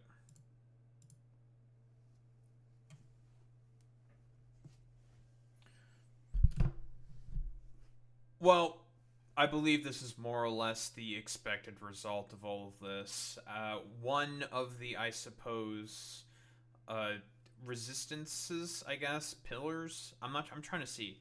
I'm going to say victims of Ethan Klein's rather frivolous lawsuits on Denham's, Casey Tron, and Frogan has made it such that Casey Tron more than likely has settled out. And I mostly just say frivolous in the sort of aspect that frivolous sort of in the sense that the reasoning for as to why Ethan Klein is doing this is not because he's looking to protect reaction content, as he said in his fucking video. That's nonsensical. That's not the reason why. He's doing this because he wants to specifically go after those he has particular gripes and political grudges with. Because again, in terms of the reaction to the fucking content nuke or the context puke, the reaction that was taken specifically by Asmongold and XQC added significantly less fucking context, or like content rather, in terms of fair use in, say, in comparison to a Denham's or Casey Tron or a Frogan, right? Like, but he didn't go after XQC and Asmongold because, well, Ethan Klein, I believe, has been on a steady decline of subscribers ever since Leftovers basically ended. I believe he's lost about 600k fucking subscribers over the past 2 years, ever since Leftovers got canceled because of his, like, schizophrenic fucking crusade against Hassan and Orbiters, because he's just gone insane. Like, I'm not really sure how else to say this besides he's just lost his fucking mind. So, I wanted to take a look and see what exactly Casey Tron was forced to read in her apology, being forced to settle out with and fucking resources at their disposal. Again, we're going to get to a take specifically from Pisco, which I think does a very, very good job at deconstructing the sort of settlement here with Casey Tron. Because I think, well, Pisco, lawyer, or at least is he practicing to be a lawyer, or is he licensed as a lawyer? I'm not very sure. He knows quite a lot about, like, differing sort of, like, litigations and stuff. I know he was, like, used to be rather a Destiny sort of, like, law guy that Destiny would refer to consistently. Then I think he had, like, a falling out with Destiny or something. I digress. We're not here to necessarily get into the sort of gobbledygook mess of whatever happened between Destiny and Pisco, as I'm assuming, I believe that's something that's happened. Whatever. We're more so here to talk about Ethan deciding to, I think, ultimately just finish off his fucking reputation. Because everyone's just going to look at this, besides the weirdo, like, incels collection of, like, Asmongold viewers who nobody already likes, and whatever remnants of his, like, estranged, like, girly pop community that he used to fucking have, many of which have left because of a lot of Ethan's actions, and whatever, like, cruel elements, I suppose, it still exists of that, or whatever, what have you. And him basically just, I think, just now ultimately going down a particular rabbit hole where he's probably going to start to appease, or try to appeal to a lot more XQC, Asmongold, fucking 3IQ troglodytic viewers in order to have some form of a recovery for his rather flailing channel that's been losing, like I said before, consistently a lot of fucking subscribers since, well, the past 2 years of the falling out of Leftovers. I'm rambling here a little bit. Why don't we get into the video to see the cruelty of Ethan Klein? I want to begin by stating I take responsibility for infringing the content nuke. The lawsuit was not frivolous. When I said the lawsuit was frivolous and based on misogyny, it was to garner sympathy, protect my own reputation.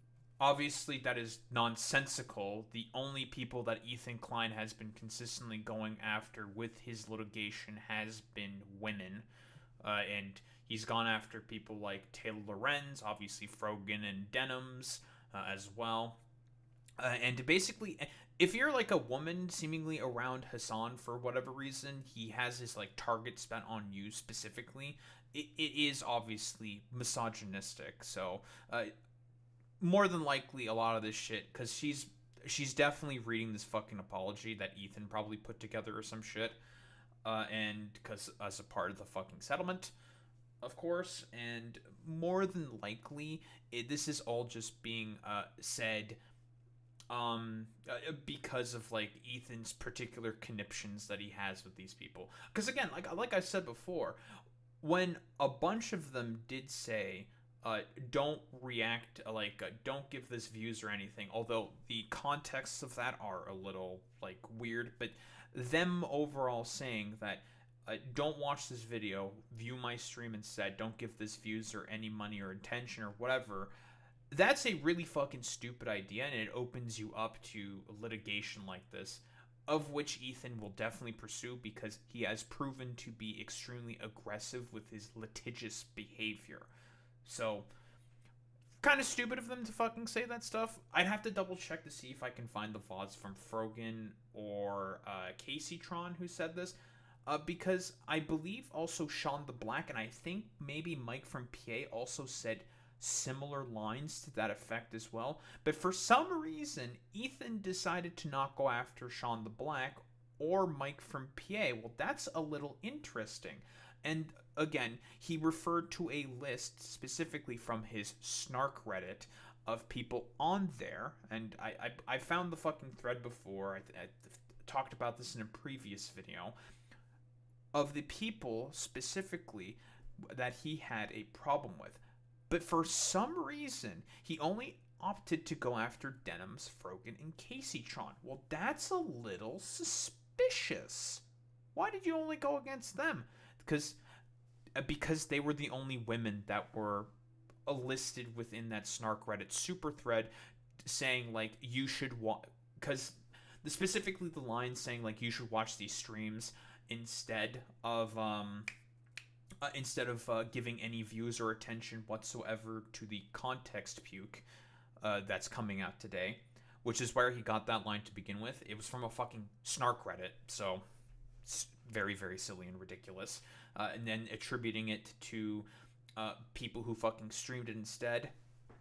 Again, silly, ridiculous, very fucking stupid.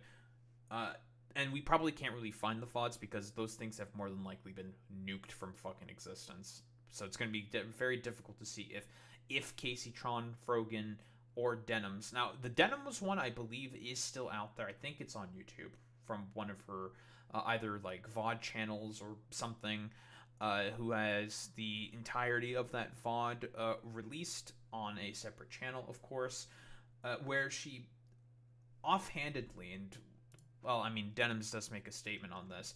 The sort of like bit specifically with the first statement that Ethan is hyper fixating on is, read it out, relying on you to stay live so we don't have to give the nuke views. And then replied, yeah, I'm going to stream it since he's confirmed it's coming out today. I'm going to stream it. I hope this is self-evident, but it would be bizarre for me to take that opportunity to bring attention to this group of people and how they actually should watch his video on his channel. It isn't my place. I don't care, and making a big deal out of it would only encourage the zealotry that Ethan is upset about. I merely acknowledged that I was going to react to it and moved on. Drawing a broader narrative based on a chat message I did not write is delusional. And again, like I said before, the line that he specifically focused on was from within a fucking Snark Reddit. That is Denims' actual fucking statement saying, like, yeah, I'm going to stream it. She didn't say anything that specifically herself. She was talking with a chatter saying, like, I'm going to react to it. And didn't mention anything explicitly about you going to watch it on the channel or not. Very stupid. And what the other statement that he's hyper specifically focusing on is, well, guys, if you enjoyed not giving any views to that terrible video, follow, subscribe, throw a prime if you like my content. As an aside, this statement is factual, almost certainly. If someone watched my coverage, they had no interest in watching Ethan's video without addition of critical commentary and never would have. Regardless, this statement does not characterize my intent. Right? It's very, very stupid. Yeah, I also thought comedy was legal as well, Boy Meets Mini, right? You can't do, like, rather throwaway shill comments or something. Like, okay, bro, nice meme. And yeah, this isn't saying anything about intent. Well, if you enjoyed not giving any views to that terrible video, again, throwaway comment, this ultimately isn't really meaningless. And if that was ultimately the fucking, like, if it was meant to detract views away from the video, why would she say this at the end of the video before signing off and not at the beginning, right? Think about it. Because timing on stuff like this is quite fucking important. If the intention was for her to take views away from the context puke, then she would have said this at the beginning, right? But she didn't. She said this at the end, after watching the entirety of the fucking video. Which means her intention was not to take away fucking views from that dumbass fucking video, as she is describing herself here. Now, obviously, we can come up with the criticisms like, why are we, like, litigating this on the internet, despite the fact that she said that she's not going to litigate this on the internet.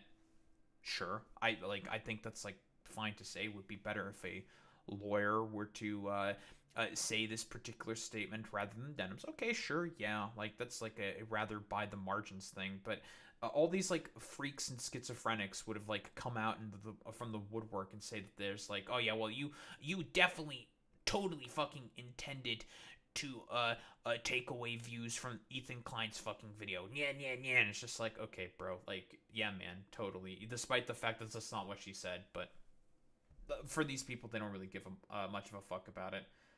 Regardless, the statement does not characterize my intent. At most, you can say this is a mean-spirited comment in poor taste. Making a joke like this is too far, and that Ethan deserves more respect. We can agree to disagree. Sure, whatever. But yeah, the only reason why Ethan Klein is even doing any of this is because he just wants to bully people that are significantly smaller than him. Because he's just mad about the fact that Hassan has way more mainstream prominence than his dumbass has ever had. Like, he's losing it. He's had so many controversies where he's just like spiraling out of control now. And broadly speaking, most people see that as like, damn, Ethan's like not looking good. Like, I'm just curious. I just want to take a quick look at the fucking social blade for Ethan Klein. I'm just curious.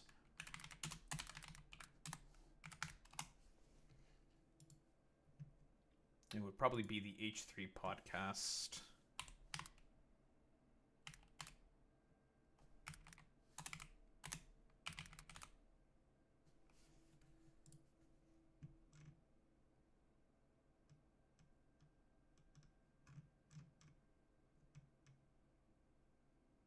Yeah. Look at that. It's been a steady decline for the latter part of this year, and not much fucking gain. Now, he had a little bit of a boost up here, probably because of, this was 2023, so this would have been about 2 years ago. Yeah, this is about when Leftovers was just about to end, and he started his, like, moral crusade, and then he started getting more and more deranged about his crusade, and as a result, his fucking sub growth has been cratering. Even his views are starting to also shit the fucking goddamn bed. Like, he used to have tens of millions of views, and now he's only getting a couple million in comparison. Yeah, this is really, really fucking rough here for Ethan specifically. Like, obviously, like, it's still a successful channel. He can still have a living off of this, but in comparison to the meteoric success that he used to have, it's not even close. Like, he's been, I think, like, the count was done. I think he's like lost about like 600,000 subscribers over the latter part of 2 years after starting his like moral crusade against, I don't know, what he perceives to be fucking terrorists on Twitch or some shit. It is not a good fucking look. I'm just curious. I can't see the fucking 3-year. Unfortunate. I need premium for that shit. That's okay. But yeah, it's looking really, really fucking bad, which is why, like, he's, like, trying to, like, further insulate himself, seemingly, and trying to, well, maybe, like, purge whatever he thinks is, like, the left element from within his sort of audience, and he's trying to now appeal to a lot more like dipshit fucking incel stuff, which is like really really weird because he wants to like appeal to like Asmongold and XQC now, people who he's had significant problems with in the past. I mean, it's all incredibly fucking petty, transactional, and really fucking stupid. But I'm going on off on a little bit of a ramble here, but why don't we just continue with the apology? And retaliate against the Kleins. This lawsuit has given me a greater understanding of copyright protection, people's copyrights, sure. and the importance of protecting copyrights in the online content creation community. Okay, again, because like it was because she got sued because she was one of the names mentioned in a fucking snark Reddit, and that's like the basis of a fucking lawsuit. It's nonsensical. It's stupid. Like, cause she didn't like. Did she say those exact same words within that fucking snark Reddit in and of itself? I don't think so. So that's sort of like contributing to the frivolousness of this fucking lawsuit. It's just it's insane to me. It is important for the entire content creation community to respect the intellectual property rights of other creators, and I will adhere to the lessons I've learned throughout this process going forward. I also want to make clear that I did not receive any support, financial or otherwise, from Hassan Piker. Hassan Bro? What? Well, huh? Okay, because I remember that's like a thing before. Apparently, allegedly, like Casey Tron mentioned like offhandedly that she was getting support from Hassan or something, despite there never being any evidence for that being the case whatsoever. And I think Casey has also said herself, like, I don't know why these people keep constantly bringing up Hassan around me.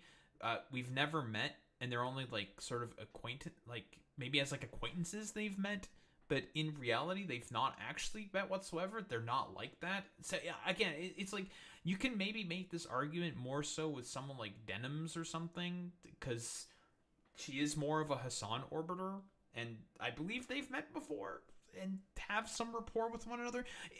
Again, it's really fucking strange. Like, why are you bringing this up in this way? It just doesn't make any fucking sense to me. Why bring up Hassan? Oh, I know why he's bringing up Hassan. Because it's all about him in the end. Ethan was too much of a fucking coward to go after Hassan specifically, because that would actually be an even playing field. But he goes after 3 women content creators instead. Again, I say this exact same thing. There was a bunch of other content creators listening there who were all men. He only went after the fucking women. Why is that? Because he's trying to appeal to fucking incels. It's extremely obvious. Hassan never even reached out to me privately to offer words of support. Speaking honestly, I found his indifference to my suffering hurtful, especially after he hinted he might help me behind the scenes. It felt like he wanted to receive credit from the public for helping me without providing any. What? This is some major fucking projection here from fucking Ethan. Yeah, this is like a weird fucking hostage apology video. This is fucking insane that he's forcing her to say all this nonsense about his... Hassan has like nothing to do with this. He didn't want to touch this with a 10-foot pole because he knows that you're a fucking schizo, Ethan. He knows that you're fucking insane, bro. Like, why fucking continue to deal with like your continued downward spiral into fucking irrelevance? Like, what is wrong with you, dude? As to the GoFundMe money, to the extent there are any remaining funds after I pay my attorney's fees, I have agreed to pay the remaining funds to the clients. The funds will not go to anyone else, including Denims or Frogan, to defend their lawsuits. Why does that need to be fucking mentioned specifically, Ethan? What did she mention that she was also going to give those funds also to Denims or Frogan? Like, that doesn't, like, that's very, very fucking peculiar and strange. Because I have no idea if did she say that in like a VOD somewhere. I have no fucking idea. If there's like a lore master that's not a fucking Ethan Klein fan, then you can like let me know if that's the case or whatnot. I would like to know. I'm curious if that's the case, because if she were to do that, wouldn't that be fraud? Like, you're not allowed to do that. There's already stuff that says you can't do that, right?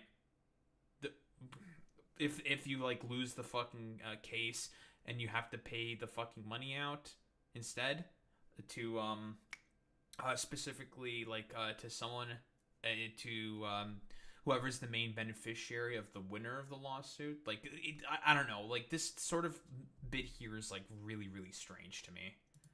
For the record, I have agreed to cooperate with the clients in their litigation against the H3 Snark mods for promoting my live stream to the extent that I am able. I will offer my support. So yeah, again, it's all about the fucking Snark mod and the Snark mods that he's also trying to do a lawsuit for. Because that's like the whole basis for as to why he decided to do this fucking lawsuit from the beginning. It's because the Snark Reddit themselves said, watch these creators instead to not give any money to Ethan Klein and his like dumbass fucking YouTube channel, right? So, but the content creators themselves never said that statement. It's nonsensical. It's ridiculous. Including testifying under oath to everything I have just stated to help their cause. I also want to take the opportunity to acknowledge other misconduct and bad behavior I have exhibited online. For example, weaponizing the death of Asmongold's mother was inexcusable. Okay, what? I should know better because I have 3 disabled people that rely on me. Moving forward, I will do better. That is genuinely fucking insane. I think like Asmongold replied to this saying like, no, I don't accept your apology, because Asmongold, miserable little cockroach, like unironically, just a terrible fucking human being. And if there's any opportunity for him to just basically shit on a fucking woman, he'll take it. He doesn't really give much of a shit about that whatsoever. Ethan. So I was correct in my initial assessment. Ethan wants to hitch his ride to fucking Asmongold. Ethan, that's not a good idea there, buddy. I mean, it makes sense, right? Like, a dumb fuck fascist who reaffirms the positions of all his, like, idiotic fucking Zionist beliefs. Oh, that seems to be rather fucking... that's a checks out to me. Whoa. It turns out Zionism has always been a fascist-friendly ideology from the beginning. Oh, I'm shocked. Ethan, you don't really want to hitch your ride to fucking Asmongold in particular, because the rabbit hole he's going down, he's not getting out of it. When inevitably the woke backlash happens, Asmongold's not going to be able to pivot to the like generic sort of like centrist babble that he used to do in the past. Oh, no. Once you go down the alt-right pipeline as aggressively as he has over the period of time that he has, the latter part of, I'd say, about like 2 years, you don't get out of that. You're forever fucking tainted. Everyone will remember him for all of those wretched, terrible fucking takes that he used to have about minorities, against for protesters as well. All the stuff he said about fucking Palestinians that got him banned for 2 weeks. There's no climbing out of a fucking hole like that. Everyone's going to remember him as like that weird fucking cockroach fucking loser who said all of that incredibly fascistic shit. And that perception, like, because I've talked with my normie friends about this. They know who Asmongold is. My normie friends in real life know who he is. And they all fucking hate him. He's not climbing out of that hole. Listen, Ethan, if you want to hitch your ride to fucking Asmongold, be my fucking guest. This fucking subscriber count that's been going down consistently for the latter part of 2 years is only going to accelerate and get fucking worse. So, I don't know, man. Your fucking decision, buddy. I also want to apologize to the crew of the H3 podcast, particularly AB and Olivia. I apologize for calling them cowards for not quitting their jobs. That was a shameful attack on 2 people who deeply care about Palestine and Palestinian people. AB, along with... I do find a lot of the attacks by lefties on like people like AB to be rather fucking strange. I do think that Ethan is an overall drag down for the fucking crew. I do think that he is a miserable wretch, and if the crew of the H3 podcast were to start their own podcast, I do think it'd be quite successful. 1000% in spite of Ethan Klein. I don't disagree with that. But here's the thing. Like, Ethan doesn't give a fuck about the lives of fucking Palestinians, right? He constantly repeats a ton of fucking propaganda that has been put out by Zionists consistently throughout multiple fucking decades. And we've talked about this before, but he's a liberal Zionist who has just become a sort of like rah hoorah fucking Zionist simply for the express purpose of just wanting to hate on Hassan. There's no principle behind any of this. He's not a Zionist for principled fucking reasonings. He's just a Zionist because he fucking hates Hassan way more. Like, that's really about it. Not because he, I don't know, has like a genuine love for the country of Israel. He probably hasn't even thought about it all that much, right? Talk about how much he fucking loves Israel. The only reason why he talks about Israel more and more, like nowadays, or you know, after fucking Leftovers ended, was because of the falling out that he had with Hassan. That's like literally the only fucking reasoning whatsoever. So again, there's like nothing fucking genuine behind this, and he only just repeats all the exact same slop and propaganda that Zionists say all the time. It's fucking nonsensical. With his wife Lena, have done more than I have ever done for the Palestinian people, including raising over $100,000 in charity. I recognize that they have actually made Palestinian lives better, and my online antagonism and trolling has not. Yeah, dude, because you supporting the fucking side of the Israelis has certainly made it that it's better. But you tutting Netanyahu about the fucking starvation campaign has been very, very effective. Guys, Netanyahu is just like a particular, because this is his position. He thinks Netanyahu is bad. It's like, okay, good job, Ethan. You're not gonna have any more like further systemic critiques of the problems with Israel. It's like, well, no, because of all this like history of like Arabs not taking the fucking deals. It's like, you are aware it's because of a lot of antagonisms that have been caused by the state of Israel, right? Like, they had their reasons to not really be a big fan of what the Zionists were fucking doing, especially the Palestinians, from all the constant skirmishes that they've had. There's history to this, Ethan, and you don't really know much of it. I apologize to Ethan and Gila personally. I have said extremely mean and cruel things about both of them, particularly my misogynistic attacks against Gila that never should have been said. I also want to acknowledge the pervasive problem of anti-Semitism in leftist spaces. Yeah, dude, the pervasive problem of anti-Semitism in fucking leftist spaces, despite you being the motherfucker who consistently, and I mean consistently, does the rhetorical tactic of saying that Zionism and fucking Judaism are the exact same. The consistent fucking line used by Zionists in order to justify their fucking ethnic cleansing campaign against the fucking Palestinians. Get the fuck out of here with this bullshit, Ethan. Like, what the fuck do you mean? No. And as has been said by literally everybody, including like Sam Cedar, an anti-Zionist Jew, saying that the conflation that you are doing consistently between Zionism and Judaism is what really puts fucking Jewish people in danger. Because again, I've said this before. Judaism, a cultural and religious affiliation. Zionism is a political ideology, an ethno-nationalist political ideology. It's nonsense. But does Ethan know about any of that stuff? No. It should concern all of us. I condemn it and will not participate in it. To that end, I wish the client's success in enforcing TED Entertainment's copyright and protecting the legal rights of online content creators. Nonsense, dude. This has never been about protecting the IP of online content creators. This is about a bully waving his fucking dick around with his incredibly litigious dick around in order to just go after people for slights that he has against them. That is it. This is just peak bully behavior. This was never about protecting IP rights. But here, Pisco, I think, had a very, very good sort of summary in terms of the alleged Ethan Klein settlement with Casey Tron. Alleged Ethan Klein settlement with Casey Tron further supports everything I've been saying.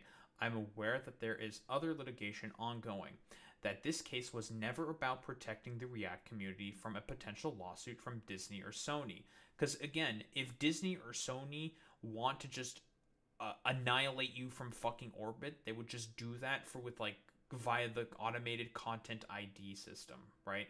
Like, there's already systems for that in place where the corporations have significantly more power in their hands to begin with. But again, Ethan Klein's not going to sue people like Disney or Sony about that shit because he has nowhere near the resources in comparison to them.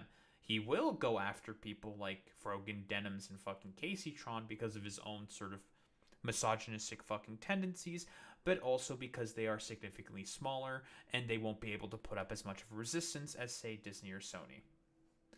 Ethan's words, not mine. Nor was it about helping enforce a standard on the React community. Ethan's central framing, not mine.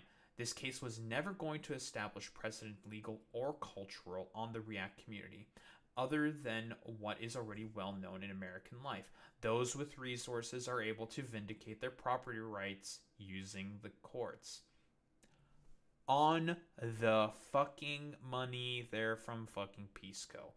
And that is it. He just has more money than these 3 content creators, significantly more resources, because he can just like bully them around because he has just way more fucking money than them in comparison. That's literally it. Because again, like, as Denims herself said, as we know, Ethan decided not to sue Asmongold or XQC or anyone other than the 3 of us. But he wouldn't sue them. They didn't intentionally try to deprive him of revenue. You said yourself you did. This notion is frivolous and is a fabrication. Ethan claims he is pursuing his claim against me only because of some claimed malicious intent on my part. There are 2 statements that Ethan falsely claims demonstrate my intent, along with this conspiracy theory about collusion with Reddit moderators, none of whom I have ever communicated with.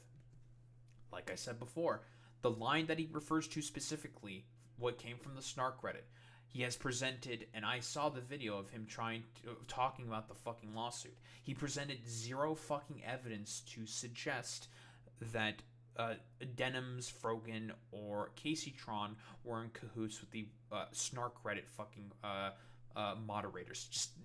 Because there is none. There is none. We have no idea. Or actually, I'm not going to even say, not that there is none. We have seen no evidence to suggest that.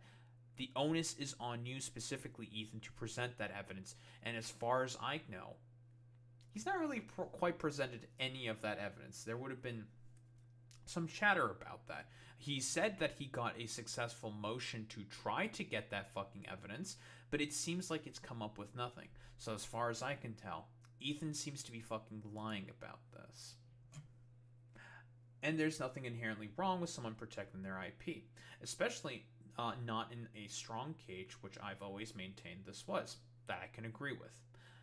What I take issue with has been specifically focused on the pretense that the lawsuit is about something greater than that, than protecting property and punishing and humiliating the defendants for their transgressions, perceived or real, against Ethan.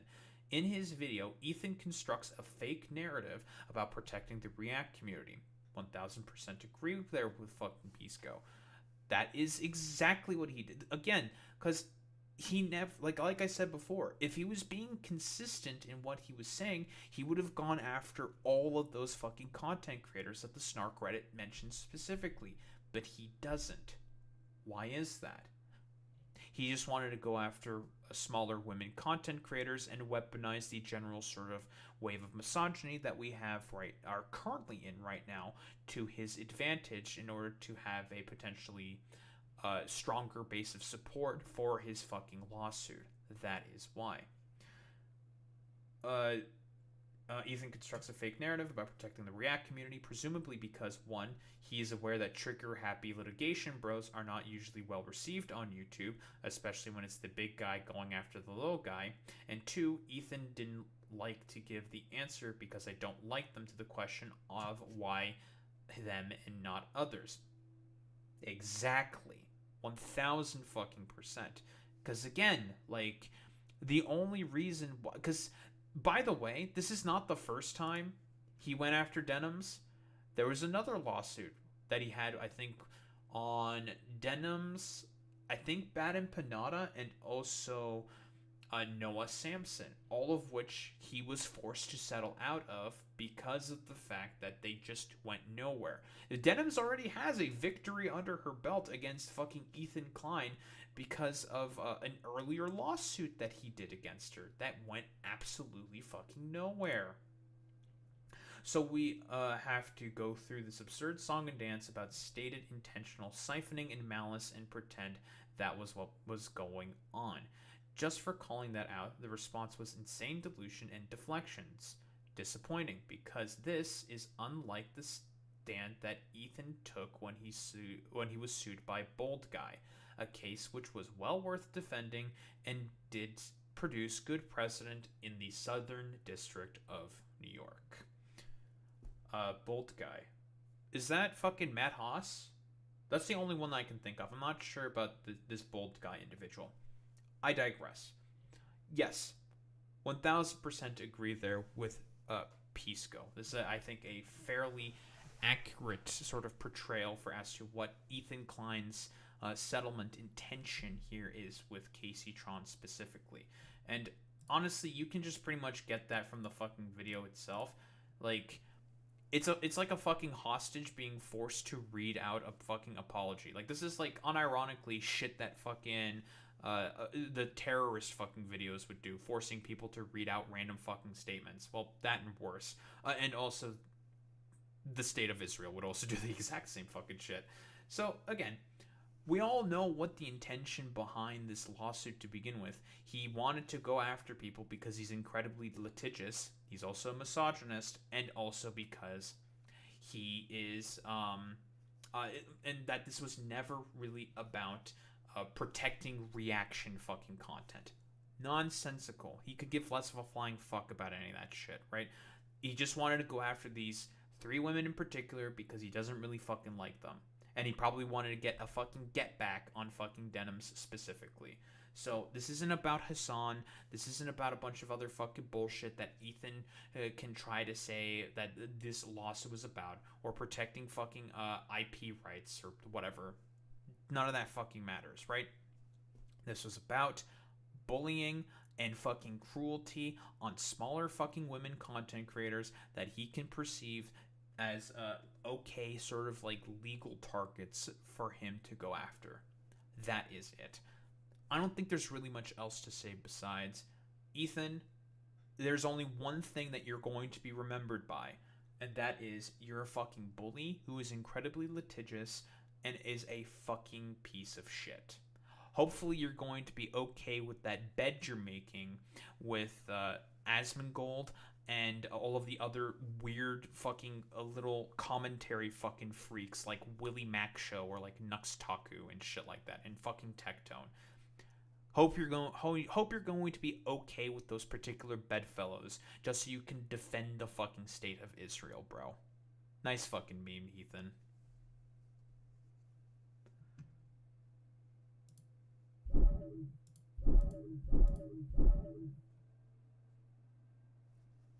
I'm really surprised that Pisco has adopted more seemingly progressive. I'm very curious because I know he used to be fucking Destiny's like lawyer guy, like unironically the guy who Destiny would defer to in terms of like lawyer takes consistently, and I know that they had a fucking falling out. Probably because maybe Pisco himself, I think potentially maybe he went like further to the left and Destiny had a problem with that. I don't know. Excuse me. We could speculate till the fucking cows come home, you know? No, it's always a welcome change. I think it's a good thing.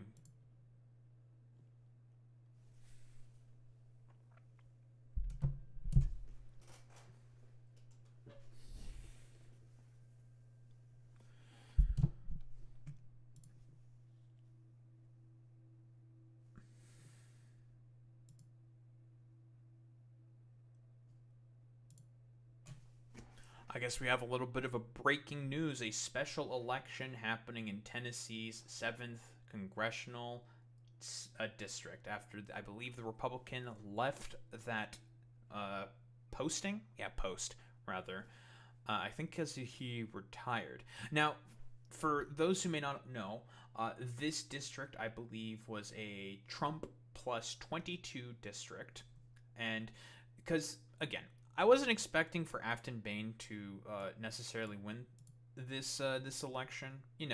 I wasn't putting much stock into it. I have mentioned this race before. I'm just like, yeah, Afton Bain, she's a solid candidate, good progressive, and is certainly on the left. DSA backed by a bunch of different more lefty groups, and there was a lot of money, I believe, that was invested from both sides. I think both the Democrats and the Republicans also invested a lot of money, and the fact that Republicans had to invest, I think, millions of dollars. I think the MAGA Inc. PAC had to invest several $1,000,000 into this is insane. Like, that is not a good sign at all for the fucking Republicans. Yeah, they ended up winning here in this ruby red district, but again, from plus 22 to only about plus 9, 13-point shift in a rural ruby red Republican district. That's not a good sign for the Republicans. That is really, really, really bad. And is not a good sign there for the 2026 midterm elections. If the Republicans had to struggle, and I mean struggle, in order to win a district for them that should have been in the bag without any thoughts, and they had to pull out the stops. Mike Johnson and the president himself did a tele-rally for Matt Van Epps. That's insane to me, dude.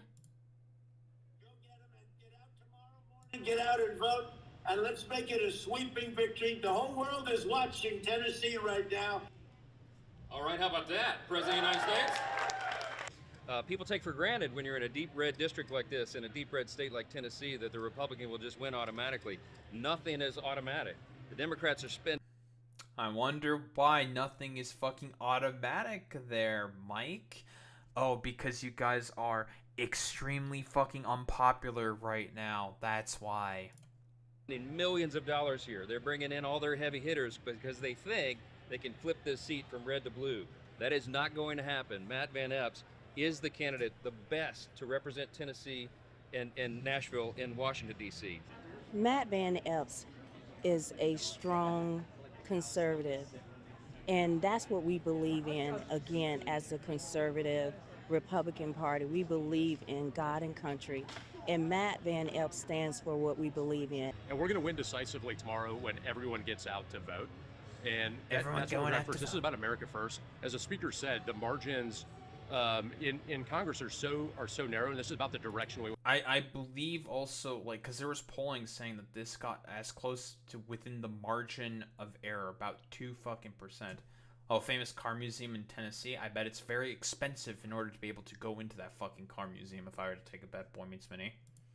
We want to move our country. Voters are feeling that this Washington Republican economic agenda has not delivered, and that we have a Republican trifecta at the state level, we have a Republican trifecta at the federal level, and groceries aren't cheaper, utilities aren't cheaper, rent isn't cheaper, and so what is the option? It's a candidate who's been fighting for affordability for the past decade. The basis of my politics is essentially just making sure that people have all the needs that they have, that people don't necessarily have to go without. So funding our schools. Keep in mind, Trump also recently in his fucking cabinet meeting was talking about how the word affordability is a fucking scam. He was saying they came up with this word affordability, which is really funny because after that fawning interview where basically he was about to give Zohran Mamdani the fucking Bubba treatment, he was so happy to talk about affordability. He's like, oh yeah, I love Zohran. He's my favorite guy on the planet. He's the greatest. I fucking love that guy. He's very cool, very sexy, so hot. I love Zohran Mamdani. He was willing to almost give him that fucking Zohran Mamdani, that fucking Bubba treatment, like I was saying. Yeah, he calls himself the affordability president. It's obviously nonsense. He lied about that, but besides that, he's talking now about how affordability is a scam specifically by the fucking Democrats. Donald Trump, as your political advisor, I suggest you to keep talking about how the term affordability is a fucking scam by the fucking Democrats when you yourself got into power running off of affordability, at least talking about it and mentioning it, and now, well, not even a full year into his presidency, already fucking dropping that talking point. I mean, he's already dropped that fucking shit forever ago. It was obviously a lie for him to get into power. So you should just keep talking about how it's all a fucking scam, and that affordability is a fucking scam, and that you've made the greatest fucking economy on the planet, when clearly that's not the fucking case. As I've said before, every economic indicator that exists right now says that the United States of America is in a fucking recession. Except for the AI bubble, which is the only thing that's keeping this all afloat.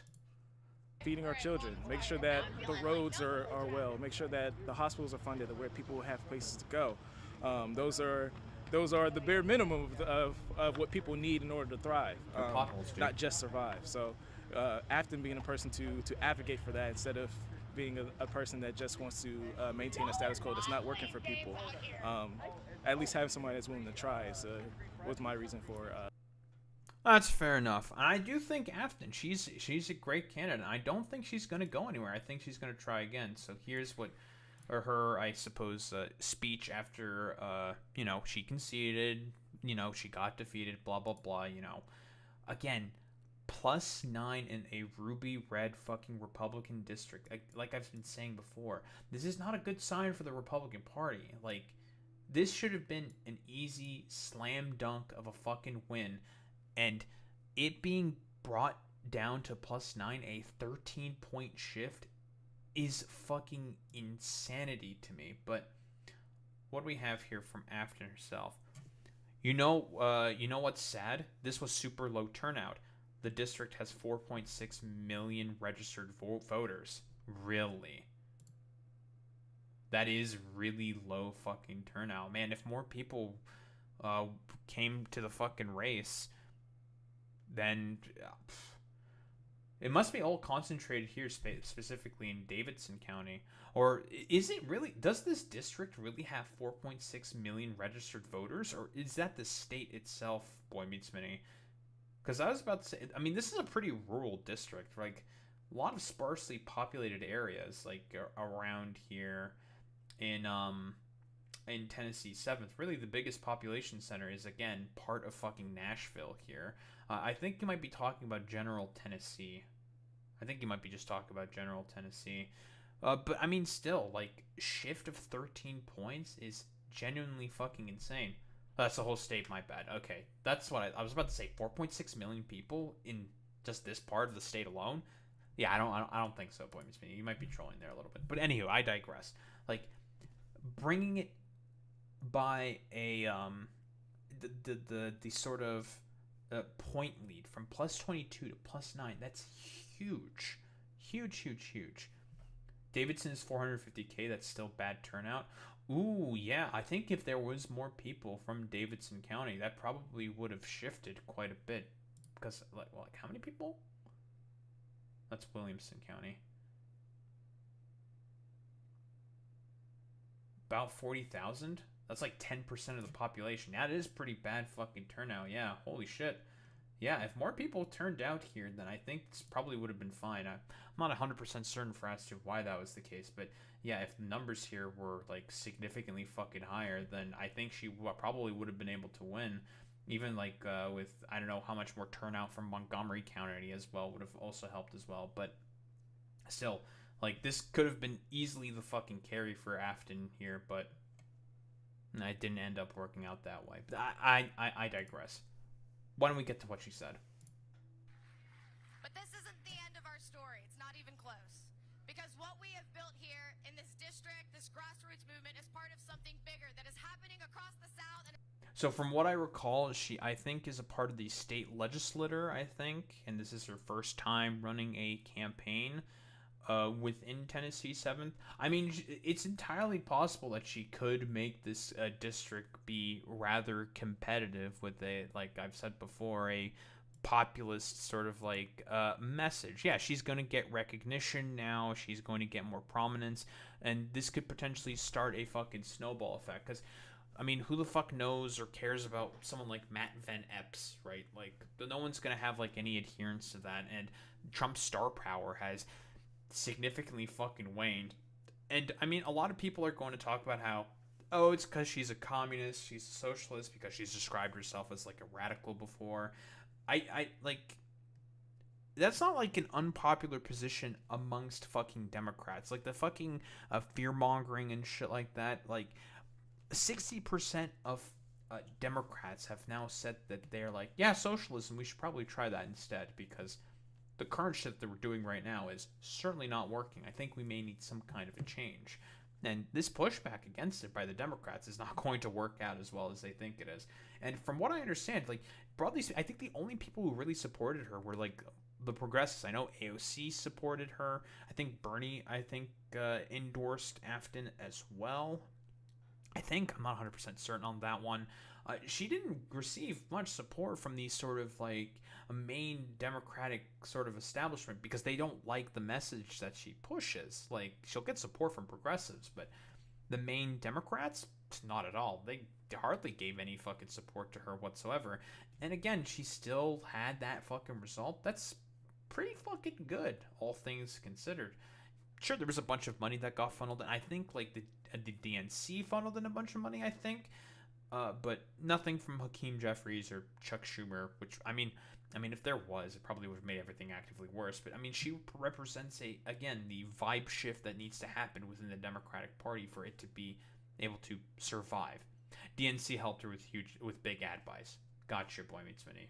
Yeah, because I think there was, like, a collection of ads in, like, a Tennessee Titans football game, I think, where there was one by her campaign itself, where it's a bunch of people riding on a bull. It was a pretty good campaign. I've seen the ad itself. Solid ad not political ad. And obviously there was a bunch of ads from Matt Van Epps, where it was a bunch of like schizo shit, basically.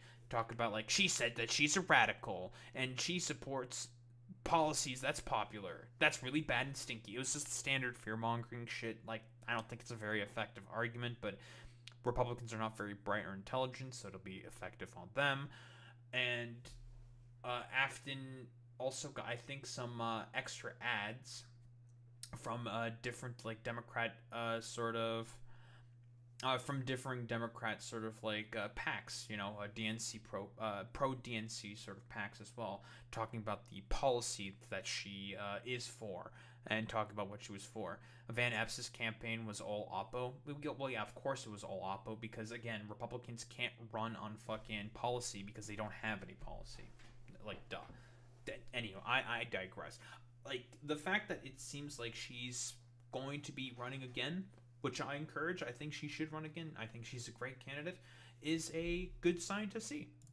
It's happening across this country.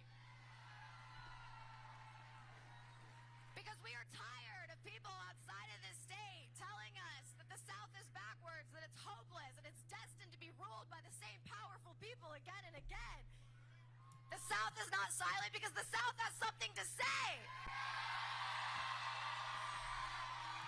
I really like that messaging right there by Afton because of the fact that, and this is a thing that a lot of people have been saying about the Democratic Party, they don't run a 50-state campaign anymore. They only just do hyper-specific targeting micro ad campaigns on like really specific districts. It's all a bunch of just consultancy brain dog shit, and it's part of the reason for as to why the Democrats are in the fucking hole that they're in. At Tennessee, we are leading the way. We have inspired an entire country. They are with us tonight, and they are so proud. They are so proud of what we were able to do. I'm not gonna lie, I'm like resisting the urge to make the you're the only 10 I see fucking joke so bad. That dumbass fucking fun. Jesus Christ. And we may not have won tonight, but we changed the story of what's possible here, and we're not done. Not by a long shot. So tomorrow, we keep fighting. Tomorrow, we keep building. Tomorrow, we keep organizing. Thank you for believing in me. Thank you for believing in each other. And thank you for believing in a South that refuses to be quiet. Hopeful messages. Very, very cool. But it wouldn't be my channel if I wasn't shitting on some random people. Neoliberals are, of course, learning the exact wrong lessons from this. I think Matt Iglesias said that Afton Bain lost because there was way too much fucking energy for her candidacy or something. I don't know what kind of like schizophrenic nonsense that is, Matt Iglesias, but for a candidate to be able to win, people are supposed to like that candidate. Yeah, like, you know, Matt Iglesias is like the sort of like a poster child. I mean, him and fucking Ezra Klein, perfect sort of like poster children of like the honestly the sort of like institutional brain rot that is the fucking Democratic sort of establishment. Like, yeah, dude. Why did Afton Bain lose? Because she wasn't like heckin' like neoliberal enough for us, my dudes. She needed to just not be as popular, and that's why the left actually really fucking sucked balls. It's like, what the fuck are you talking about, bro? It's so fucking stupid. Hey, but what does this dumbass have to say? Democrats ultimately face 3 big problems in Tennessee 7. The seat is really, really red, and it's hard to move votes in the South. Okay, so this is part of the fucking problem here immediately. Like, it's because you guys have decided to just say that those seats are irredeemable, are always going to be red, and just, like, not do anything about it. That's the fucking problem here. Yeah, how did Andy Bashir win in Kentucky? That's a great point there, Boy Meets Mini. How about, like, Josh Shapiro in fucking Pennsylvania? How about, like, what's, like, another Dem governor in another red state? Is something... Roy Cooper, I think, in North Carolina? I think North Carolina is a red state, right? And Roy Cooper is a fucking Dem. There are tons of instances of all these Democratic fucking governors winning in their fucking states positions of, well, gubernatorial positions specifically, and have been successful as a result of that. Again, this is fucking nonsense. This is why people don't like the fucking Democrats, because they're not willing to adopt a 50-state fucking strategy and are just willing to be like, my consultancy friends are basically saying that this is a ineffective campaign inherently because of just how red the fucking district is. Really, if it's so red and you did a better fucking campaign to turn out more of the vote that existed within Davidson County, you actually had a potentially a very, very good chance to get people to flip this fucking seat. Again, 13-point shift is pretty fucking big. Republicans spent considerable money to awaken the GOP base. Really? Again, I have to say this. About 450,000 registered voters in this fucking state. Only about 20% of them voted for the fucking Republican. That's not that great, to be honest.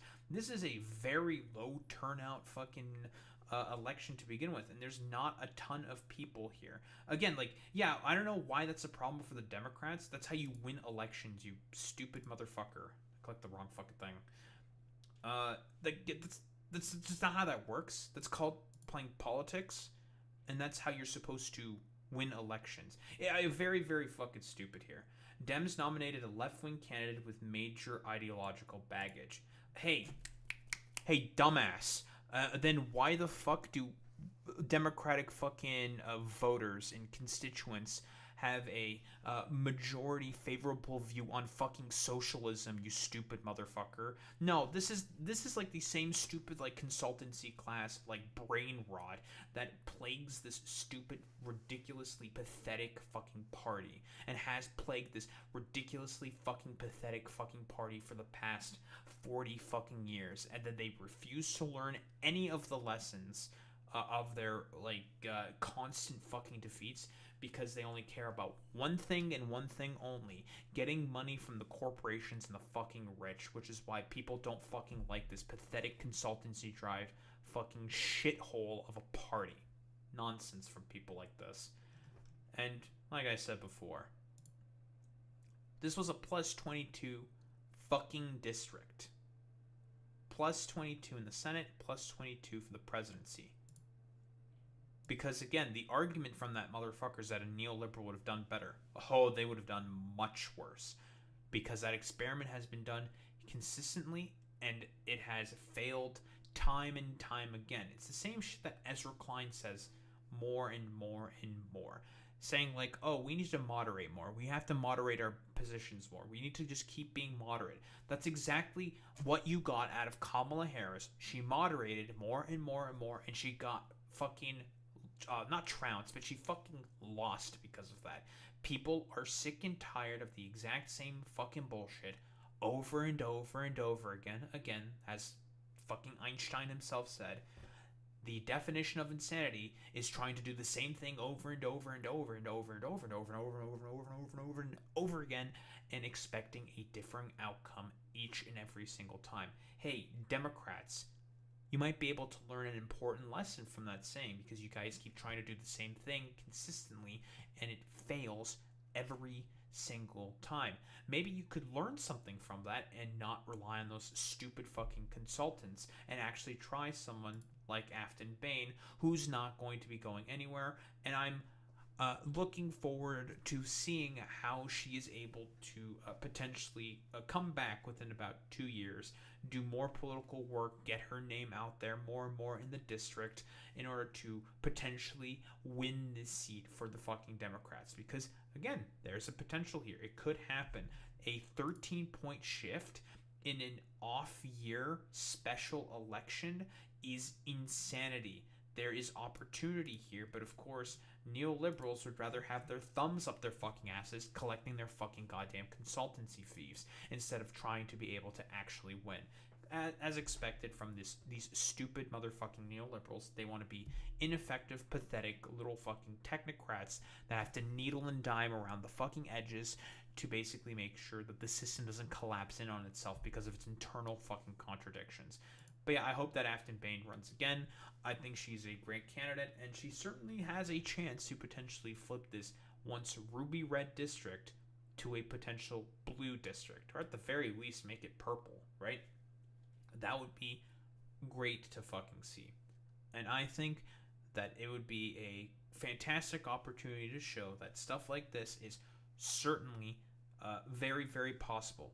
Pushing for a 50-state strategy to bring out everyone to the vote in order to, well, hopefully defeat fucking fascism once and for all within the United States of America. Don't think there's really much else to say besides reject the consultancy class, embrace 50-state strategy. Don't think there's much else to say besides that.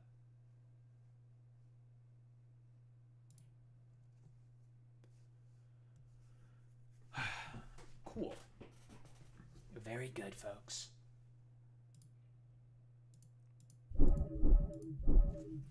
Have I ever mentioned how much I hate neoliberals?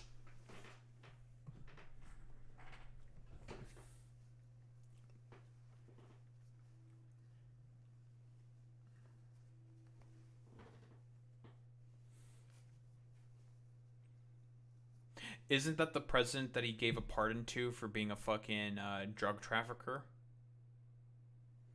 The Honduran election might be interesting to see. Take a look at once the results for that come out. I'll probably talk about that. Just bug me about it, Boy Meets Mini.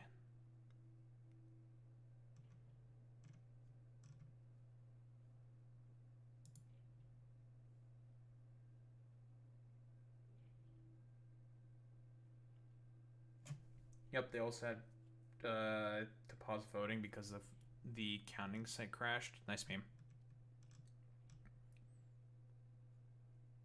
But yeah, bug me about that one.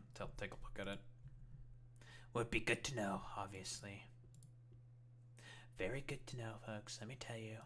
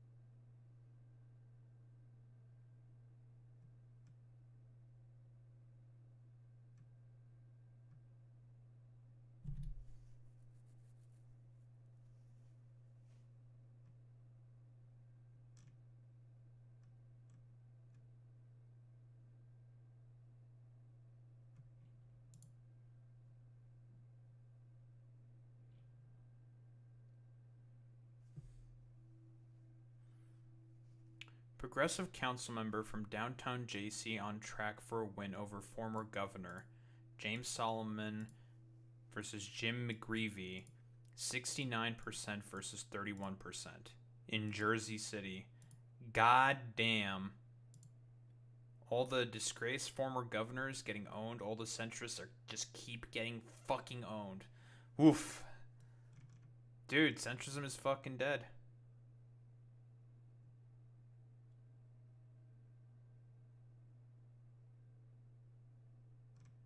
Yeah, get fucking Cuomo.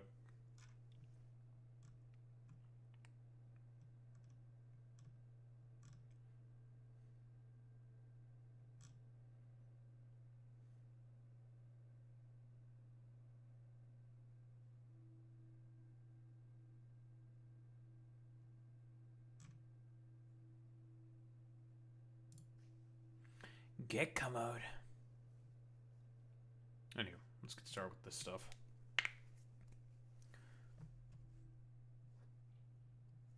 Our favorite baby boy, Donald Trump.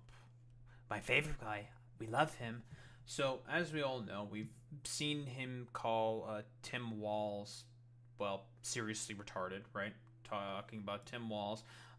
More so what I want to talk about is besides the complete, like, screed that he seems to be targeting Somalians within the state of Minnesota. So what? As an example, hundreds of thousands of refugees from Somalia are completely taking over the once great state of Minnesota. I'm just curious. How many Somali people live in Minnesota? Oh. Well, that's a little interesting. Oh, that's not hundreds of thousands there. So by 2018, approximately 43,000 people born in Somalia were living in Minnesota, and approximately 94,000 Minnesotans speak the Somali language at home. Yikes. That's not hundreds of thousands, a couple tens of thousands, obviously. And why is there a large, not like large? Yeah, you know, a decently sized Somali minority population within the state of Minnesota specifically? It's because of a program within the state of Minnesota that they decided to accept a bunch of Somali refugees during the byproducts of the result of the civil war from the 90s that happened in Somalia, which created Somaliland, right? Like, that's a very, very simple summary for as to what happened, so we don't have to go off on a huge fucking tangent. Yada yada yada. And he unironically was doing the fucking like Muslim rape gang fucking shit that he got from like Tommy Robinson. Like, what? Somalian gangs are roving the streets looking for prey as our wonderful people stay locked in their apartments and houses, hoping against hope that they will be left alone. Yeah, dude, this like tiny minority of people are going around and just like raping everyone that they can fucking see. Like, it's nonsensical. Like schizophrenia, like brain leaking out of his ear, old man type shit, blah blah blah. And part of like the general sort of like screed that he was having during fucking Thanksgiving. Like, again, the official United States foreign population stands at 53 million people. Census. It's nonsense. And also in this exact same tweet, he made the claim that, you know, people who make about $30,000 a year on poverty get about $50,000 off of like entitlement benefits and stuff like that. It's nonsensical, by the way. Like, what the fuck are you talking about? Yeah, dude, they get $50,000 worth of random fucking shit from the social safety net. Yeah, totally, bro. And of course, all of the like 3 IQ morons are saying like, oh yeah, dude, this is totally what I voted for. I totally agree with everything that President Trump is saying here, despite the fact that he's having a very clear and obvious fucking crash out here. It's incredibly fucking stupid. Tim Walz, as a result of this, said that the president was unwell and that the MRI results that he took, because he took like an MRI recently as a part of his like physical or something, that he, after like probably getting on a bunch of fucking drugs in order to awake himself, because recently he had a bit of a sleepy down moment. I fell asleep a little bit during his like cabinet meeting when like I think like Marco Rubio was like yammering on about like, I don't know, bombing like Venezuelan babies or some shit. But what do we have here? Well, here we got a guy on Thanksgiving where we spent time with our families, we ate, we played Yahtzee, we cheered for football or whatever. This guy is apparently in a room ranting about everything else. This is not normal behavior. It is not healthy. And presidents throughout time have released a couple things. They've released their tax returns, not Donald Trump, and they've released their medical records, not Donald Trump. And look, the MRI is one thing. So here's the thing, specifically, he did actually release his MRI results. Uh-oh. Is Tim Walz getting owned here, epically?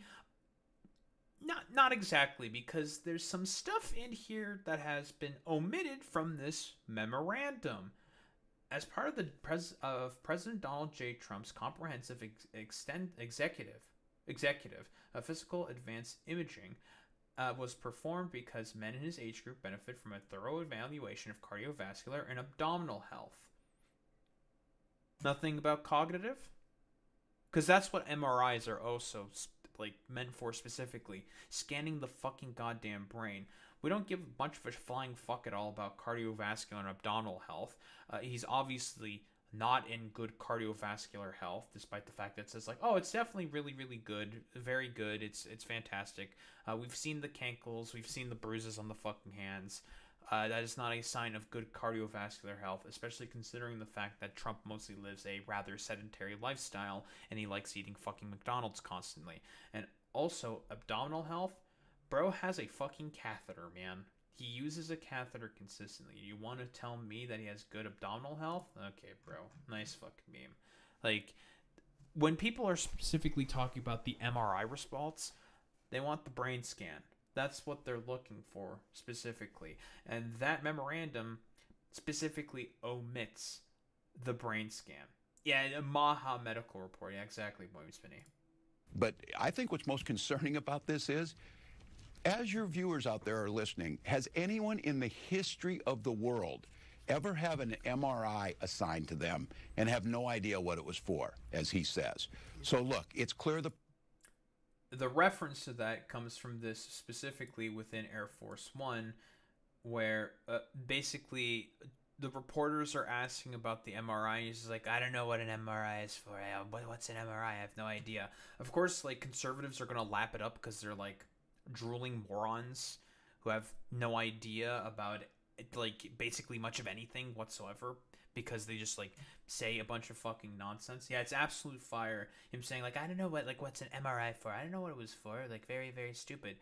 He said that the MRI wasn't for the brain, despite the fact that's like exactly what MRIs are generally used for, to do brain scans, to check on brain activity. Like, explicitly, it's like it's all about like the gut health and stuff like that. Yeah, totally. It's like, okay, bro. Yeah, nice meme. And he's talking about a cognitive test that he took where he was just like, there was a giraffe. I had to point on the piece of paper for a giraffe. You could never do that. You know, none of you would be capable of pointing to the giraffe on a piece of paper, because the majority report found an approximation of the cognitive test that was given to the president, and had Sam do the fucking cognitive test. It was obviously a bit. It was a joke. It was nonsensical. And he was able to also perfectly ace that cognitive test, which was apparently like everyone else was like totally incapable of doing. And now he thinks he's like a brain genius because of it. It's incredibly fucking stupid. What does he have to say here? News Nation, failing News Nation. News. Him coming out against News Nation, despite the fact that News Nation also gives him the fucking sloppy toppy, is very, very funny to me. News Nation is doing lousy, by the way. But if you want to have it released, I'll release it. Can you tell us what they were looking at? For what, releasing? No. What part of your body was the MRI looking at? I have no idea. It was just an MRI. What part of the body? They do an MRI when you are laying on the back of the fucking, I don't know, the tray. They put you into the machine and they do a full scan of your body. That's how an MRI works. I've done an MRI. Everyone's done a fucking MRI. They consistently say, make sure you don't have any metal on you, because it's big, powerful magnets within those things, and they would shred your fucking body to pieces. So that's what they were looking for within the MRI. They were looking to do a scan of your upper fucking body. Stupid. It wasn't the brain because I took a cognitive test and I aced it. I got a perfect mark, which you would be incapable of doing. Goodbye, everybody. You too. Thank you. Yeah, dude. No one would be able to point at the giraffe on the piece of paper. Like, it's extremely obvious and clear that his brain is leaking out of his ears, and it's not looking good for El Presidente.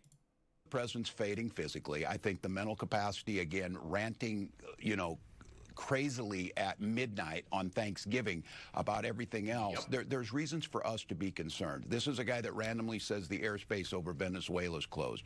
He's ruminating on if you could win a new. Yeah, by the way, which is illegal. You can't just, like, a president of the United States can't just, like, unilaterally say, like, airspace over Venezuela. Yeah, you can't use that anymore. It's like, that's not how that works, man. Like, Congress is supposed to give authorization for a fucking no-fly zone, you motherfucker, but whatever. Nuclear war. Look, this is a serious position. It's the most powerful position in the world. And we have someone at midnight throwing around slurs that demonize our children. At the same time, he's not solving any of the problems. So I'm deeply concerned that he is. Still, hey, Republicans, how's that affordability? How's the fucking economy doing? Oh, it's fucking in the shitter. But yeah, it's a full-on feud that the president is fucking having here. Like, what? Saying that Tim Walz is grossly incompetent. His policies have effectively made all school lunches free within Minnesota. We've taken a look at a lot of Tim Walz's policies. He has a pretty solid progressive record as a governor within Minnesota. That, of course, being the biggest thing right there, the free school lunches for all kids, which made a lot of people really happy. Meanwhile, he's trying to take away school lunches from fucking kids through the defunding of the Department of Education that he's doing consistently. And also has had a pretty good job in protecting a lot of the children within the state of fucking Minnesota. Trans kids especially, he's supportive of them. He's also done a bunch of pretty solid, like, economic sort of proposals as well. Helped bring down some of the costs of living within Minnesota as well, helped improve that situation. Obviously, there could be better, and the federal government is certainly not helping the situation with a lot of its tariff policies, but he's done basically everything he could as a governor to generally improve the material conditions within Minnesota, and as a result, he's still pretty popular within there as a result.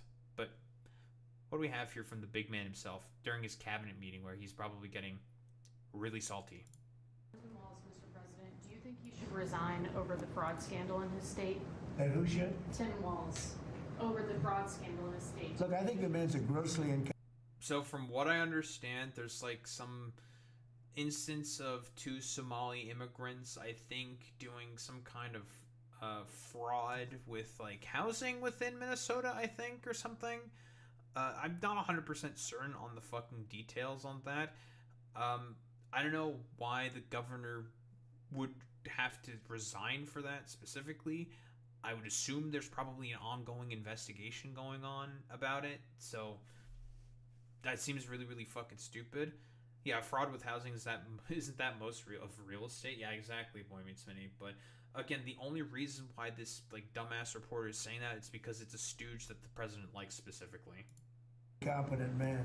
I thought that from the day I watched JD destroy him in the debate. I was saying, who was more incompetent, that man or my man? I had a man and he had a man. I don't know, like, considering the fact that you did, like, unironic Muslim rape gang talking points in 2025, I don't think you really have any place to talk about who is more competent. Like, Tommy Robinson went to jail for those comments because he perjured himself during the trial on that specifically. So again, like, I don't think you want to lump yourself in with someone like Tommy fucking Robinson. And they were both incompetent, and I had a man and a woman. I thought she was very incompetent too, but now she's leading the field, and I think she's leading the field in this for the nomination. Anyway, look, that's up to them. That's up to the Democrats. Like, what? Man and a woman, I was leading in the I have no idea what he's talking about here.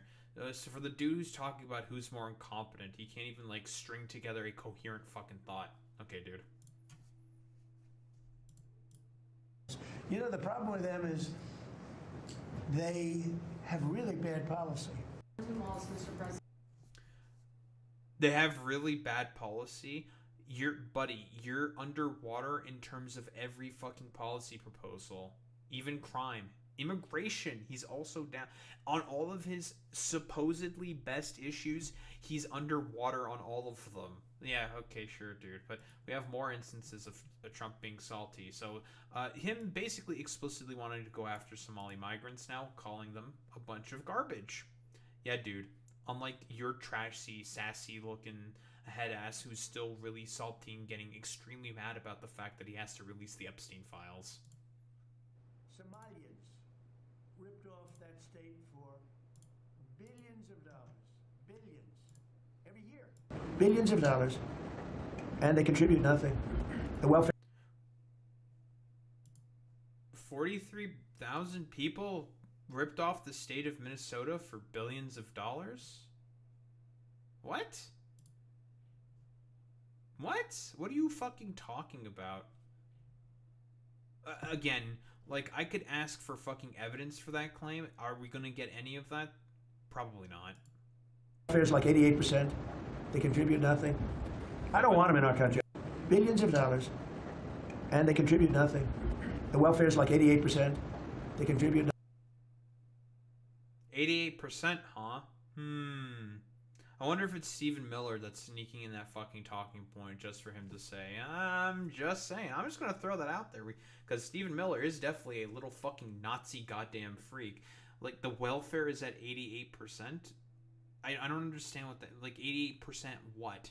Like, admission rate? Or, like, usage rate? Or... Like 88% what? Like, what the fuck are you talking about? It's nonsensical. Nothing. I don't want them in our country, I'll be honest with you. Okay? Somebody say, oh, that's not politically correct. I don't care. I don't want them in our country. Their country's no good for a reason.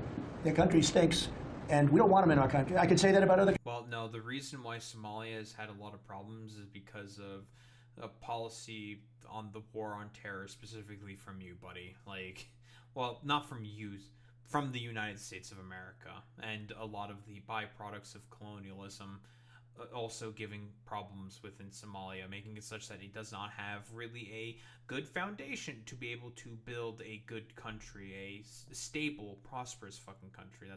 That's why. Yeah, Minnesota has 5.7 million people. Only approximately 80K of them are of Somali descent. Well, apparently in the mind of Donald Trump, that 80,000 Somali minority has taken billions upon billions of dollars of welfare or something. Like, it's nonsensical. It's fucking stupid. He has no, like, brain leaking out of his ears. He doesn't know what he's fucking talking about. Countries too. I can say it about other countries too. We don't want them to hell. We have to rebuild our country. You know, our country's at a tipping point. We could go bad. We're at a tipping point. I don't know if people mind me saying that, but I'm saying it. We could go one way or the other. And we're going to go the wrong way if we keep taking in garbage into our country. Ilhan Omar is garbage. She's garbage. Her friends... I mean, this is explicitly just white nationalist fucking rhetoric, just calling in all the people that are coming in inherently garbage. I guess, like, the random German migrant that you took in, and also these, like, fucking Afrikaners that you're taking in, your incredibly stupid restrictive policies are all garbage in your mind. Also, this is the same dude who did the illegal mass deportation fucking program. A lot of the actions that he was taking in there were illegal as well. And generally speaking, a lot of the fucking not like complete fucking nonsense this dude is consistently fucking pushing for has been illegal. Like, he's not allowed to do most of the actions that he's carrying out right now, specifically with stuff like the detaining, the racial profiling of people, obviously the attempted deportations of a bunch of differing, not only legal residents but also citizens of the United States of America, all because they spoke in Spanish and had maybe a civil misdemeanor on them. It's completely fucking nonsensical. It's stupid. It doesn't really matter. He's gonna just like do the like stupid Stephen Miller sort of like talking points, because in reality Stephen Miller is the current shadow president and not this like stupid doddering old man like Grandpa Simpson looking head ass pointing at the clouds saying like, Oh, look at the cloud. Look at the nice little cloud.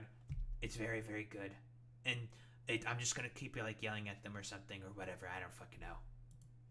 Tons of garbage. These aren't people that work. These aren't people that say, let's go, come on, let's make this place great. These are people that do nothing but complain. They complain. And from where they came from, they got nothing.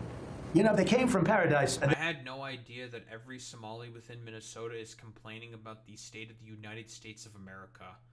Maybe you might have something to do with that for as to why they might be complaining a bit. I'm just saying. They said this. Yeah, also, yeah, great. Yeah, says the fucking complainer in chief.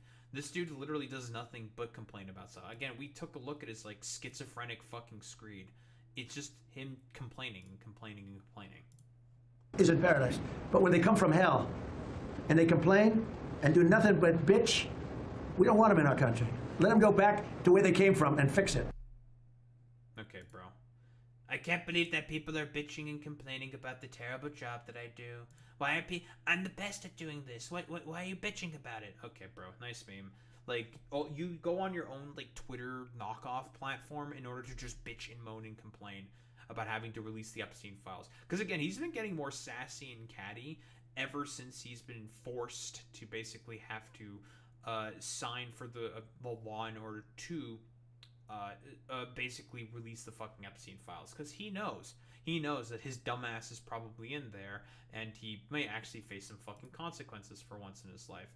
And here, apparently, Christy Nome, looking into Minnesota for their visa fraud, 50% of them are fraudulent. Time out for 1 second. First off, how long did it take for you to discover that 50% of them are fucking fraudulent? What evidence have you presented to say that 50% of them are fraudulent? How do you know that they're all fucking fraudulent? There's a consistent case and basis for a lot of migrants that come into the United States of America overstaying their visas, saying like, well, I guess I'm kind of stuck here, and then deciding to go through the process of becoming a fucking citizen, and then they're in the middle of doing that process. But Republicans have consistently made that as difficult as possible because, again, the only thing that they care about is the politics of the situation, and they try to throw as many fucking wrenches into the civic process of either immigration, community sort of policing and whatnot in order to have issues to run upon, because if they have to craft policy, they're going to be failures and be lapped by the fucking Democrats in comparison. So they can't run on policy. For them, it's all about culture war narrative bullshit, oppo bullshit, and also talking about the only things that they really care about, and that is crime and fucking immigration, of which they always meddle in and make significantly worse within the United States of America, because they know if they don't do that, they have no issue that they can run on. Into Minnesota and their fraud on visas and their programs, 50% of them are fraudulent, which means that wacko Governor Walz either is an idiot or he did it on purpose. Is the governor the main guy who gives out fucking what are you fucking talking about? There's a system in place by the fucking federal government. By this fucking logic, you're calling your own fucking administration incompetent, you stupid moron. Like, what are you fucking saying?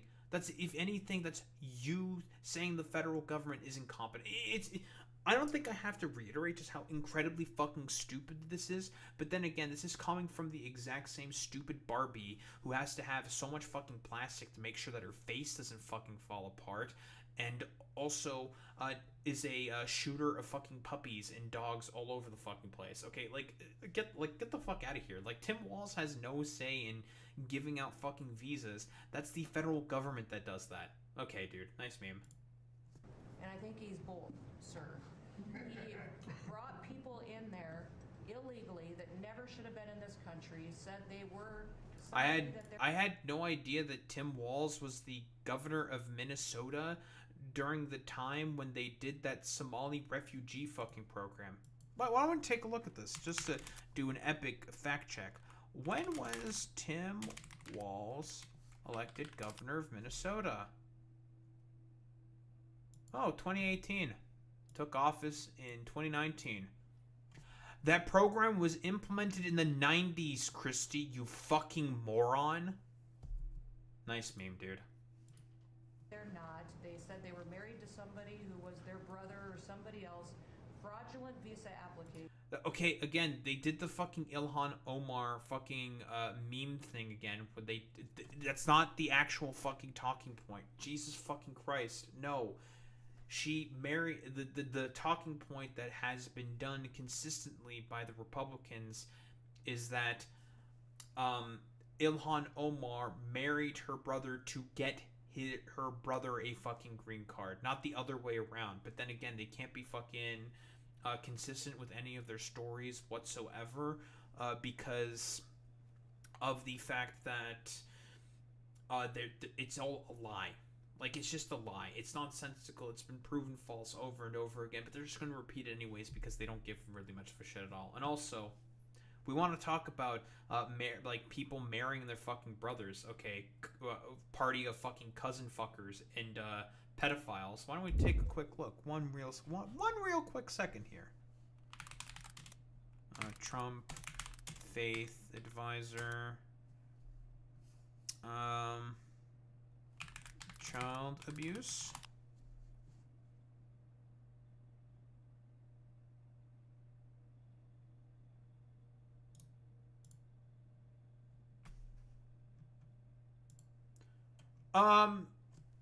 Trump and Republicans, you have some explaining to do. What happened here? MAGA church pastor and ex-Trump advisor pleads guilty to child sexual abuse. Robert Morris to serve only 6 months in county jail after charged with 5 counts of lewd or indecent acts with a child. But that's a little fucking interesting. Again, the party of fucking pedophiles and adulterers. Signed up for government programs, took hundreds of billions of dollars from the taxpayers, and we're going to remove them and we're going to get our money back, and we're going to this next year make sure. Again, nonsensical. Like, what the fuck are you talking about here, dude? Yeah, billions of dollars was used for a program from the fucking 90s that Tim Walz had like no say in, and has already been basically like finished and taken effect at this point. Like, it's so fucking stupid, man. That we only put people. Also, keep in mind, for a lot of these like rural shithole communities that are dying or dead, like Springfield, Ohio, where all those Haitian migrants were, where you had that one neo-Nazi group, Blood Tribe, dude, the fucking conspiracy theory about them eating dogs and fucking cats. That community was fucking dead. And what revitalized that community? Oh, bring in fucking Haitian migrants that helped revitalize the community and kickstarted the economy. Like I said before, Republicans give less of a flying fuck about people within rural communities because in reality they see them all as like backwards, like stupid fucking morons and troglodytes that they all despise and hate in reality, but simply just want to use them in order to be able to fool them into voting for them consistently in order to get into power. It's fucking nonsense, dude. This next year, make sure that we only put people in leadership positions in this country that love this country. Yeah, dude, good luck fucking trying to run some Republican within the state of Minnesota against Tim Walz, who is beloved in the fucking state. Like, his approval rating is pretty high within the state. So, yeah, dude, good luck doing that with Minnesota. But yeah, like, Trump, he's trying to take his shit out on fucking Somalis now, right? That's his current target. He hates Tim Walz and Somalis. Don't think there's like, I don't like what else is there to say besides brain leaking out of ears? He's a liar. He doesn't give a fuck about any of the bullshit that he says, and he simply only cares about making everybody's fucking lives significantly fucking worse. Because again, he only serves one interest and one interest only. That is himself. That is it. Himself and all the people who he has sycophantically give praise to him over and over and over again, so that he can give them beneficial deals, and basically say fuck you to the American people and his constituents, who in fact he really fucking hates. And yeah, like you're saying, Boy Meets Me, Springfield used to be a massive industrial town, built semi trucks and cars. I thought we cared about that, those industries, in particular Donald Trump. I thought that's what the tariffs were bringing back. They're not coming back. They're not coming back because of those dumbass tariffs. And it was migrants, like those Haitian migrants, who helped revitalize the fucking town of Springfield. But again, I digress. Like, it doesn't matter what all these like stupid morons and freaks have to say about any of this. They're all consistent liars. They don't care about any of the people that they purport to be fighting and defending within Congress and try to give benefits to with the power of the federal government. They don't give a shit about any of this stuff in reality. For them, it is about one thing and one thing only: maintenance of fucking hierarchy and control under one subset of a class of people. That being the corporations and the rich. That is all that these stupid dumbass Republicans have ever fucking cared about.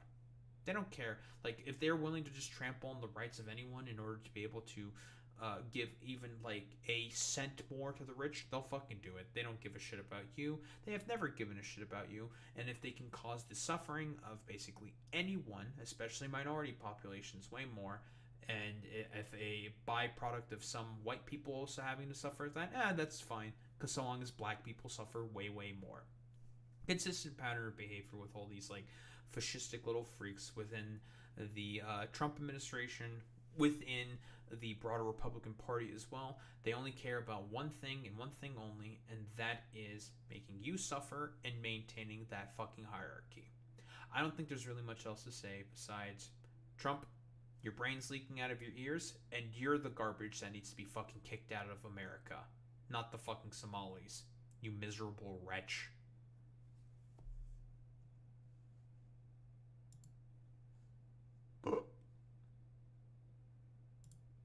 Steadily decreasing since 2015. Immigration isn't the problem.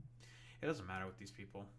It's all lies. They're just gonna come up with lies. It doesn't matter. They'll just say like whatever like schizophrenic nonsense in order to appeal to their base.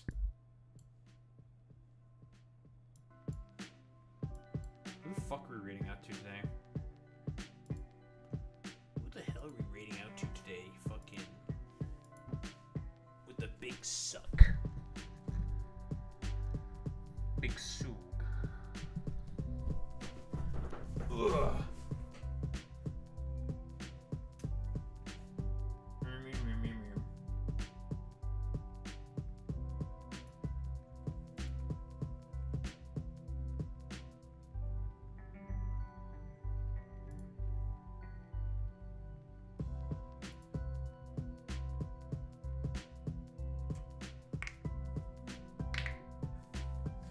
Also, Boy Meets Minnie, have you noticed that one fucking dude who seemingly wants to debate on like literally fucking everything in the fucking comments section on recent videos? That dude is extremely fucking annoying and consistently wrong about everything.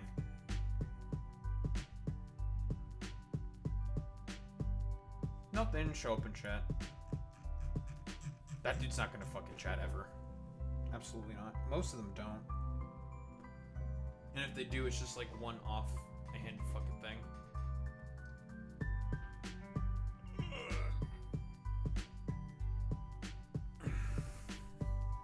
That sounds like a skill issue on your part, Boy Meets Minnie. That's not the correct thing I want to open. Why don't we raid out to Echoplex?